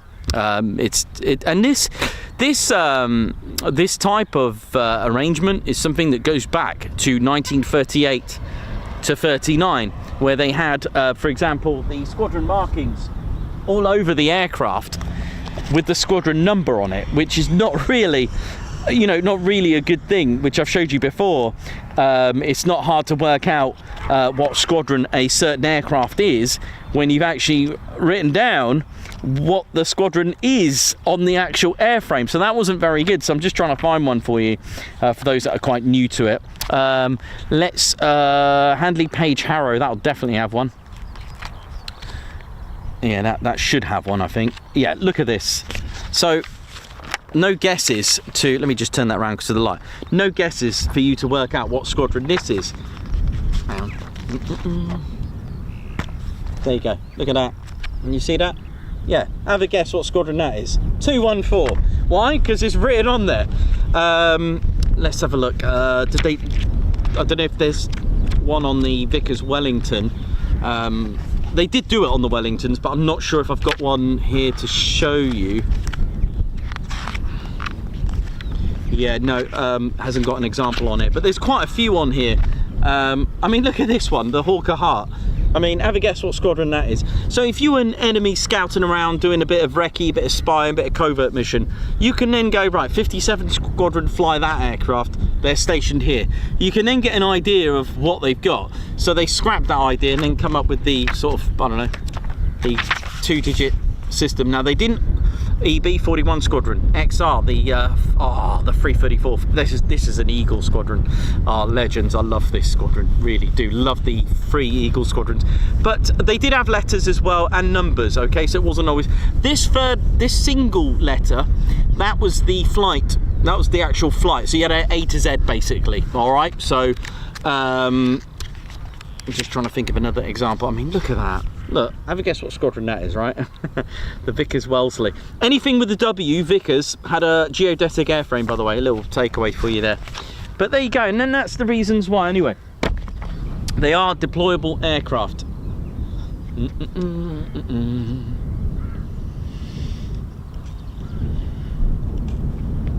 Ready to serve around the world, that's the way it is.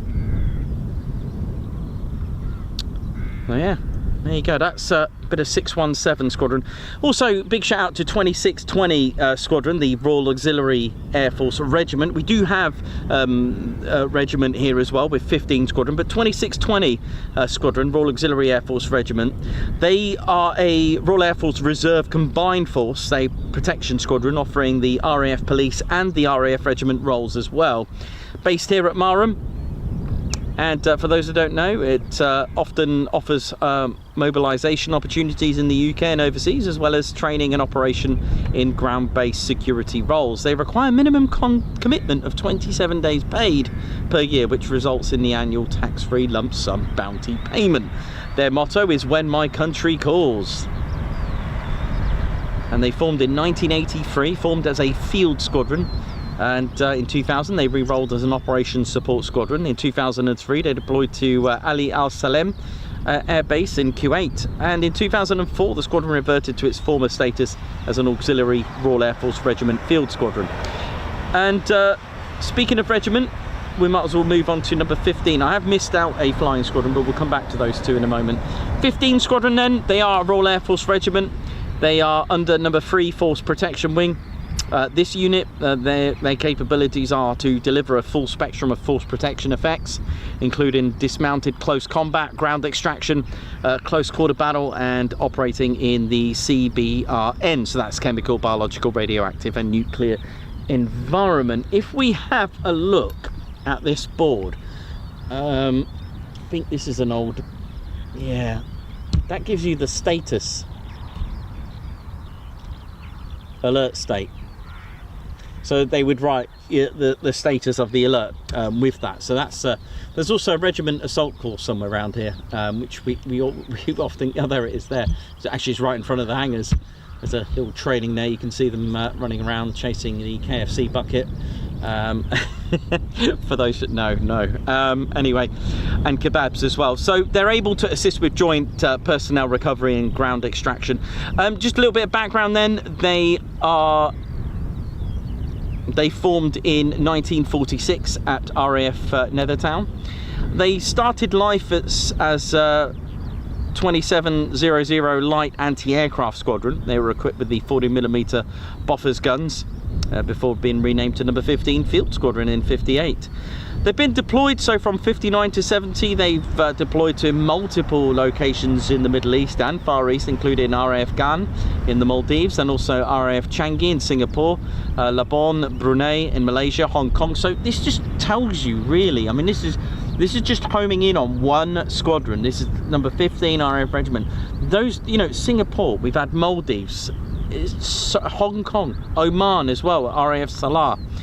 In 1982, the squadron were equipped with the Squadron Vehicle Reconnaissance Track Spartan, the capability it maintained until 90, when it's an air defence squadron equipped with the Rapier surface-to-air missile system, which was based at Leeman. Now, Leeman do a lot of the training for like JTAC and regiment stuff there, so have a look at that as well. 2001 to 14, so in 13 years they conducted numerous deployments, such as Operation Telic and Herrick as well.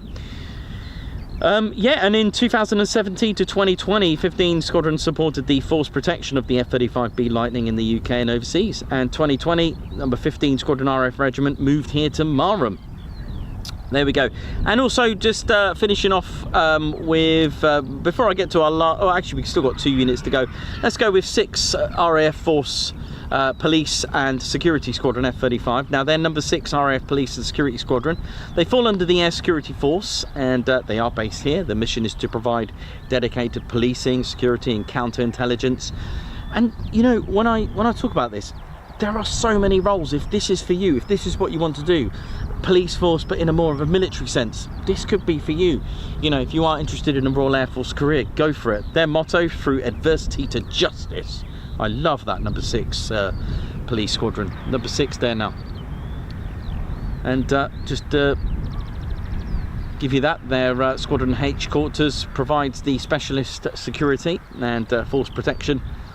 So there's quite a lot. And the RAF police personnel, military provost guard service, MPGS soldiers and civil servants of the Royal Air Force Police and Security Flight, Protect and Secure Marham, with a blended mix of protected security, military working dogs, which we've seen. I think we had them a couple of weeks ago here, didn't we? Law enforcement, ground defence, guarding and vetting, all that kind of stuff. So just 2 more units to talk about. So 207 Squadron, the OCU. So you've got 29 Squadron, they're the OCU for the Typhoon. You've got 24 Squadron, they're the OCU for the A400, the C-17, the heavies. You've got number 42 Squadron, Lossymouth, they're the OCU for the Wedgetail and the PA.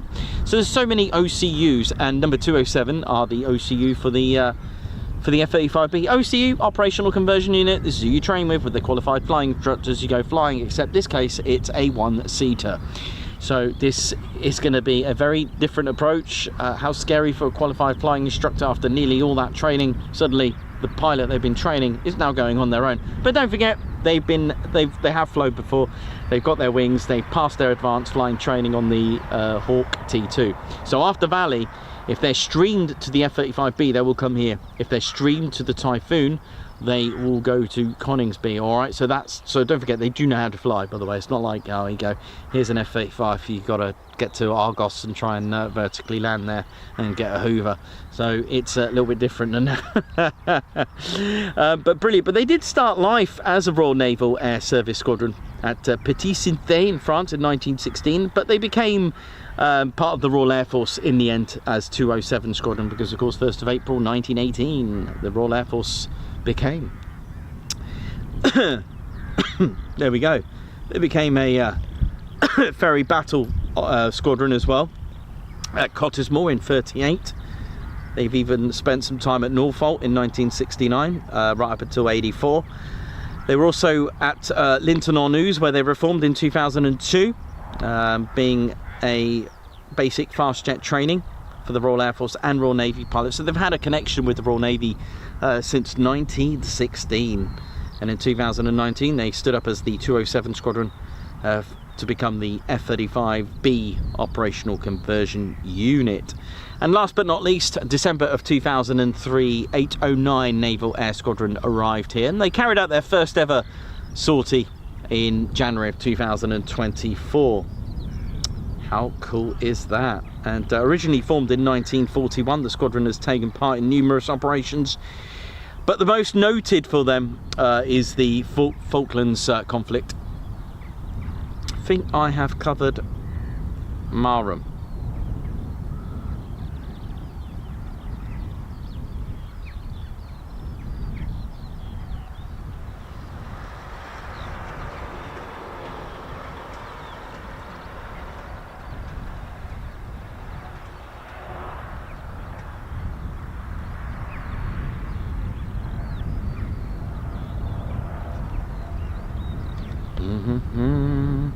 Right, I'm going to go and grab a quick cup of tea. I'll be right back.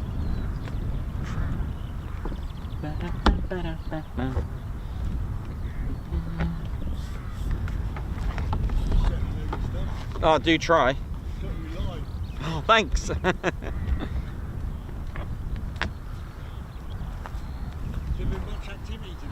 Sorry? Yeah, there has been in the morning. Yep. What time do they normally return? They're all back. Oh, they're all back? Yeah.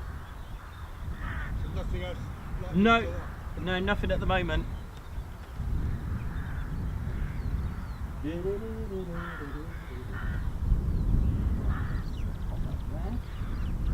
Cup of tea time.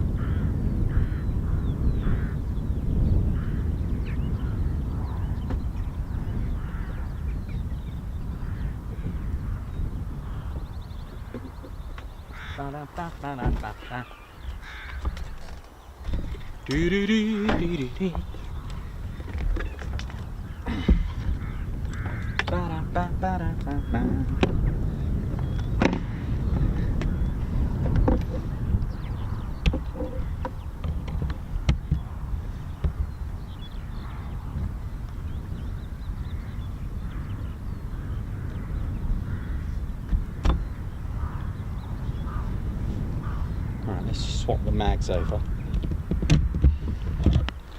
Right, keep an eye on the sky, see if we've got any PDs. Hopefully. Swap these mags over.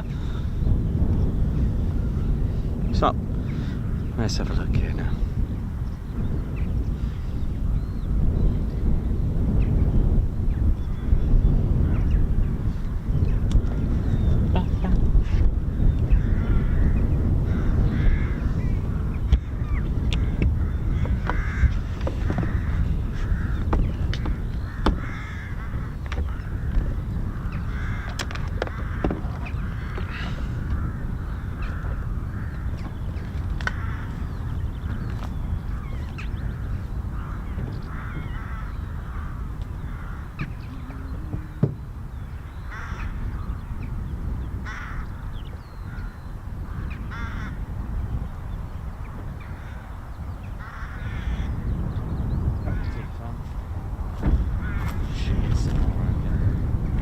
Come on, Teddy. Right, I've lost my cup. There's my cup.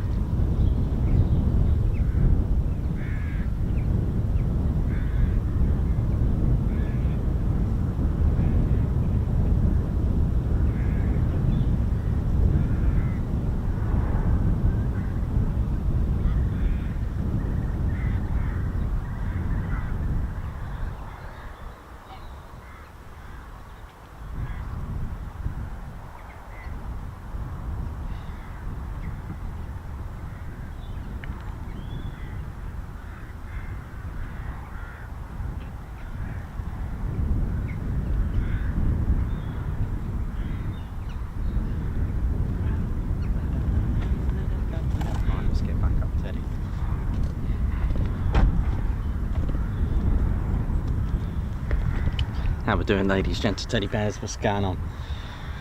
So coming up to 14:15 very shortly, local here in the UK, and just waiting for anything else. We've got we'll give it another 60 minutes. If not, it's pack up and rack up, or is it rack up and pack up? Not sure. But there you go. But I hope you've enjoyed the show. It was a very good morning, really, with 2 41 Squadrons Typhoons doing 3 low approaches. Cranwell's 45 Squadrons T1 doing a few circuits as well, and of course 2 of Marham's F-35Bs, 207 Squadron taking off, vertically landing, hot pit refuel, same again, 2 on departure, another 2 on vertical landing. So it's not been a very bad morning. It's been very good. Been a very good morning, and just going to see what else we can get.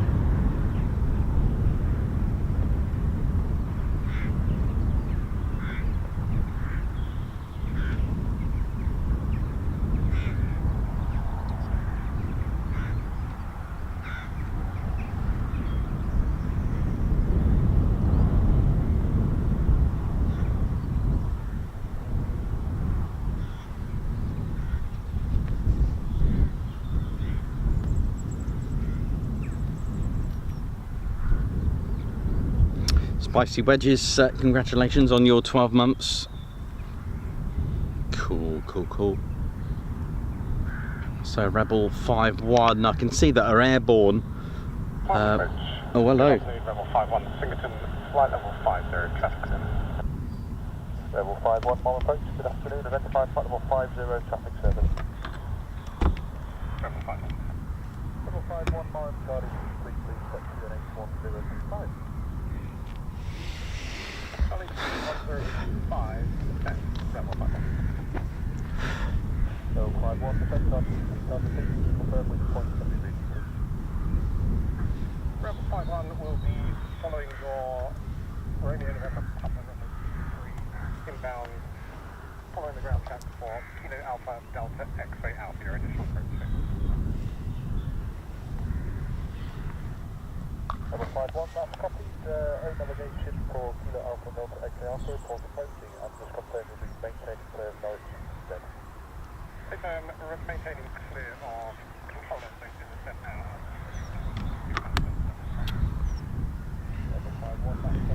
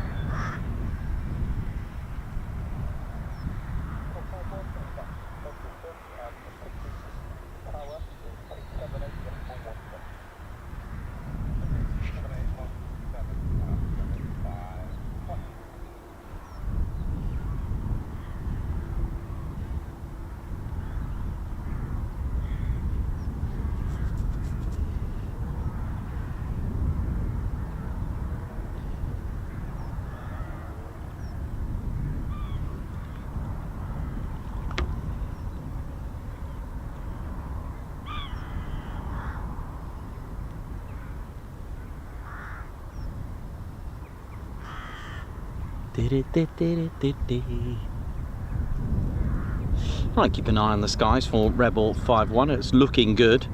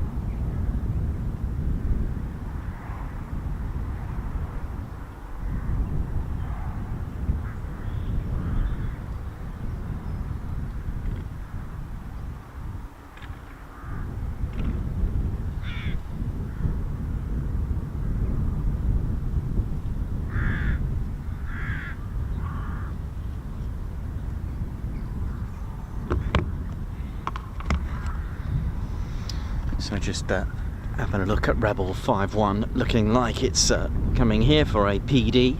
It's come from, of course, Coningsby, 41 Squadron.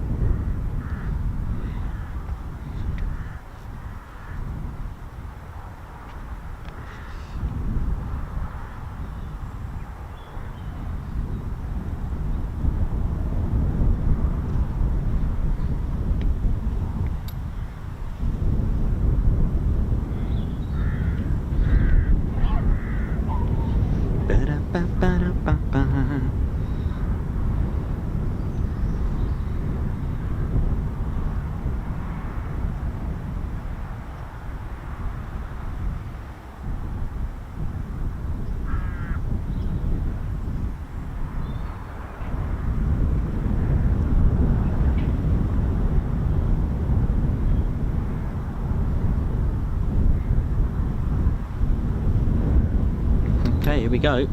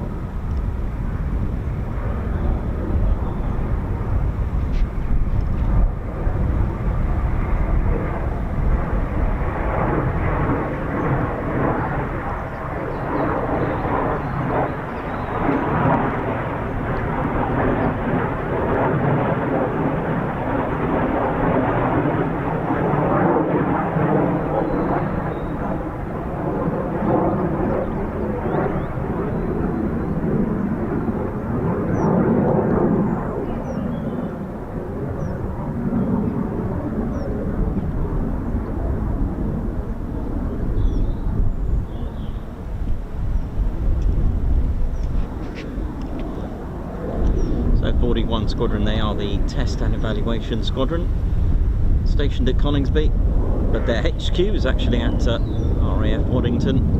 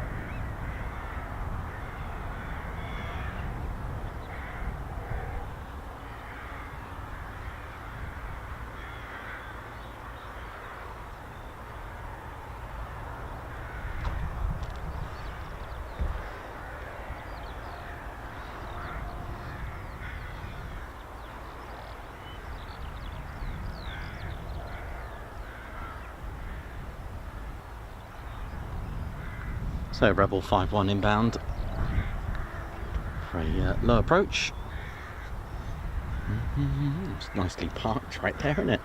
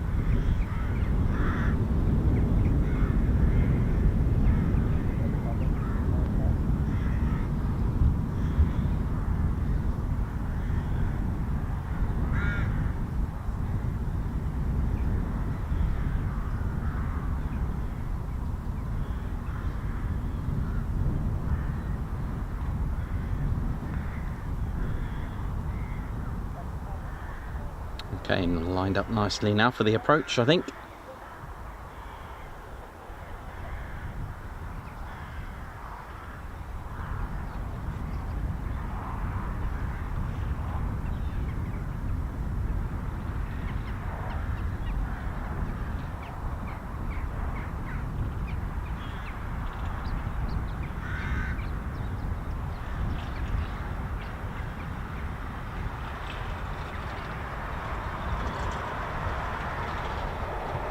Okay.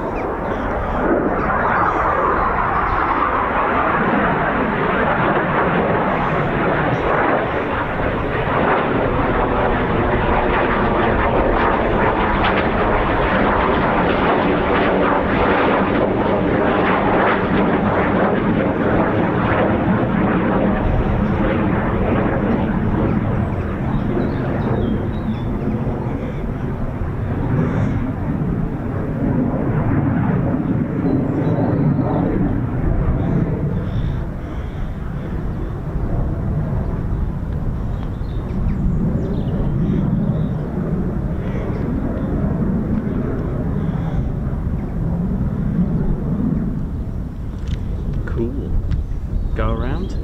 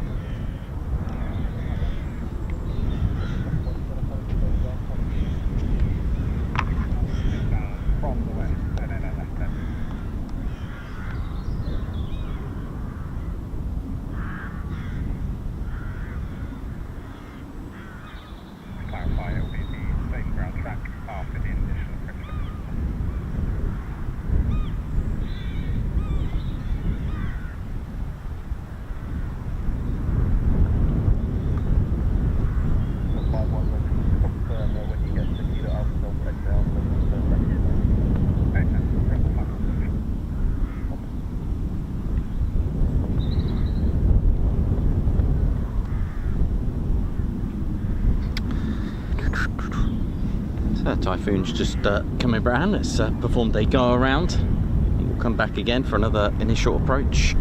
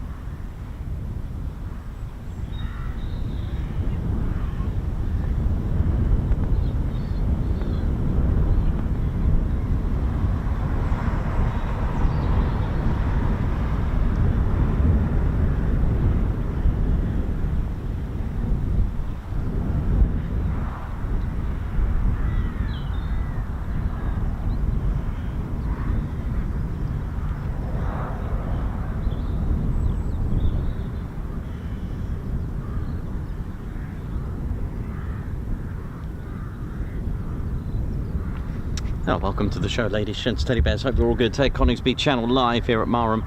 I've got a Typhoon in the zone.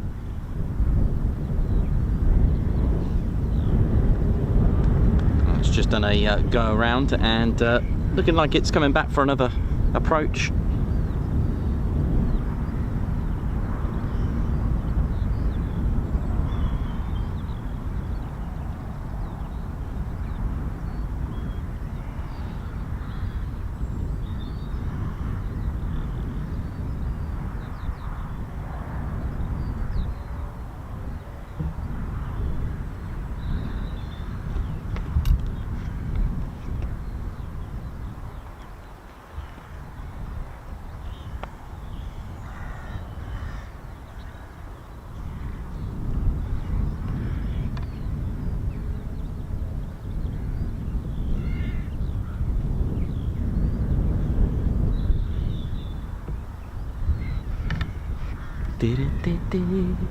Oh, weather looks good for Saturday. Keep your notification bell button on. We will be streaming on Saturday. Location to be revealed on Friday, which is tomorrow. Feels like a Friday today for some reason. Don't know why. It's got that Friday feeling already.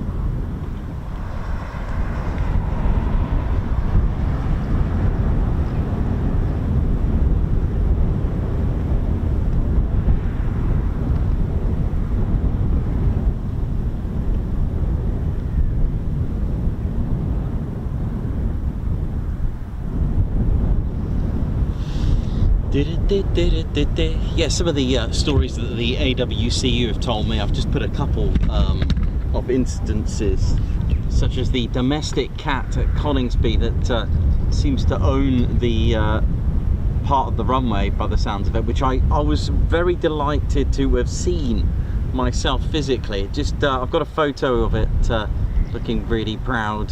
Also sheep and foxes at Cranwell, deers. I think the funniest animal situation I've heard, I haven't seen but I've heard over the radio, was a squirrel that got stuck into, well, got into the Spitfire of the BBMF while it was parked outside. That was probably one of the most funniest things I've ever encountered on a radio, as in a creature of the of causing a few issues. I mean, that's quite a fun one, really, isn't it? The squirrel in the controls of the Spitfire. That was hilarious. That was probably the funniest things I've ever heard. But yeah, you get all sorts of, I mean, I've had reports of foxes, deer. Deer is a little bit different. Deer, sadly, the AWCU won't be able to deal with it. They need to call a specialist for that one because of the nature of it. They are very, very unpredictable when scared, and they can just disappear of their own volition. Just make their way under the crash gate or wherever they found themselves coming in. Rabbits, hares, but probably the most dangerous is, and in fact, creatures that fly, indeed birds, which is why we always say please don't feed the birds when you're at viewing areas and when you're around airfields. It does attract them, and the thing is, the vastness, which is why birds are so attracted to airfields, the big open spaces, the vastness and the farmlands that are around it, that naturally attracts a lot of birds. We've got a pig farm behind us, so you know that, and even when farmers are there with their tractors doing the ploughing, get so many birds in the area, and that's the thing. And you know, the location of them. Here we go, is our Phenom.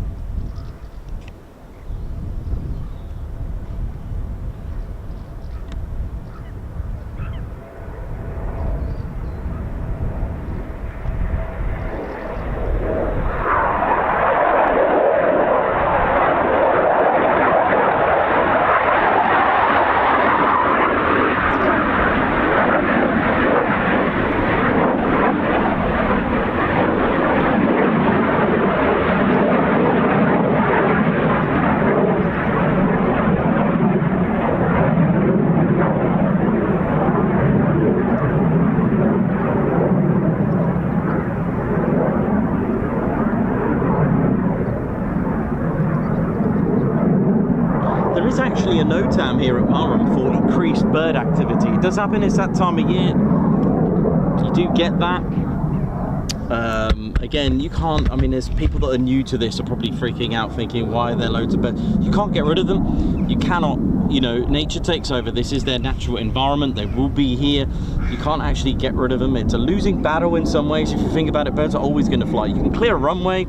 You'll see a runway sweep, especially at Mildenhall. The thing is, you can't stop another bird just, you know, a few miles out, just flying in happily, just thinking, minding its own business and going across the runway. It's something which is why you have a type of control unit to control the wildlife. You can't, there are things you can do, even moles can cause issues on, you know, when you've got grass runways. We're looking at grass runways here. Foxes, sheep, the surrounding area, usually military airfields especially, are always around farmlands, open spaces, broad fields, rolling hills in the distances, attracting, you know, the natural environment, which is animals. But you can't, and quite rightly said, Ian mentioned that, you know, even if you try to scare them, it actually could make things worse. You know, the crows are smart, you know, they are very intelligent, the corvids and rooks. They're quite a very intelligent species, and like I said, and like Ian said, that you could actually make it worse. If you're going to scare every single bird, you're going to then create a bit of unpredictability. So sometimes it is just best to leave them alone and don't deliberately fly into an aircraft. Although collisions are most likely on takeoff and landing, the thing is, you've got to manage the fact that, okay, are they best leaving them there and not make things worse, because that is what you could potentially do. A flock of birds could be coming this way. A lot of people say, why don't they do falconry? Yes, they do, but then that's another factor. Is it a good way to do it? They don't really shoot the things. They can do if they do have that option, but most likely just leave it be, because you may get rid of the situation, but then you've got another. And then birds of prey are another. They are protected. They're usually left alone, but they can also be a nuisance, but they could also be a deterrent. Birds of prey on the natural scale. We do see lots of kites, kestrels. Doesn't happen, luckily, thankfully, it doesn't happen that often. I mean, I've never come across one since we've been here. We've had lots of avoidance, luckily. I think only once have I ever heard in the background that, and it was actually a C-130 at Bryce Norton. And I never really rewound it to have a look at it. It was obviously okay. Never really turned into an issue, but they are an issue indeed, especially if they go inside an inlet. That is goodbye engine. Okay, for those turbojet engines, that is pretty game over. That is an engine killer, even a bit of plastic, and then you start going in the realms of FOD, things like that. So, but there we go. That's why for those interested, I mean, yeah, I mean, other countries have different animals still, but there's an airport in America, right, which has got to deal with alligators, right? Is it crocodiles, alligators, whichever? They run across the runway. You've got emus. I think one of them's got an emu problem. I don't know what country that was, but it ran across the runway. You've got other creatures, great and small, turtles, all sorts of factors. Deer, we do hear the odd deer. Now, they're, like I said, they are very unpredictable, very fast, and can cause a bit of a situation.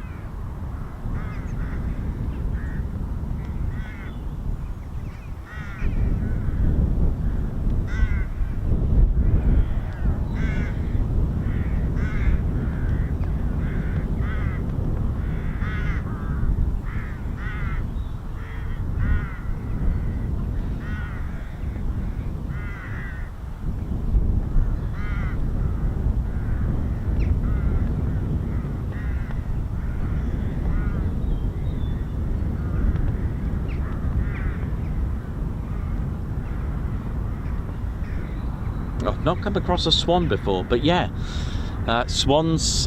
What did we have? Those ducks, geese. We've had loads of stuff just flying through, walking through. Very interesting. But at the end of the day, it's nature. It has priority, and I think in Holbeach Air Weapons Range, a place to bring your aircraft to blow up and shoot stuff, I believe that if they are nesting on the targets, they have to kind of avoid the targets. They have to leave it alone. Yeah, muntjacks as well, yep, do get them.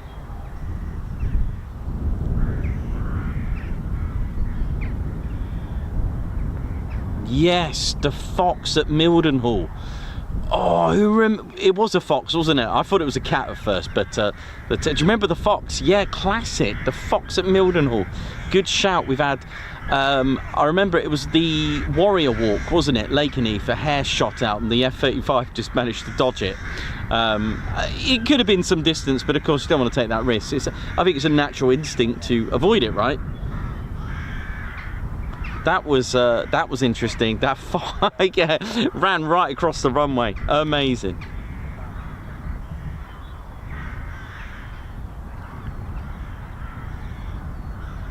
Yeah, Wibbs, the ducks across the road. Oh, bless them. That was.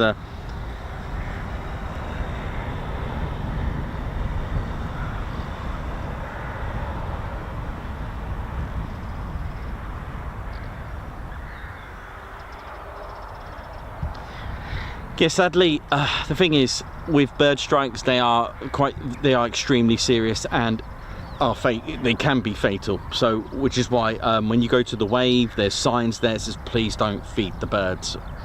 You know, like I said, even if you're in a plane spotting environment, just don't feed the birds. If you're near an airport, an airfield, it will attract them, and yeah, you'll make things, you're adding to the situation.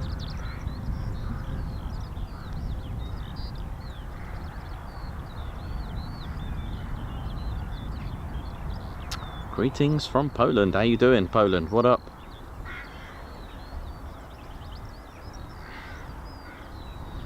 Looks like another approach from Rebel 5-1.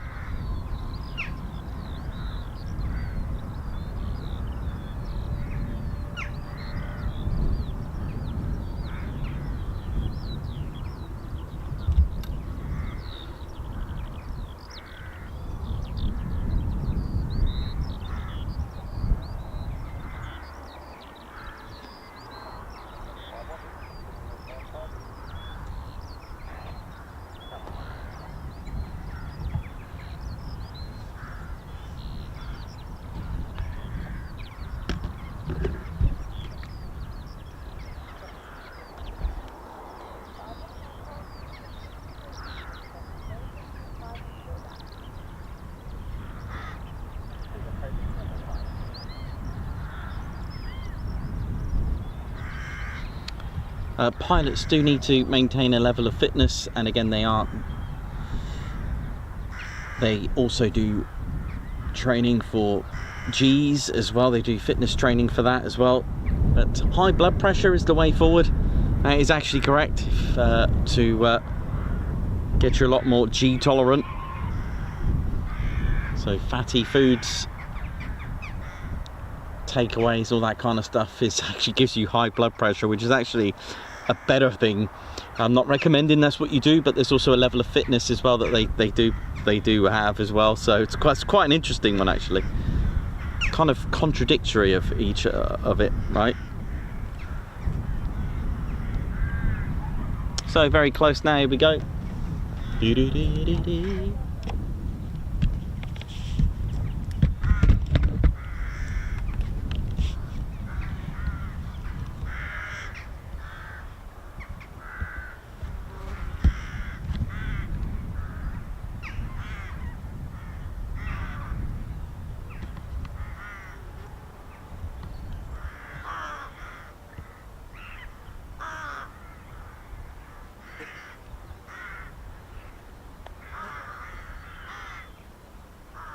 Yeah, there's actually a NOTAM here for increased bird activity, and it's got certain dates. I wonder if something sparked that off.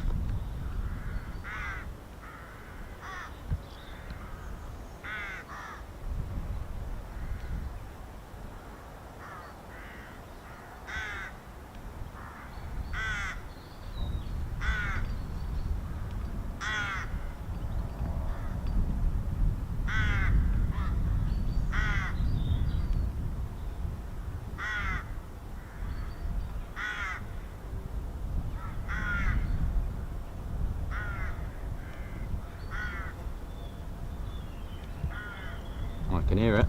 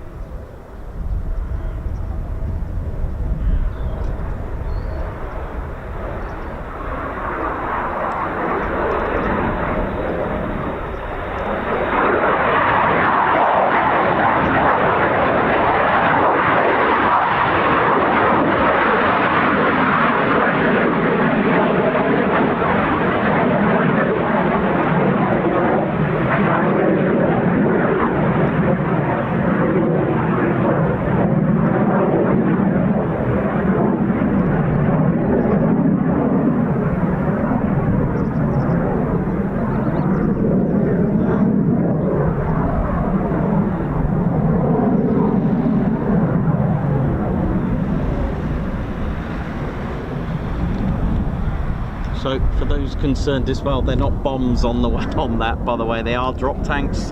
They are a type of external fuel tanks. They're called drop tanks because they drop if you need to for various reasons. If you're engaging in aerial combat, or if you have an emergency procedure that you need to action and execute, that you can't actually dump enough fuel, then you would need to release your drop tanks. But ultimately they give you more range, they give you more endurance. That's what they're there for. The Typhoon can have up to 3 external fuel tanks, which are, again, are called drop tanks. They're not bombs, by the way, which a lot of people think they are, but they're not. Mind you, they can use them for a last resort ditch weapon, because I'm sure a 600 pounder tank like that would actually hurt if that landed on your head. So yeah, I think they did that at Marham, actually. I think they did that, not at Marham. Actually, there probably was a situation when they did release one nearby here, but I think they used that in, I can't remember if they did that with the Tornado in Operation Ellamy. I can't remember. I'm sure they did, but there is one at the Heritage Centre. I'm sure the guys in there will be able to tell you, but they got a drop tank with also, which is, it was jettisoned and was damaged from being released. And I can't remember if they actually used it as a last-ditch resort to drop it, but I'm sure the guys will be able to tell you that.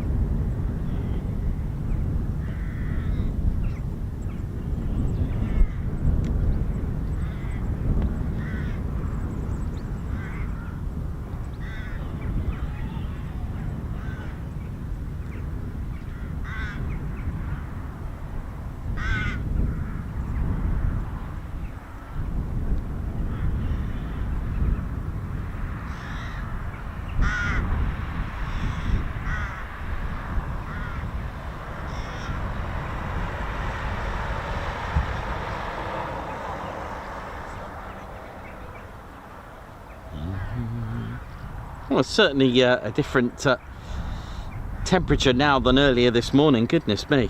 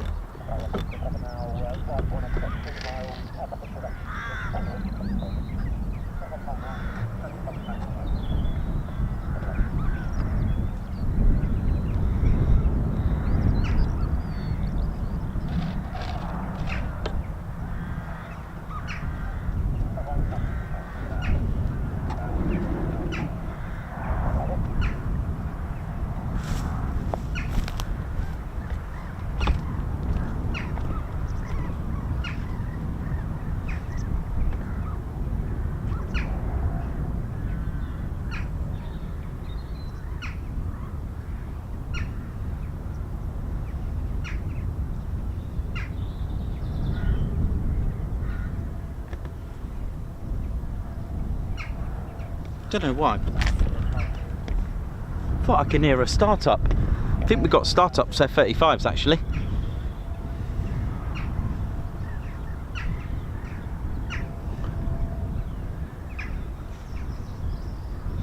As it's not from this hangar, sounds like it's coming from 809's hangar actually. Ooh. The Immortal's coming out to play.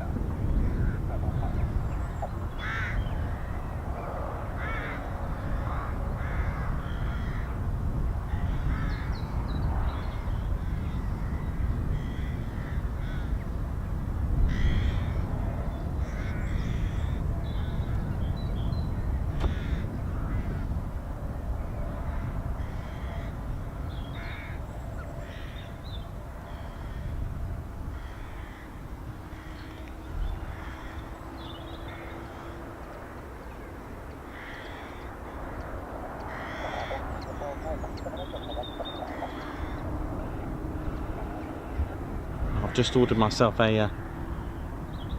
Oh, that sounds like a startup, doesn't it? Yep. There we go. Yeah, I've just ordered myself a replacement F-35B.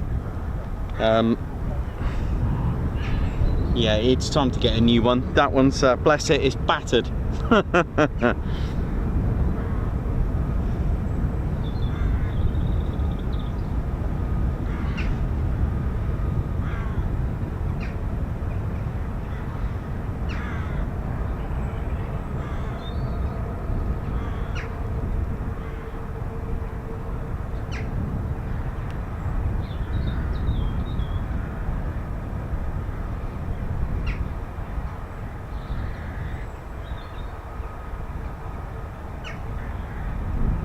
Thanks a lot there to Brian Beelman. Thank you very much for your super.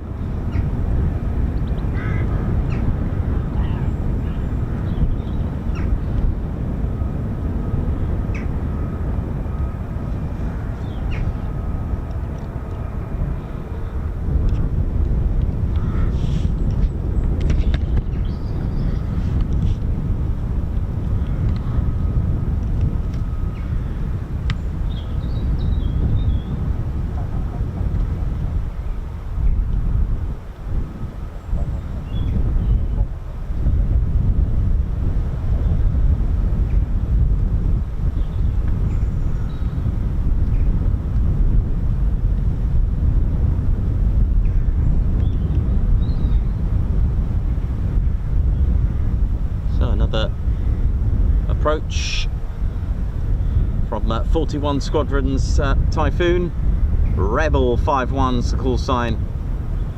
I would have thought this could be the last circuit or final approach.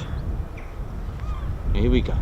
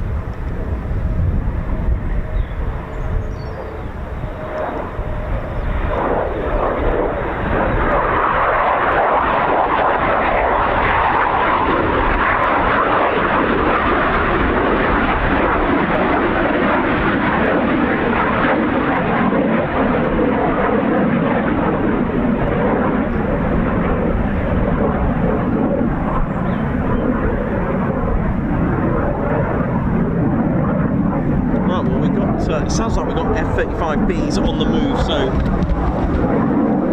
get ready.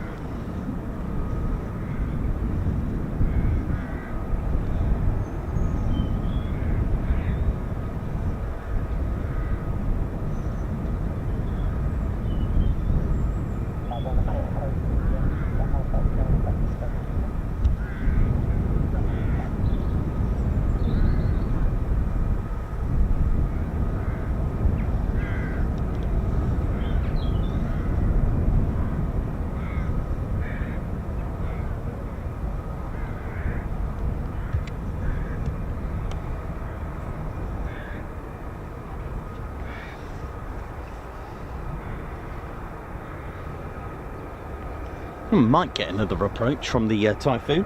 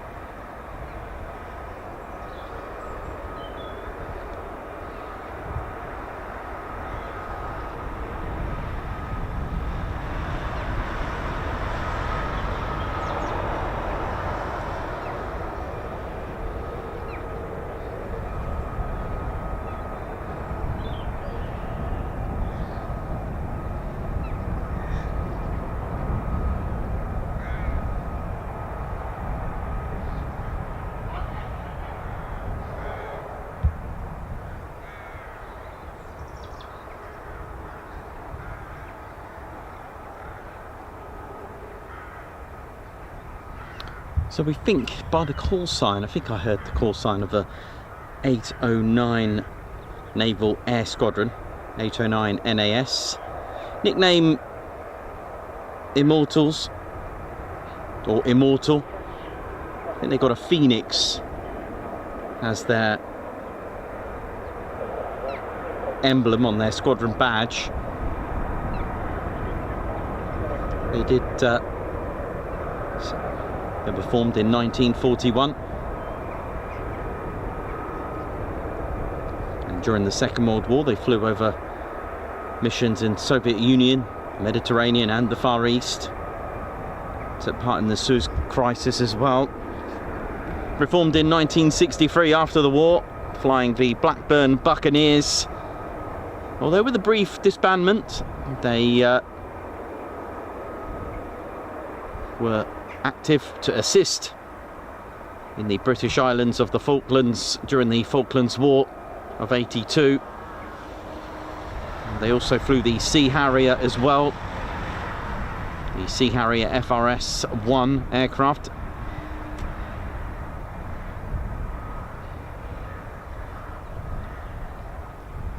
They flew the Super Hornet, or the Sea Hornet, sorry. They flew the Sea Hornet, which was a de Havilland Sea Hornet. Now, the de Havilland Sea Hornet variant was a derivative of the de Havilland Mosquito.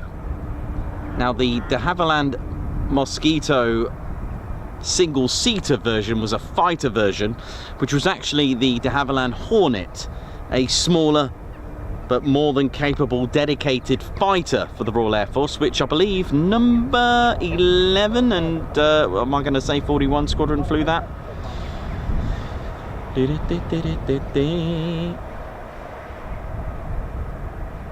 But they also made a sea or a navy version, the Sea Hornet. Very interesting story about the development of the de Havilland Hornet. Very, very interesting. A single-seater, like I said, a very, very staggering looking aircraft.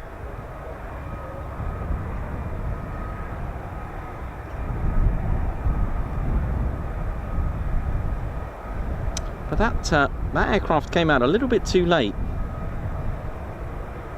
But 41 Squadron, 100% operating the de Havilland Hornet, and also 809 as well. So a very quick, very fast single-seater version.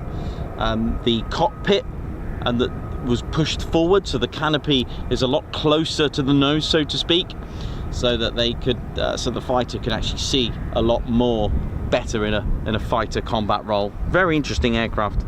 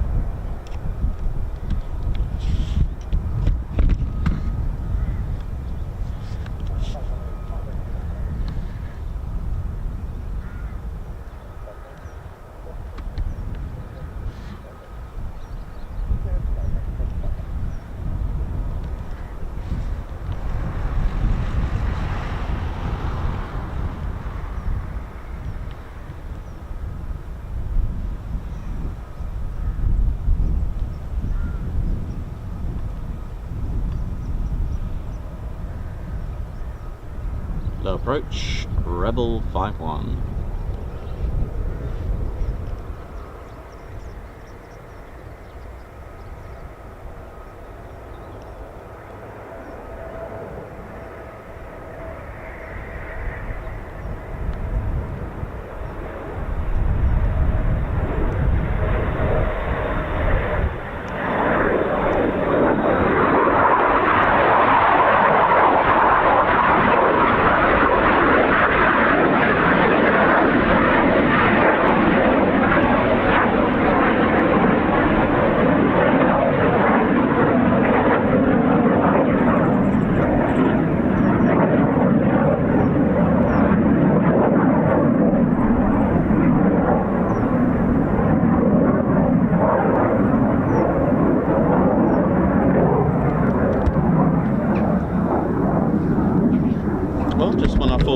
The last approach. Typhoon's been really giving us a few circuits, which is nice actually.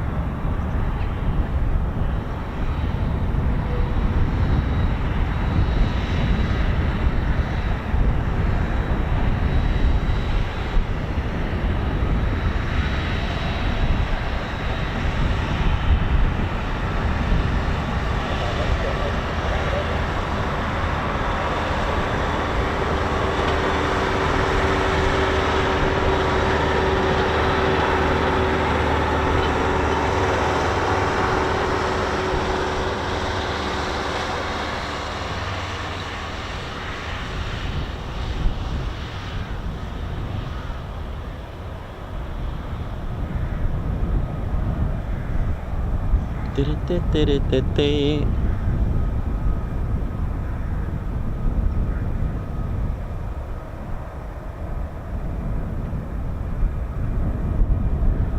Bear, how you doing? Hope you're good. How's Bed Ted doing?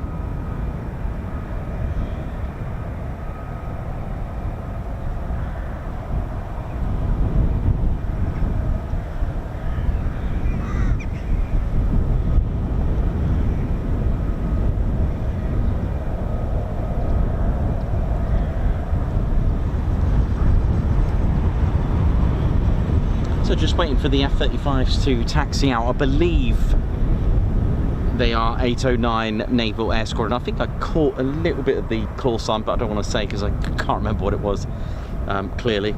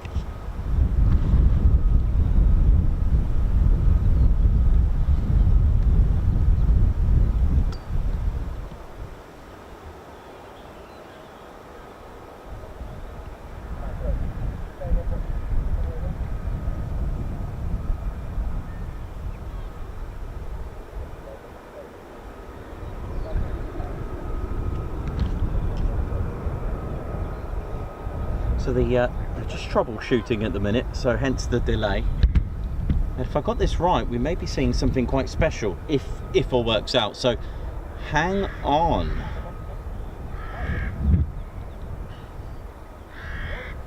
And because they're Royal Navy, they have different cereals, not the Kellogg's kind.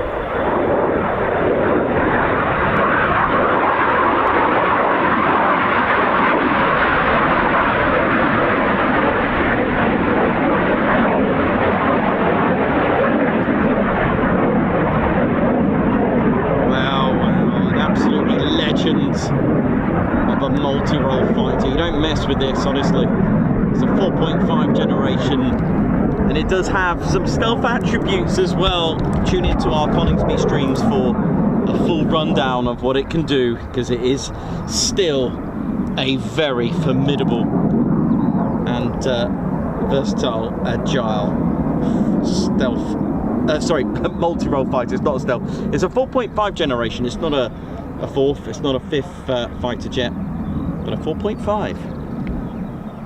85% of the airframe is non-metal. 4-plane delta wing configuration. Flight control system by Leonardo. The FCC quadruplex weighs just 24,000 pounds empty, and yet it's got 2 EJ200 engines producing just over 20,000 pounds of thrust each. That is amazing. Thrust to weight 1.2 to 1, which is just insane. But the BVR and what it can carry is phenomenal. Can lock onto targets over 160 kilometers away. Boom.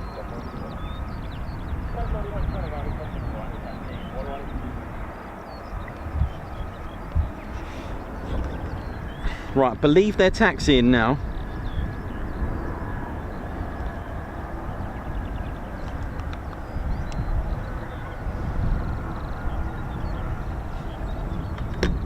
Right, look out for the markings. I think we've got something a little bit special to show you in a moment.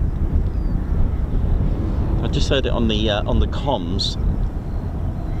Let's see. It all been well, because they have had a couple of issues that they're just troubleshooting. Should be all right. Should be all right.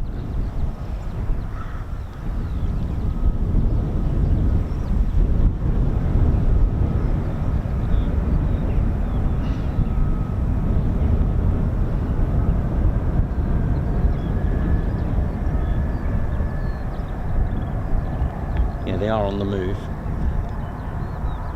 This is 809. So this is the Royal Navy, the Naval Air Squadron 809, Immortal.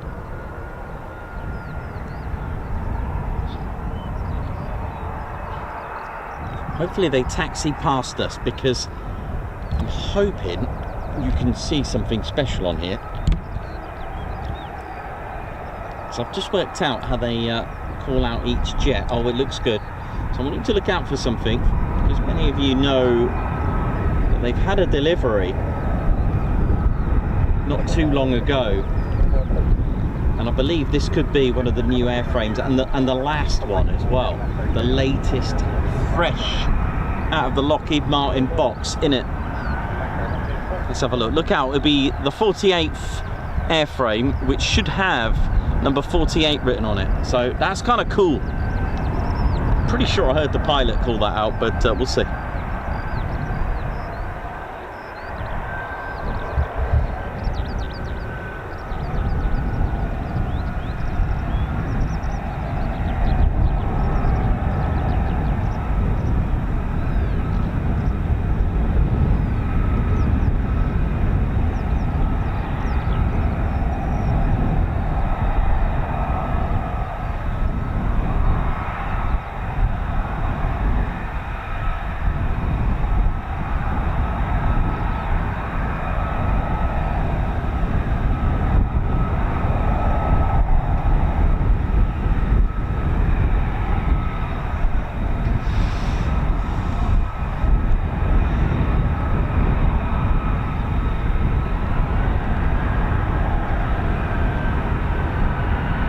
Well, here we go, Fly Navy, innit? Hey? Here we go.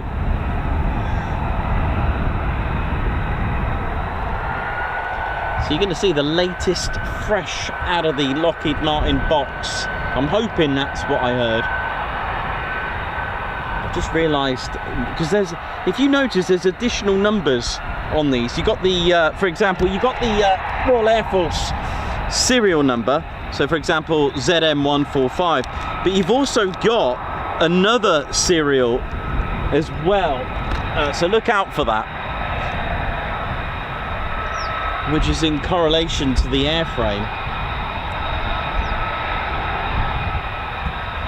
Very tidy way of doing it. Actually, let's just turn that round. So if we get to see it, you're seeing the latest, fresh out the box. It should be nice and gleaming.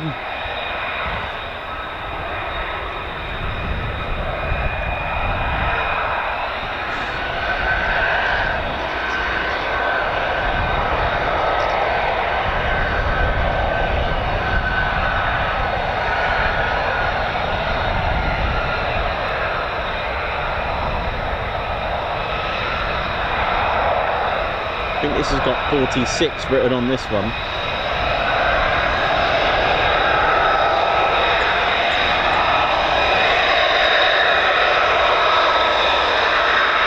There you go, right underneath the canopy there. What have we got?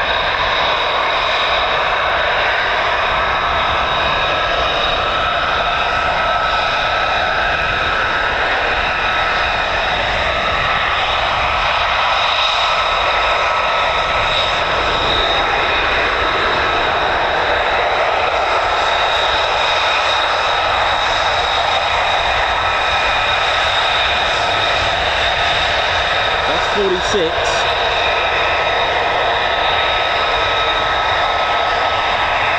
There you go.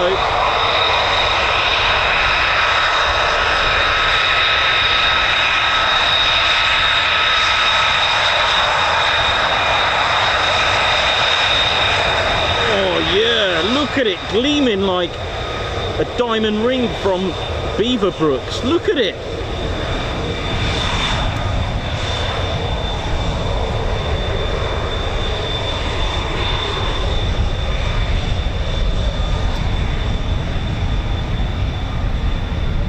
That is the most freshest airframe here.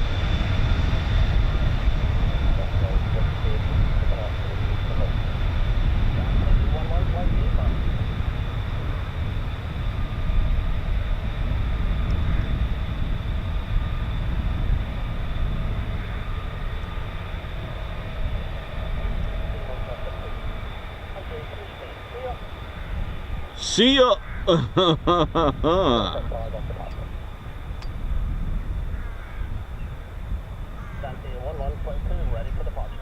Yeah, you'd go for it, man.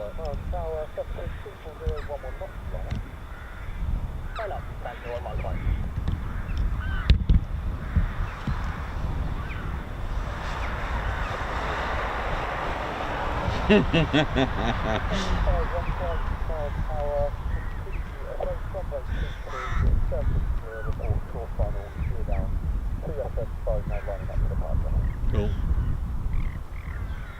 Gold-plated salmon. Nice one, Davey.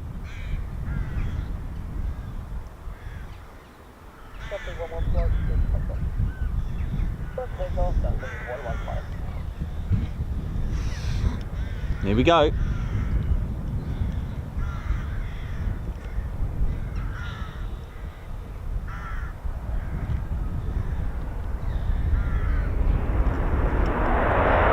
God, that sounds good, doesn't it? Listen to it.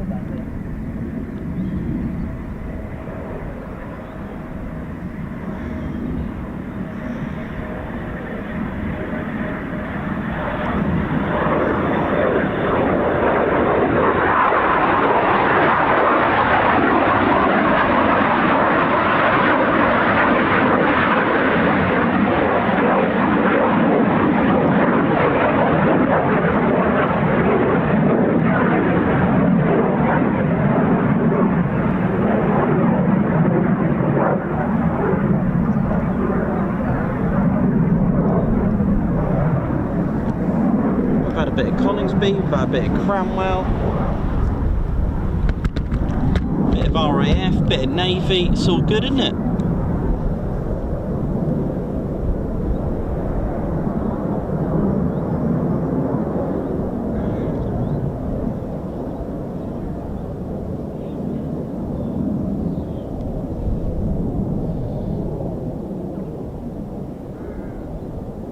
Well, there we go. Making the noise high and dry. That's been a pretty good day, really, the amount of movements we've had. Very good, very good. And that is.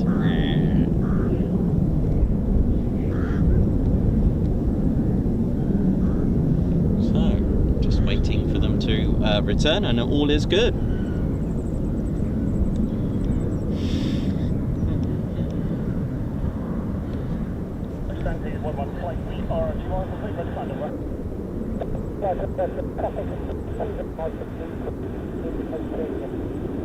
Now well below the Typhoon maneuvering was quite a lot of time. Standing at 1-1 close, it's got them on the left. Okay, I've got 6-0, 3.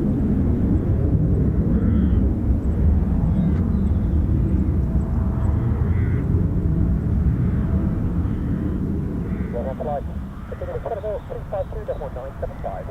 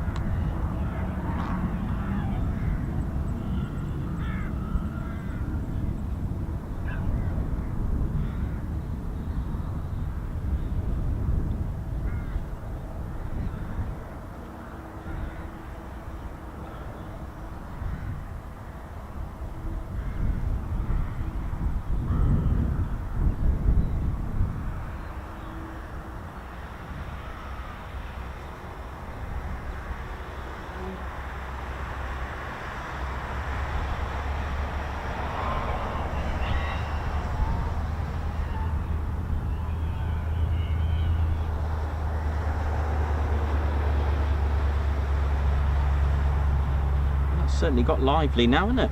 It's all good.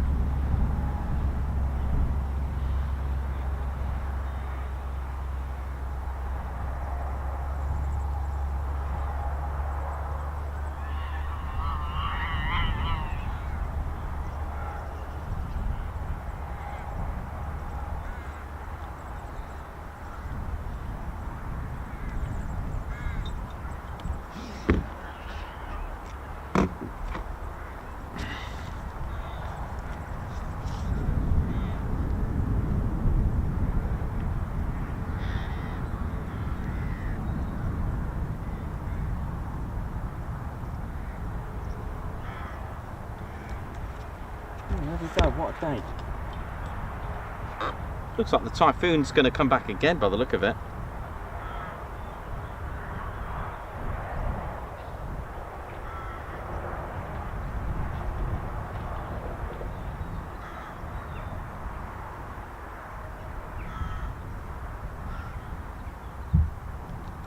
Ba-da-ba-da-ba-ba-da. Right.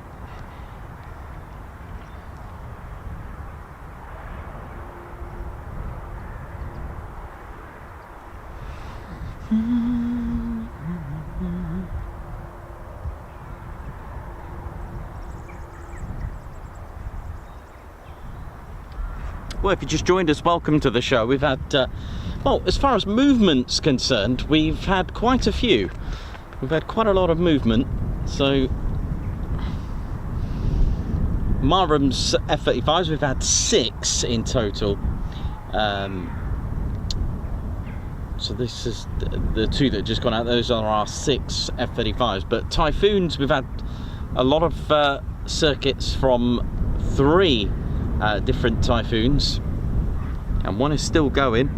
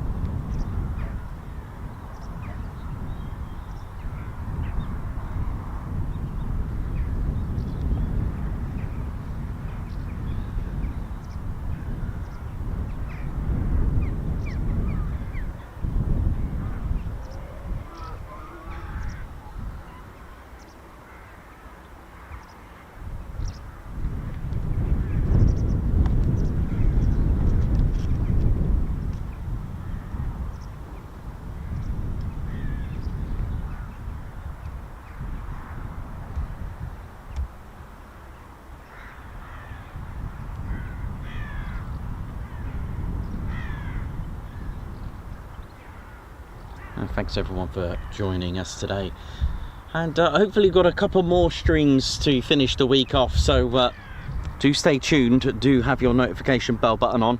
I'll give you the latest and greatest, hopefully a nice little change on Saturday.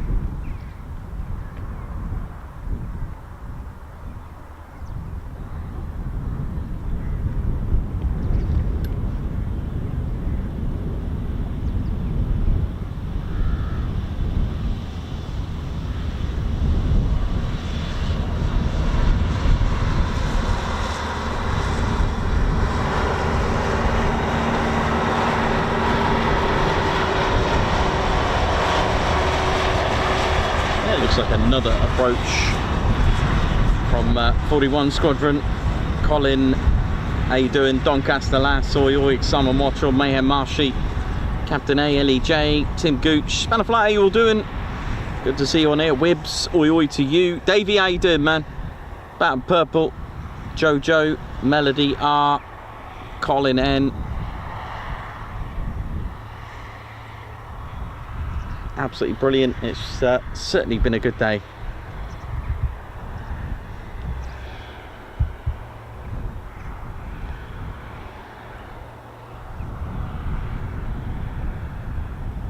We are on our way to 131k already, so that's awesome.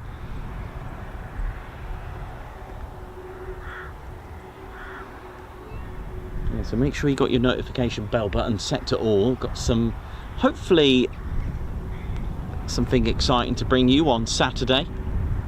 So location will be revealed tomorrow.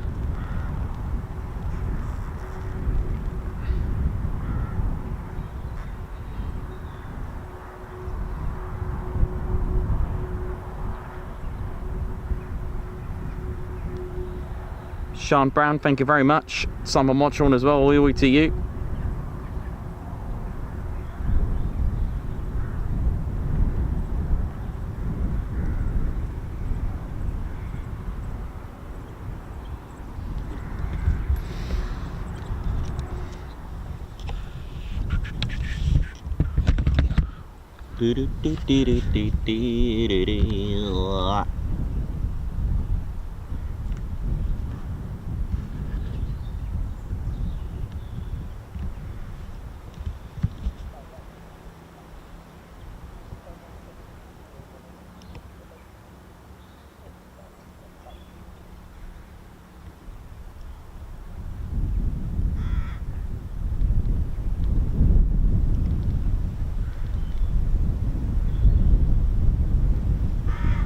we go.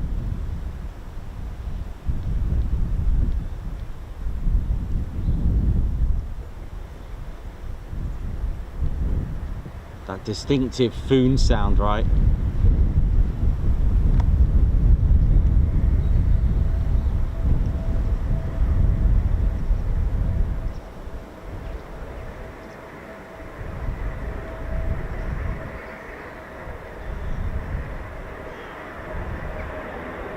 Nice slow approach, look.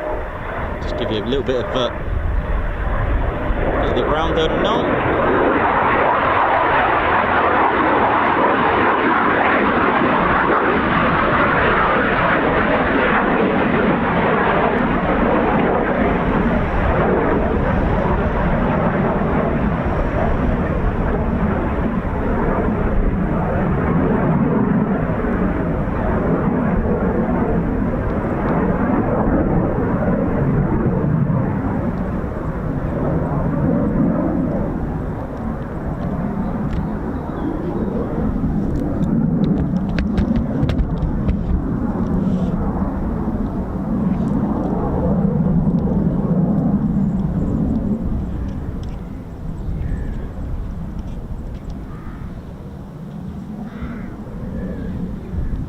Grab a water.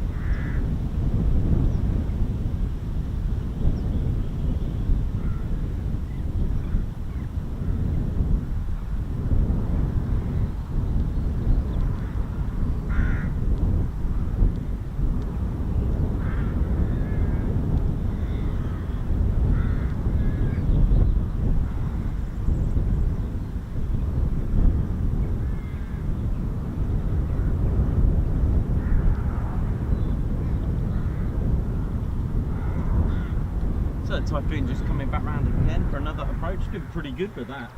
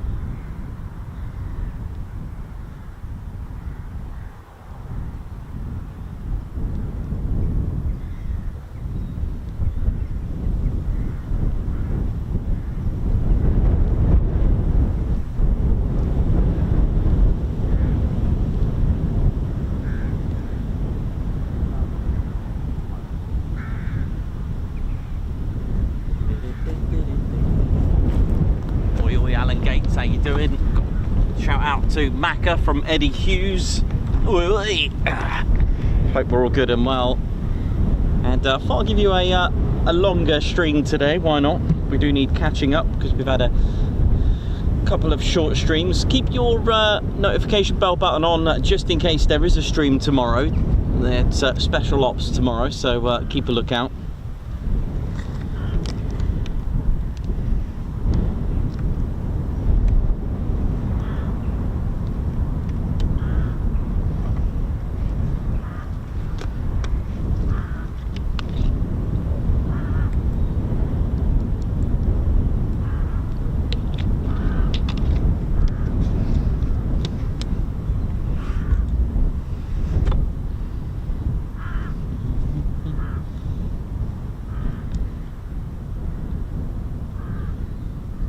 Love this old tower, look at that. Cool, isn't it? Very retro.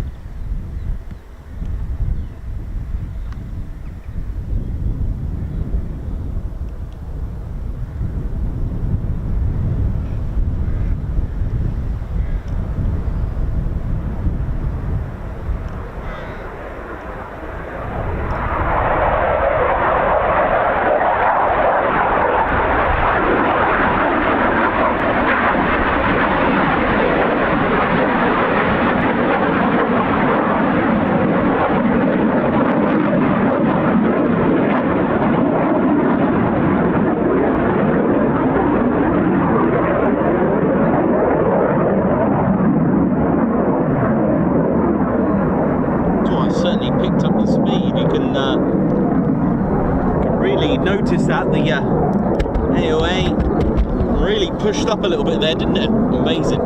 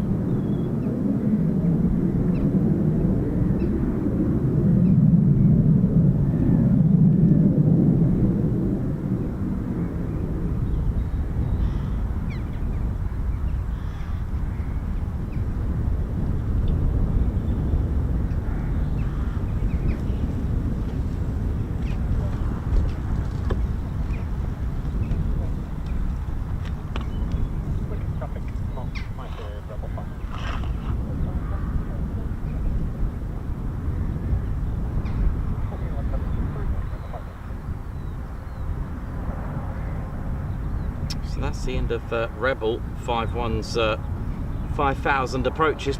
That was great. Thanks a lot to Coningsby for that.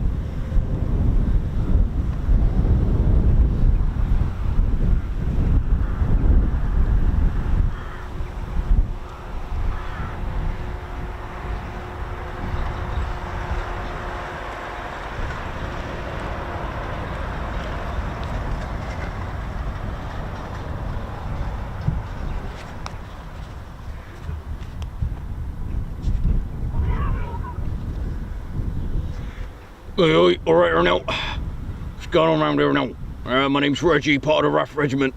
I'm looking for that red Ted fella. Reports of a missing book. Gotta find him. Where is he? We'll find that red Ted fella there now. Need a question about this book that Wingy's reported missing. We're just trying to find it, see what's going on around here now. Well, you behave yourself there now. And if you spot this red Ted fella, he's holding a big book. And we've got to find him. Yeah. What was that? What was that? I'll use my sensors now. Right, barbecue is that way. KFC that way, kebab shop that way. Now Miss Meanies must be over there now. 1 second there now. Yeah, let me know if you see him there now.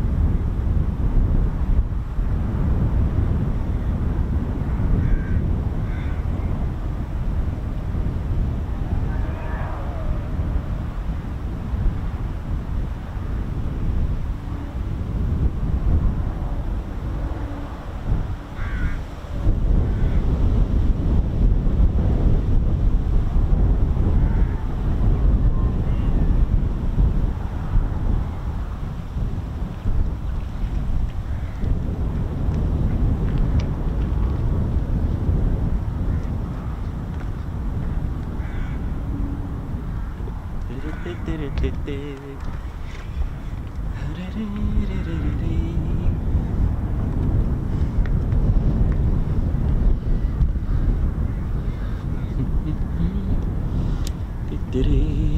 we right here now. Hold him round here now. Yep.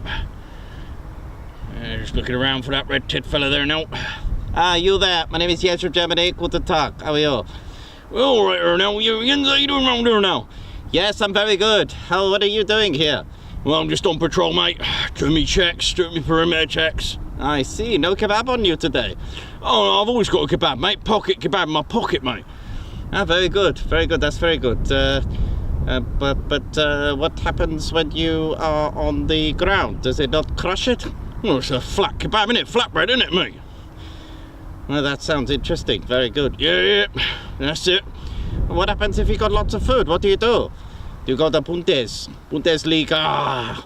Well, I don't know. We just kind of like do a full back kick and share it there now, you know what I mean? What is this forwards back kick? Well, you perform it. You've heard of like Mortal Kombat and all that, innit? That's what we Reggies do. We do a bit of Mortal Kombat. I've never heard of such behaviour. Well, yeah, stand back, mate. Stand back. You might get affected. What do you mean? Just stand back, mate. Okay, I will trust you.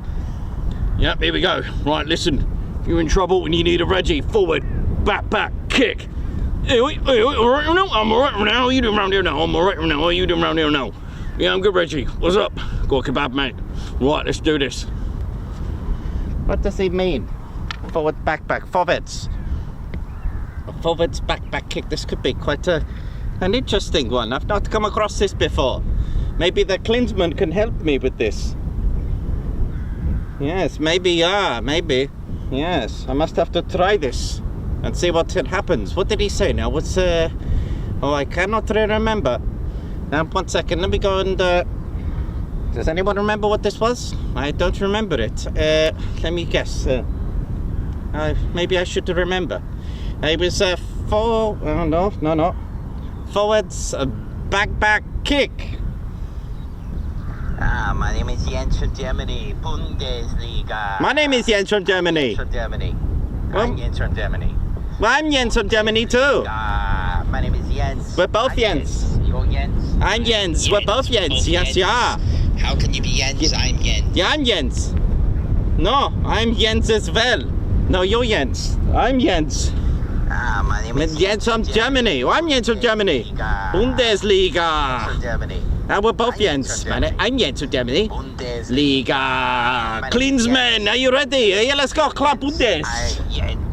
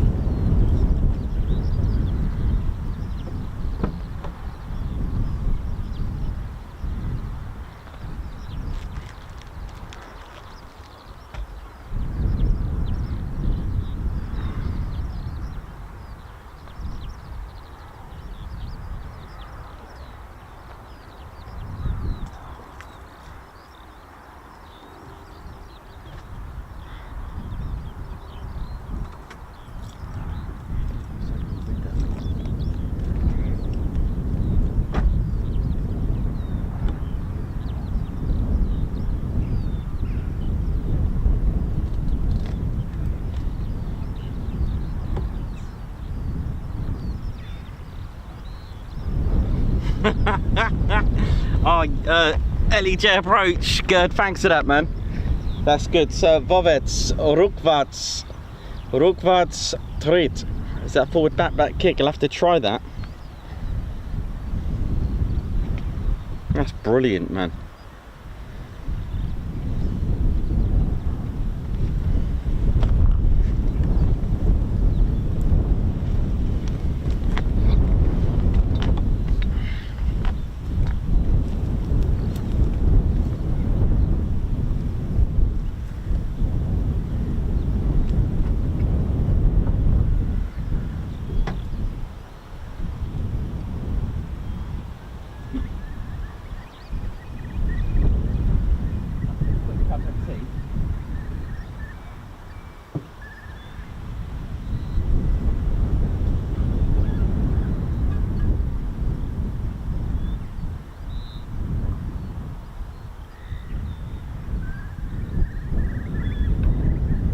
Lovely here in the curlews, isn't it? Beautiful.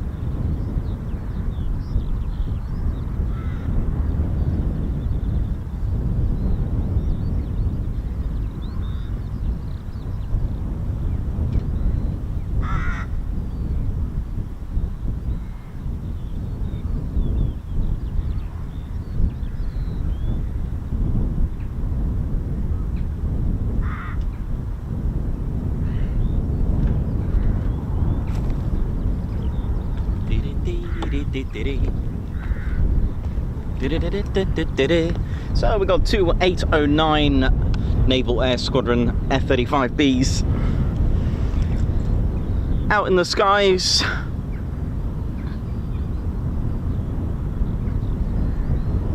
So just going to wait for them to return. Hopefully give us a VL, that'd be nice.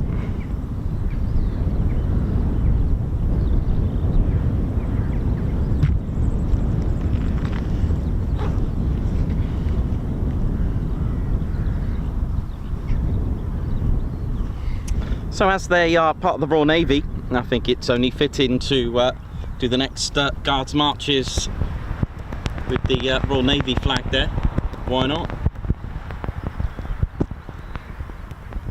Tim Gooch, high five and a Guards march. Thank you so much for gifting a Ted Coningsby membership out there, making someone a new member.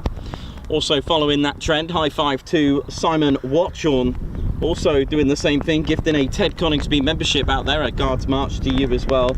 Sean Brown, thank you very much for the super Guards march. And Jojo Ilot, thank you very much for your 25 months of membership. What a stream. Thanks Nikos, and thank you as well. Thanks for joining us. Thank you very much. Melody R with 10 months membership, thank you, and thank you as well. Colin N9Z with 20 months membership. These months keep rolling by rapid. Oi oi everyone, hope all are well. We are indeed. Thank you very much. High five and thank you to Brian Billman. Thanks for the cool video. You're welcome. Guards march. We've got Spicy Wedges with 11 months. Loving this amazing channel. Thank you Nikos, Ted.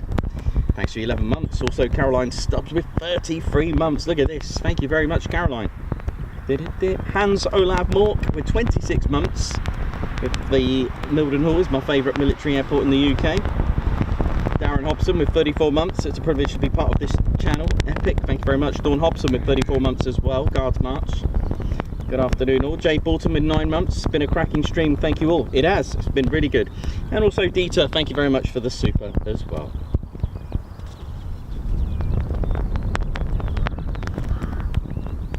This is Squadron Leader Ted Coningsby, who's flying the flag of the Royal Navy, and it was really nice. It was really interesting to see a brand spanking new airframe, the last and the latest, number 48. How cool is that? Now you know. Off he goes. I may have put Immortal Flight, but I think it's Dante Flight actually. I think Immortal was just the ops that was being called, so or unless they just changed the call sign. But there we go. So we're just going to wait for them to return.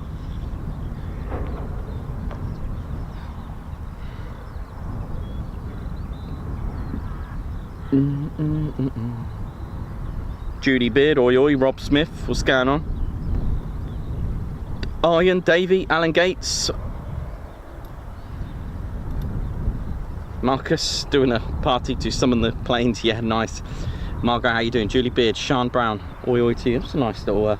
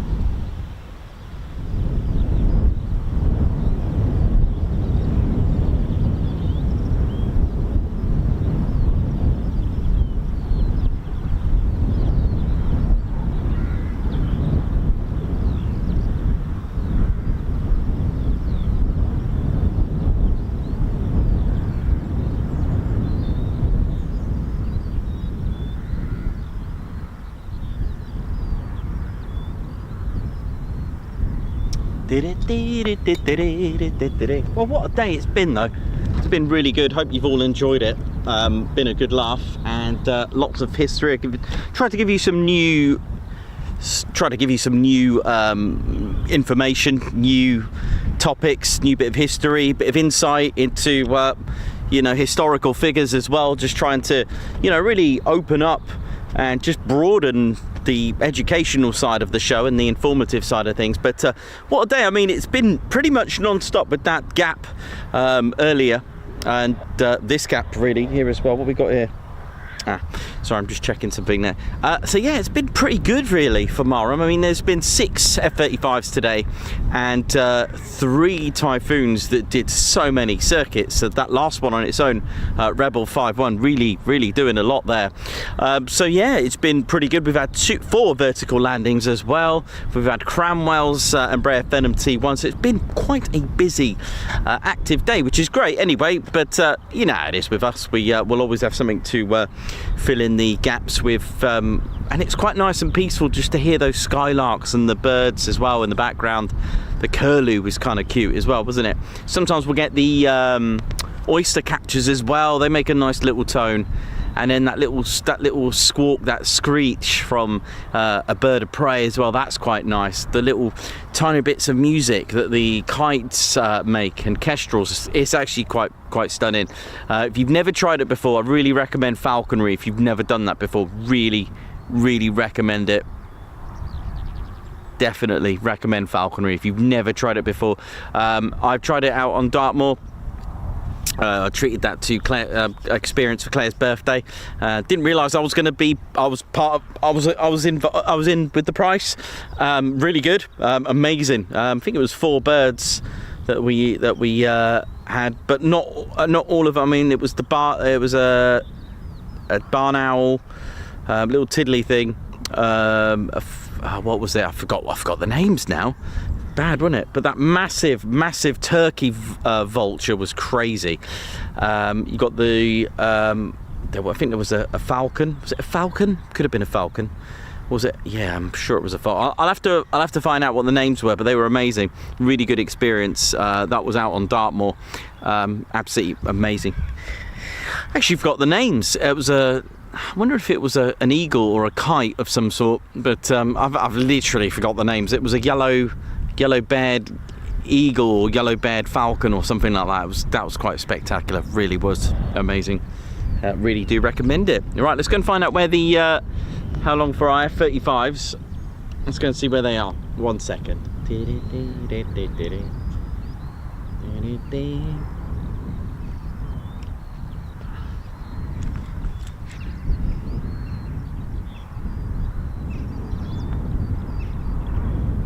I think it was a Harris Hawk, wasn't it?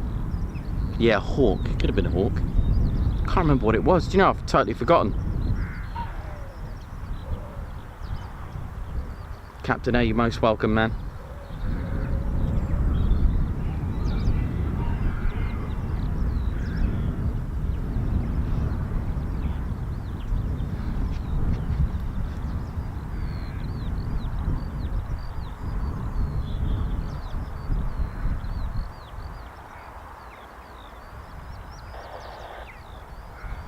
Yeah, Harris Hawk.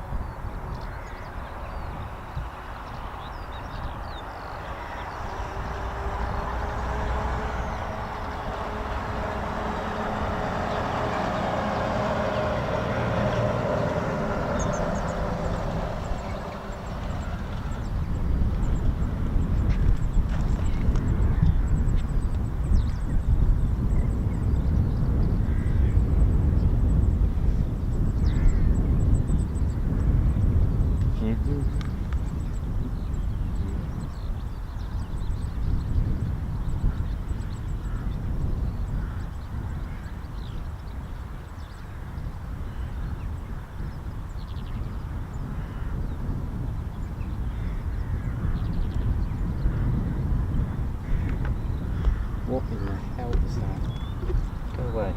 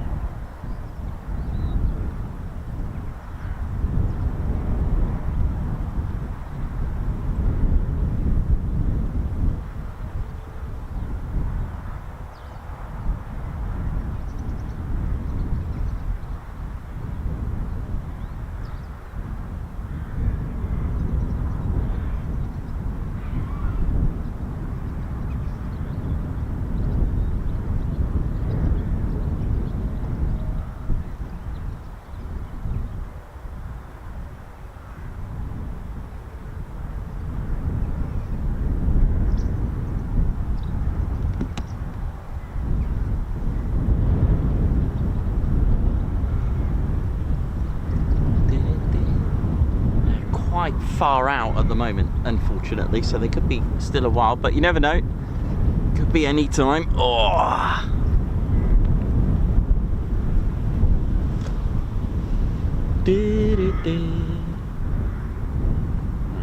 What's going on here? What's going on?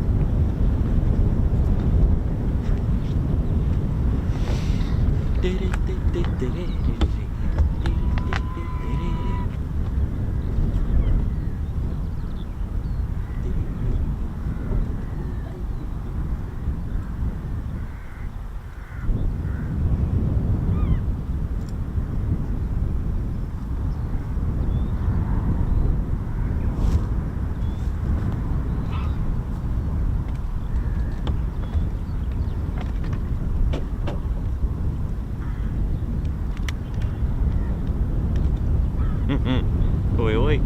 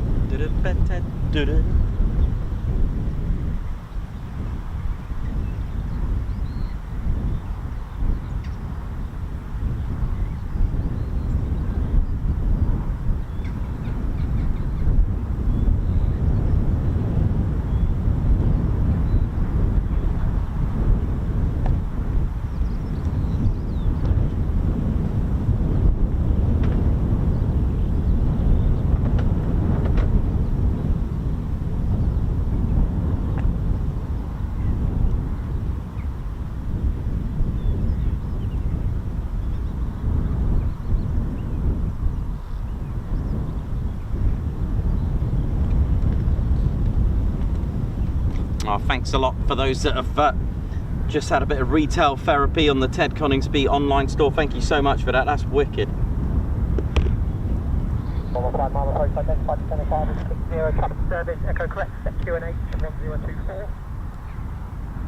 Here we go.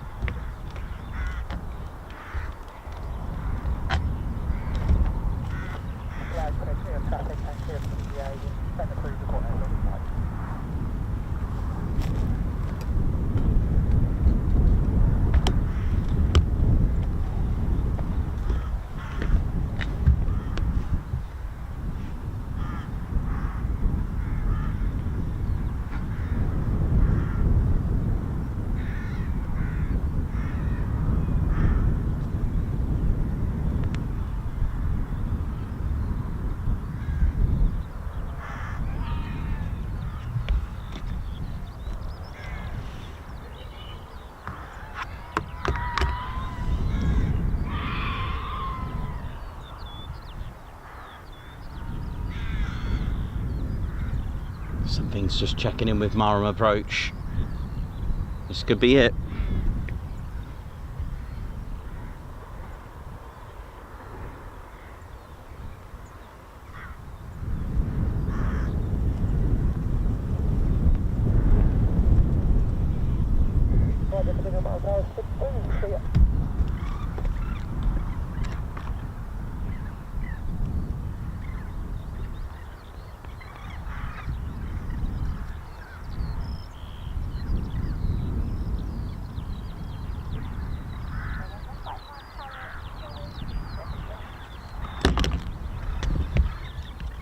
Here we go, circuit clear. 809 Naval Air Squadron. RTB, here we go. Circuit clear.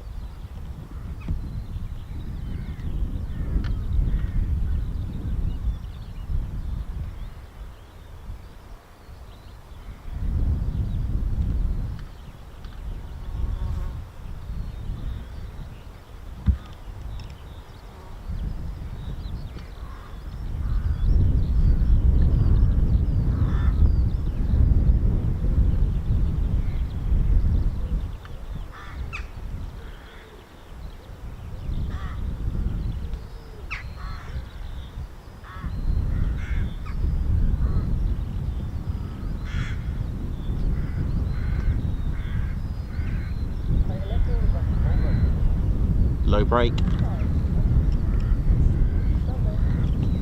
Here we go, low brake coming up, here we go.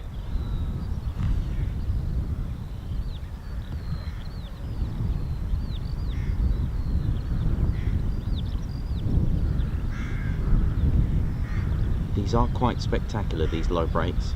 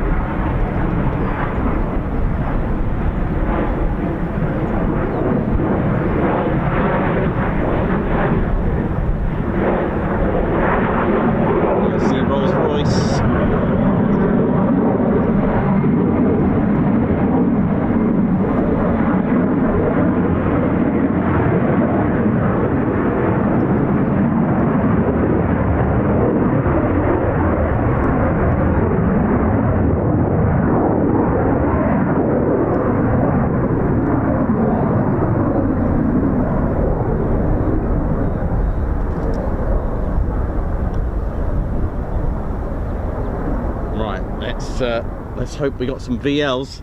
Come on. Which will take it to 6 in our tally. Come on.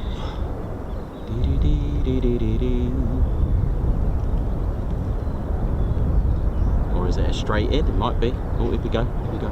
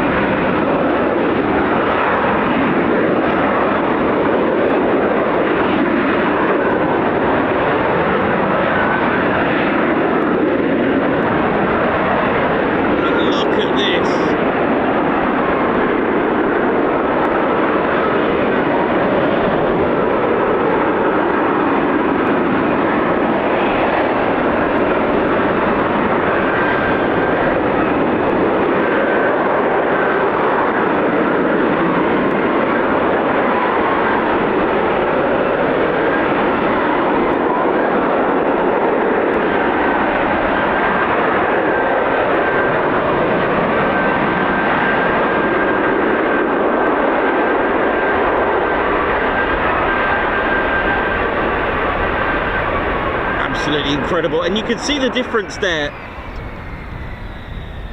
as these are frontline Naval Air Squadron. They're not an OCU, so they're not junior pilots, they're very experienced. And you can see how quick they just parked up and landed.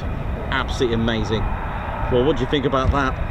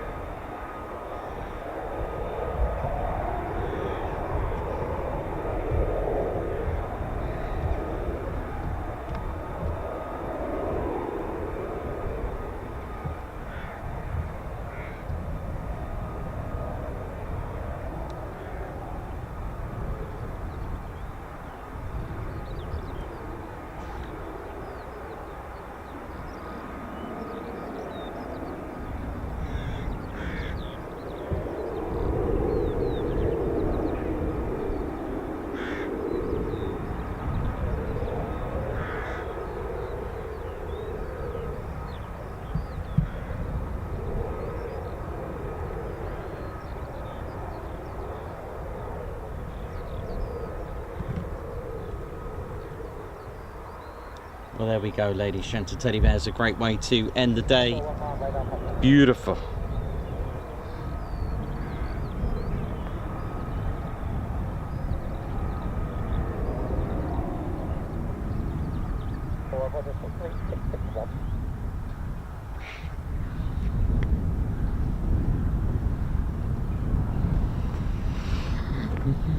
Well, thank you very much.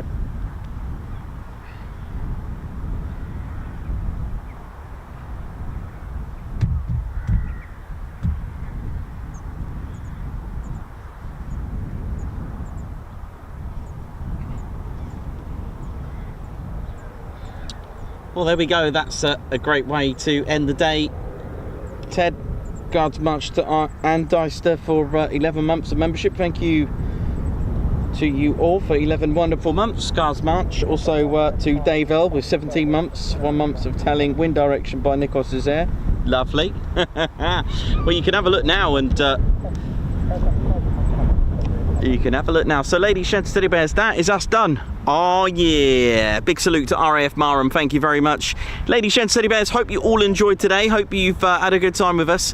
And again, nice one, RAF Marham, thank you so much for what you do. Ladies, gents, teddy bears, hope you enjoyed it and hope to catch you over the weekend, but keep your notification bell button on because there could be a stream tomorrow. My name's Nikos, I've been your cameraman, historian and commentator. This is Squadron Leader Ted Coningsby. You've been watching the Ted Coningsby channel live here at RAF Marham. So, for the last time for today, it is see you soon. Wish you well. See ya, Ted. Beret down, beret down, beret down. Hit the button, Ted, while you get the beret, mate. Oh, you gotta love the beret recovery team. Where are you?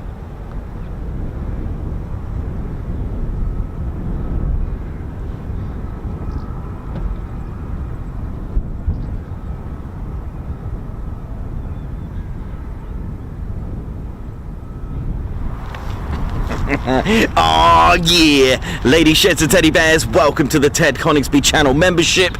I'm Nikos, I'm your cameraman and commentator. this is our squadron leader, Ted Coningsby. Just want to say a massive thank you to all our members. Guns up and Take it away, Ted. Ladies, gents and teddy bears, we want to say a massive thank you to all of our subscribers for getting us to where we are today. We have gone all over the country, from as far as Lossiemouth to Bryce Norton, and military areas such as air weapons ranges, low flying areas, heritage centres and special flights for TED 2. We cannot do this without your support, and your support will be rewarded. You can now join the Ted Coningsby Squadron and help fund the channel to get us around the country and provide us with the funds for equipment to bring you better content too. We have 3 levels of membership to suit everyone. With your membership, you'll get access to members only videos, photos, posts, unlock special Ted Coningsby YouTube emojis and loyalty badges, as well as being able to access our exclusive members only Discord server. All membership levels reward you with discounts to our online store. Our top level fighter squadron was inspired by many of our fans who supported the channel massively. This is more of a personal experience with me and Ted, giving you exclusive live streams and content from behind the scenes photos, special info and updates, as well as a free Ted Coningsby Fighter Squadron patch for joining. Whichever membership level suits you, we want to say a massive thank you for choosing to join the Ted Coningsby Squadron.